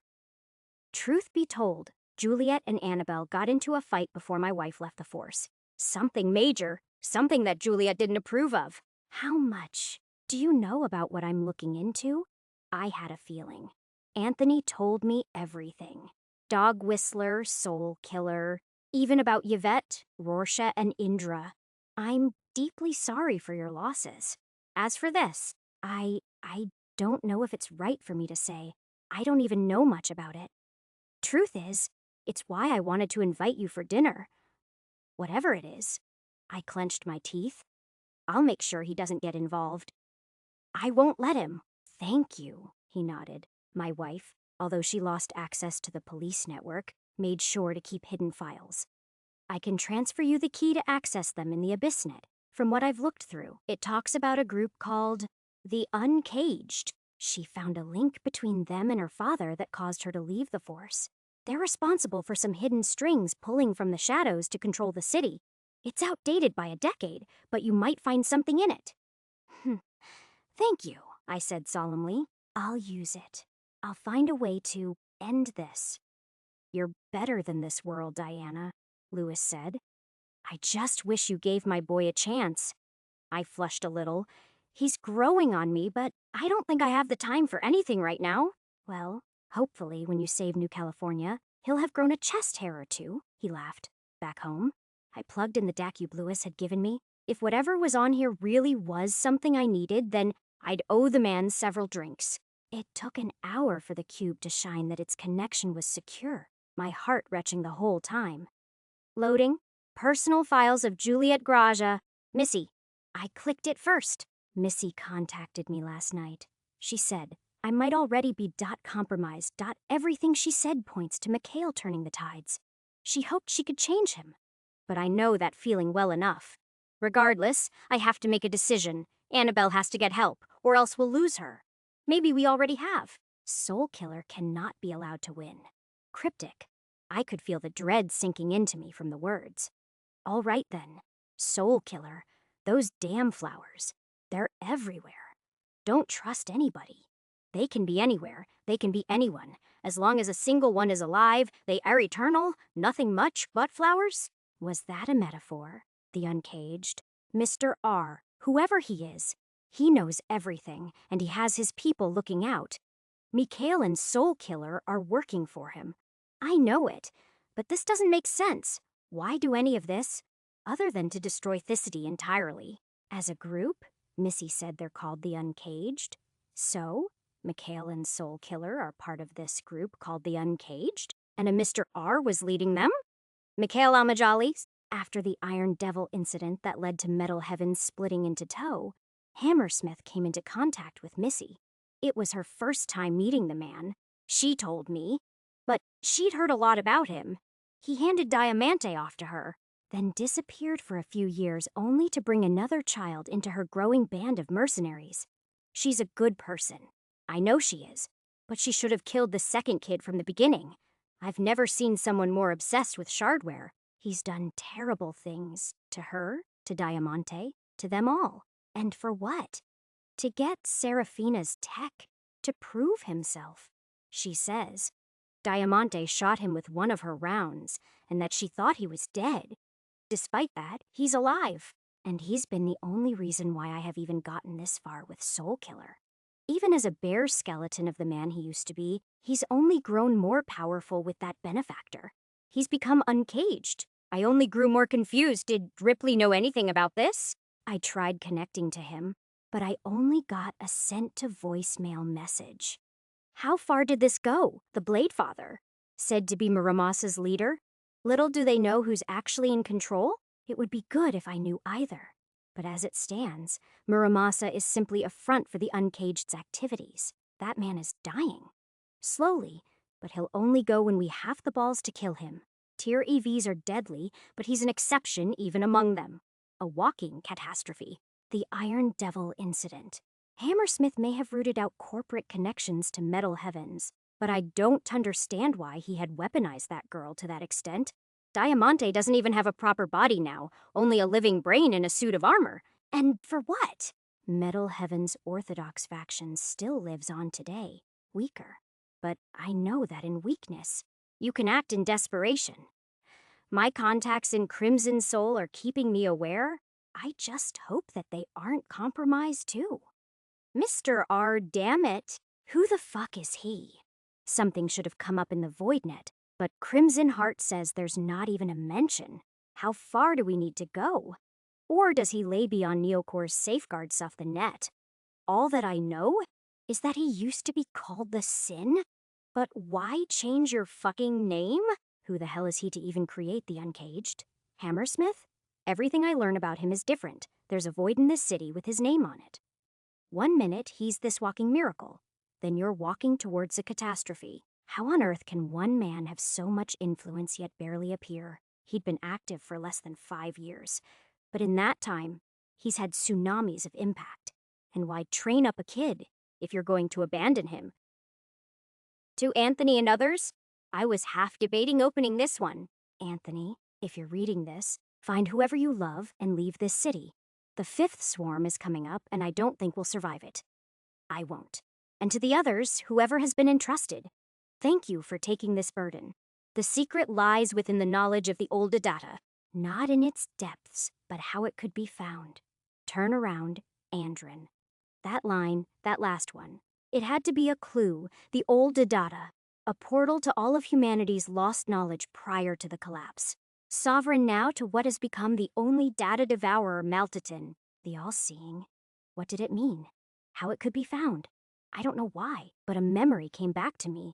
A strange one. Ever since the second net had been formed by the Hathama corporations, all net sites were accessed by warp code and designed to be interfaced by thought. Yet, I remember, a faint time Brian Ulrich was boasting about his collection of old pre-collapse technology the Mal hadn't yet devoured. It was a computer. An old one, he said, was a chronometer. He played a video of how it was used complete with those weird boot-up sounds. But I remember finding it funny how to access those sites. You'd have to put in what was called a URL. It started with www and ended with a com. So I looked back, and sure enough, there were strange underlines marked on words. The very first one was compromised, turn around, and run. It was backwards. Finding all the underlined words, I typed in the address, hoping for something clear. www.runtowardsviswedoften, netunderstandtheeternal.com, run towards this void of the net, understand the eternal. The address worked. A page began to load as text spiraled on and on. If you're seeing this, I met a fate worse than death. Life blossoms as it fades. Oh, what a way to go. I know my mind is lost, but as it bends and breaks, I see a future that few have come to know. Insanity can be a gift under one's eye, but it can as easily become a curse to overflow. They will soon be eternal, the founders, the enemies of mankind, and the Mal alike. Oh, what do they control? It is what we all seek. A source of what? Perhaps joy of release, or the pain of containment. Maybe guilt at separation, or love with connection. The sadness of becoming, and the satisfaction of understanding. Some peace from oblivion, while turmoiling with sedation. There's excitement in change, and boredom in stability.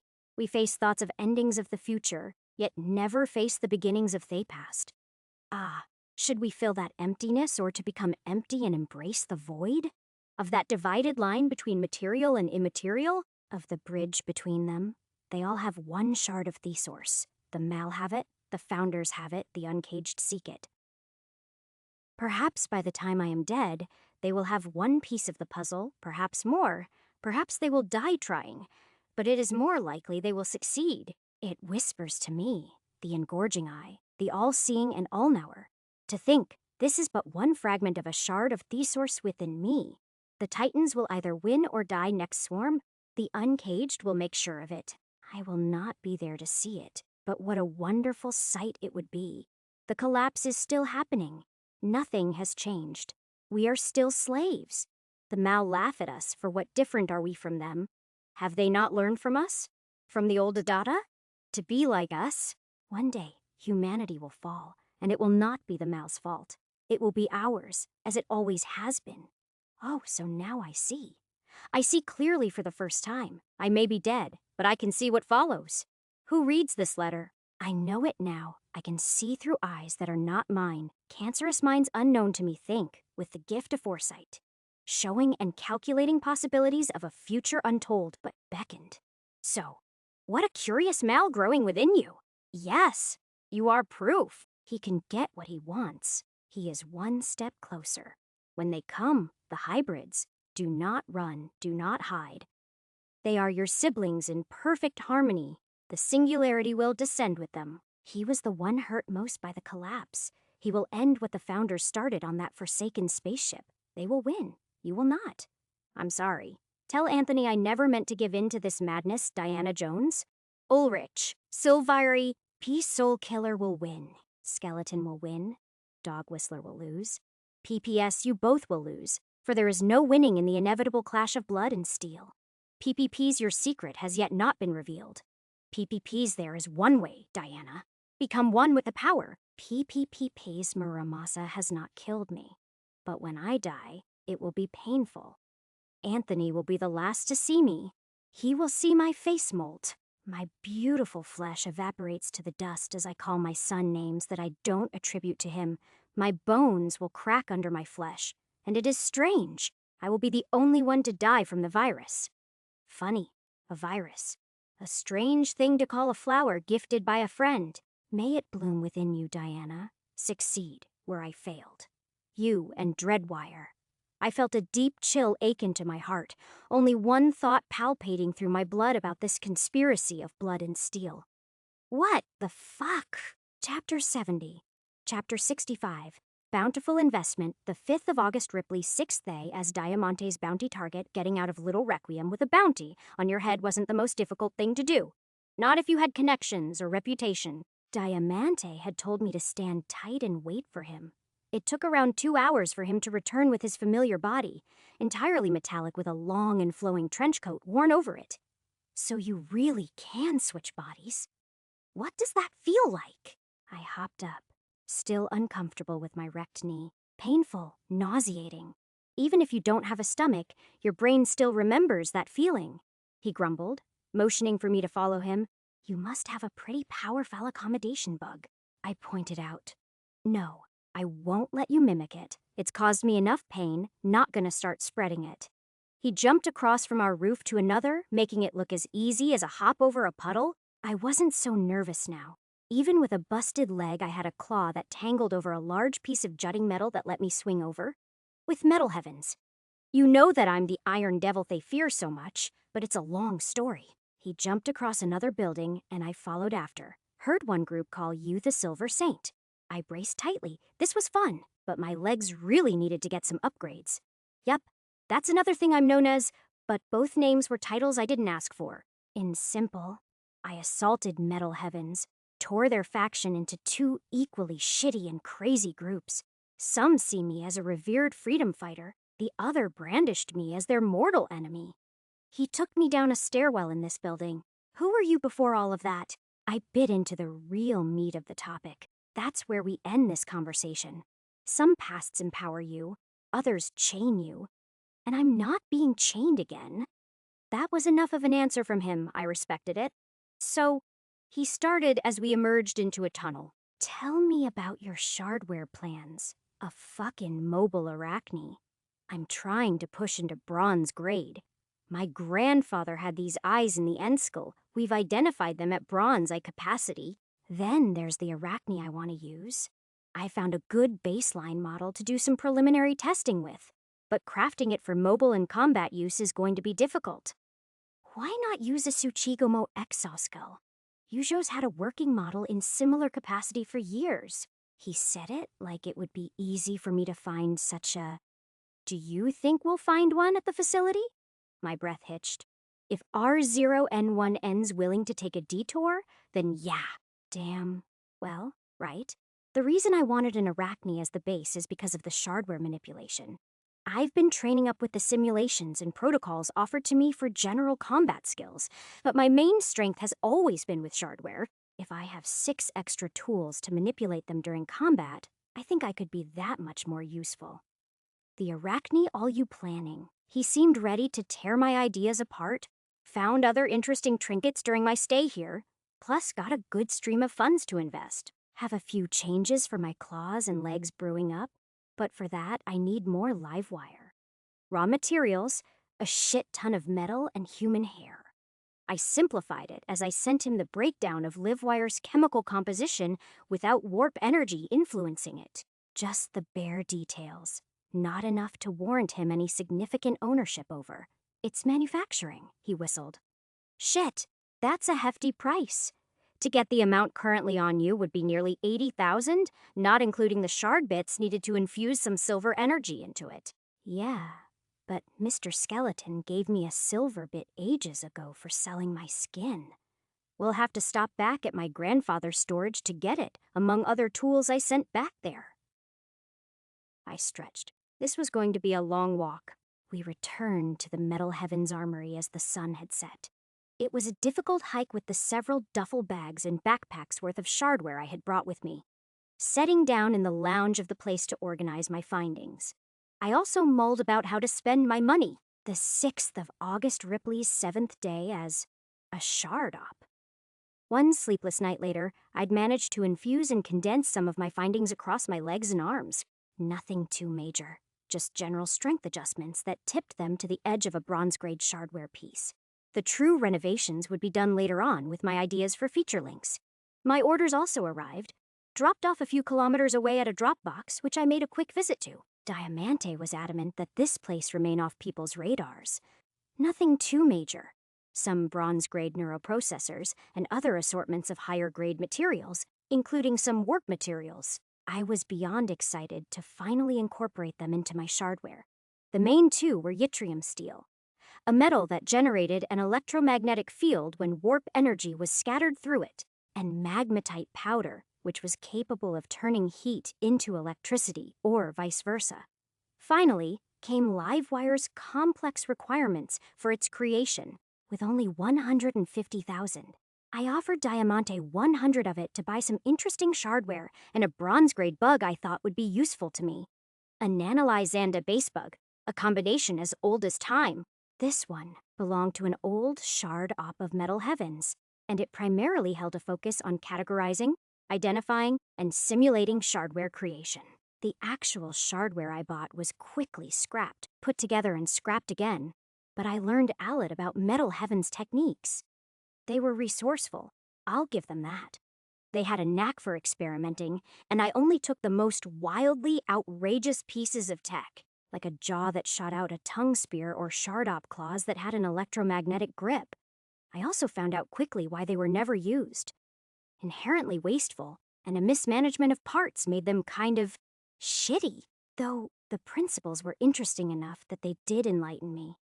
Finally, two incredibly different people came over.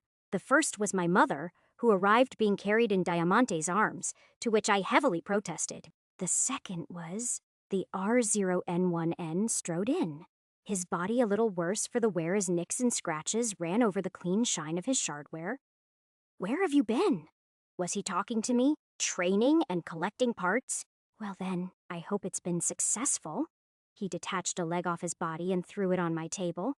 I need you to repair it, if you're not busy. Now?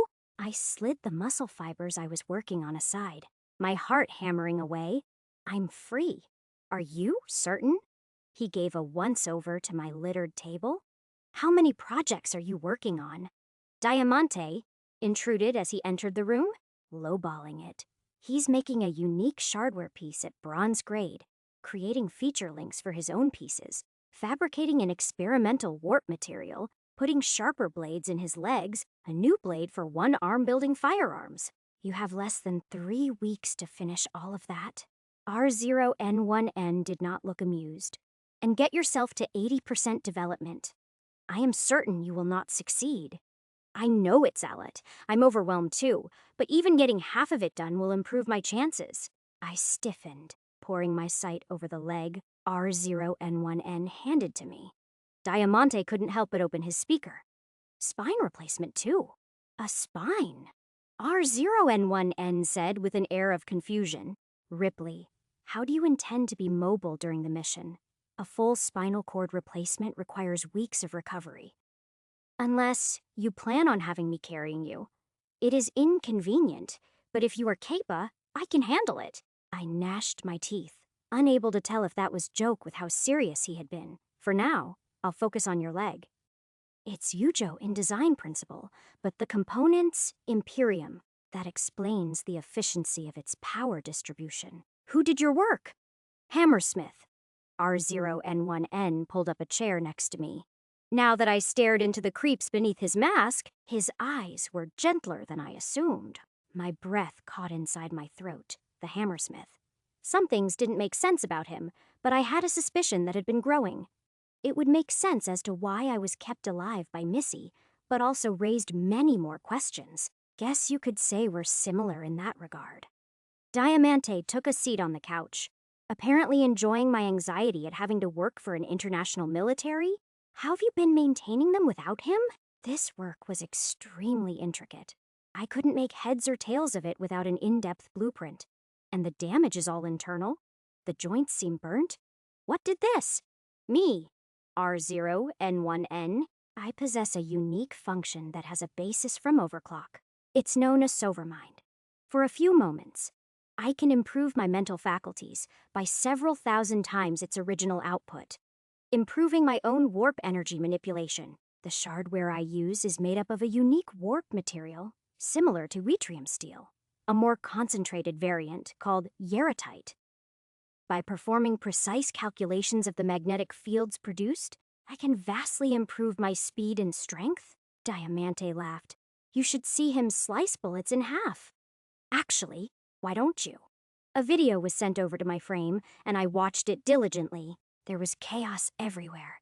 The police and Muramasa at war with bystanders caught in between them. Various shields erupted to protect them, but there was one figure slipping in between the cracks of Muramasa's defense. The R0N1N. He moved so quickly that it looked like he was teleporting from one Muramasa group to the other, blood erupting from the wounds of his blade. By the time he slew another group, then a silver glint caught my eye. Diana's body wreathed in lightning zipped across tables to the main stage and expertly dispatched some of Marasmus's guards, moving like liquid mercury. She was an elegant player in the victory that day. Damn, so your shardware can't handle the output you push into it? Not surprised. Most shardware built to move at that speed are orbital flight suits, and you won't find those outside Neocore or Syntech. I turned over the video once more. How was the R0N1N stopping his momentum?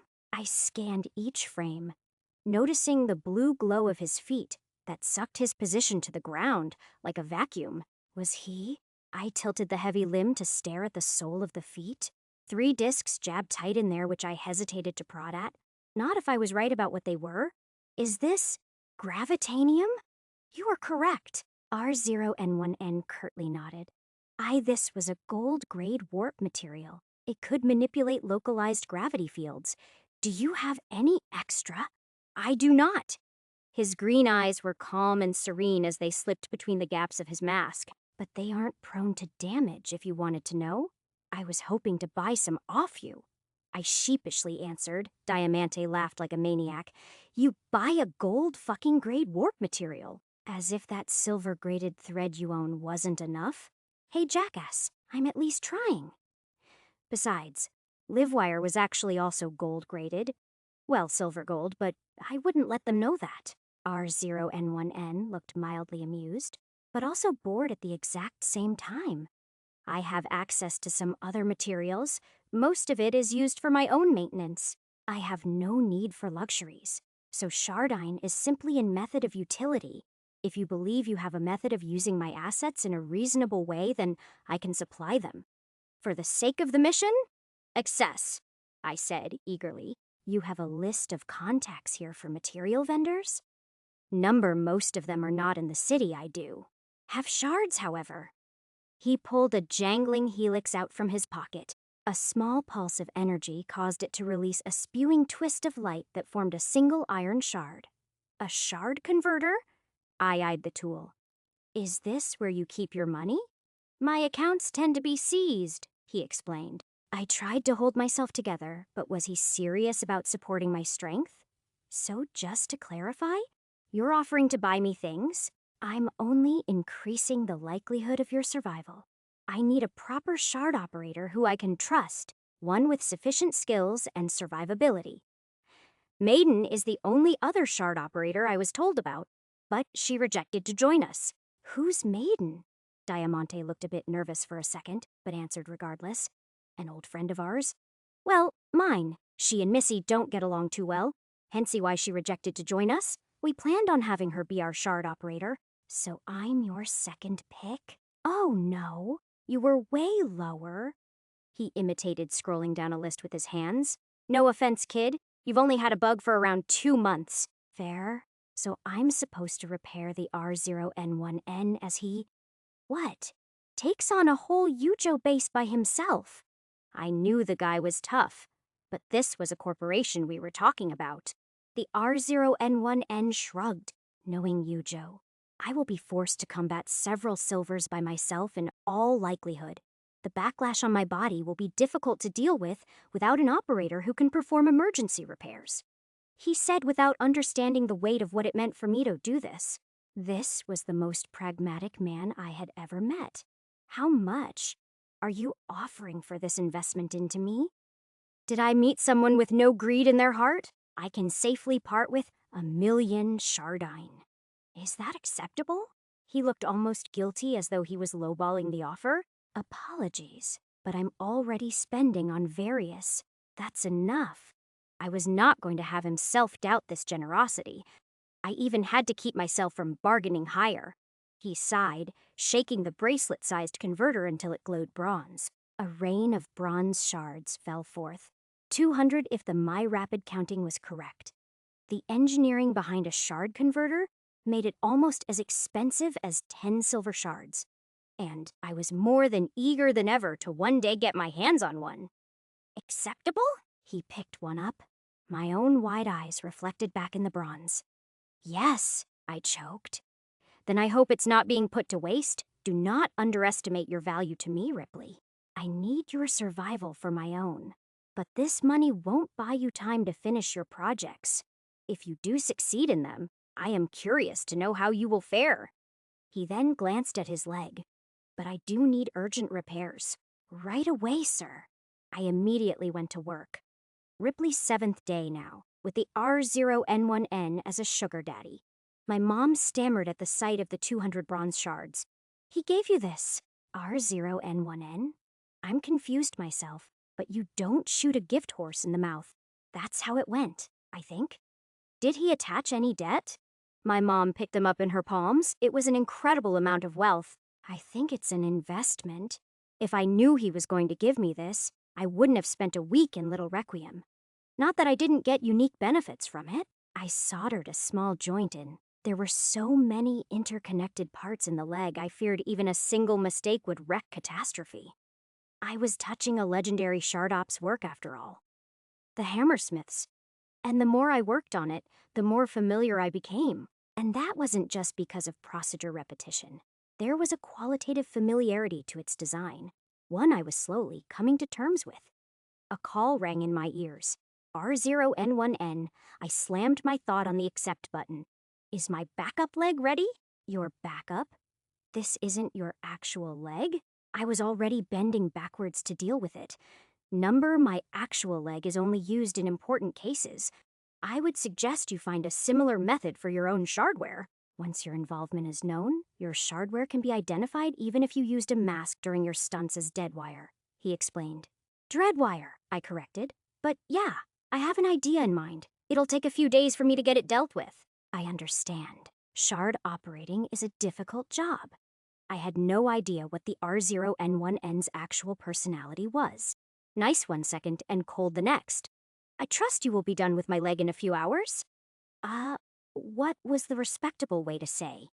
No, Diamante ended offering him a spare leg hanging around, and the two apparently went bounty hunting while I was to perform repairs. So, I had to push some shame aside as I had already gained so much from his investment. But would my next request push him over the edge? It's a tough job, working with unfamiliar tech. You said you have a unique function called Overmind. Did Diamante tell you I can mimic functions? Number R0N1N stayed silent for a few seconds. Apologies, I was killing a silver. Yes, I'll let you mimic it, but understand that it's a taxing ability. What grade is your neuroframe? Iron the 7. I had just upgraded it. Bronze the 2nd, then I'll let you test it, or else the frame would explode. Founders, my list of requirements for various boons were growing. It's a deal, I muttered, the call cutting. The R0N1N's generosity only ever grew. Fuck, I need to get this leg done for him ASAP. I tossed aside all the other scrap on the table, except for the bronze shards, which I very neatly put into an orderly pile. Reaching into my bags, I took out some of the various bugs I'd come across.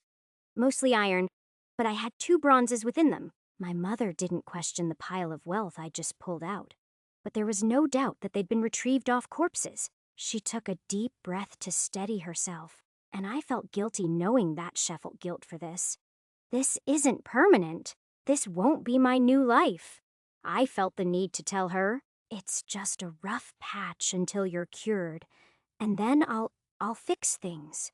Even my personality matrix, These bugs were evidence that I'd become a changed man to my mother, and not a good change. Seeing her quiet shame, it clicked something in me that this wasn't sustainable for me in the long term. As soon as the mission was dealt with, I'd begin making progress to amend things within me and extend it into our lives. For now, my duty was towards my goals, no matter the cost. One of the bugs was a bronze technician and sustain bug, the other an accommodadin psyche bug. While they were good bugs, they weren't outrightly more powerful than my own mimic set. Then, pulling the final bug out of my arm was the Analyzanda base bug. Both were useful. But would it be better to mimic them, or to convert them into a more permanent power? I'd only managed to absorb half a bronze bug before, and that took me places I never thought I'd see. Absorbing a full bug was a risk. But I needed a new technician protocol. Preferably, I wanted to absorb the technician feature from the first bug and the database feature of the one in my mimic set. So, lining up both in my hands, I focused intimately on their inner workings, unraveling the rivers of code into something I could digest. I pulled, and my body drowned under the suffocating weight of it. A protocol for my technician bug to create anything, absorbing warp code, forcing compatibility. Technician V.1.14 has updated to V.1.15 effect. Shardware theory can be much better recalled. Technician V.1.15 has updated to V.2.00 effect. Protocol Scrapyard has been established, allowing the adapter to create a virtual field where they can manipulate reconstructions of shardware based on knowledge and memory of them. I gasped for breath, feeling my mind ebb and flow to the code it formed into a protocol scrapyard. Now that was interesting. I pulled on it, my head throbbing as years of knowledge poured out in front of my eyes, designing reality to my imagination.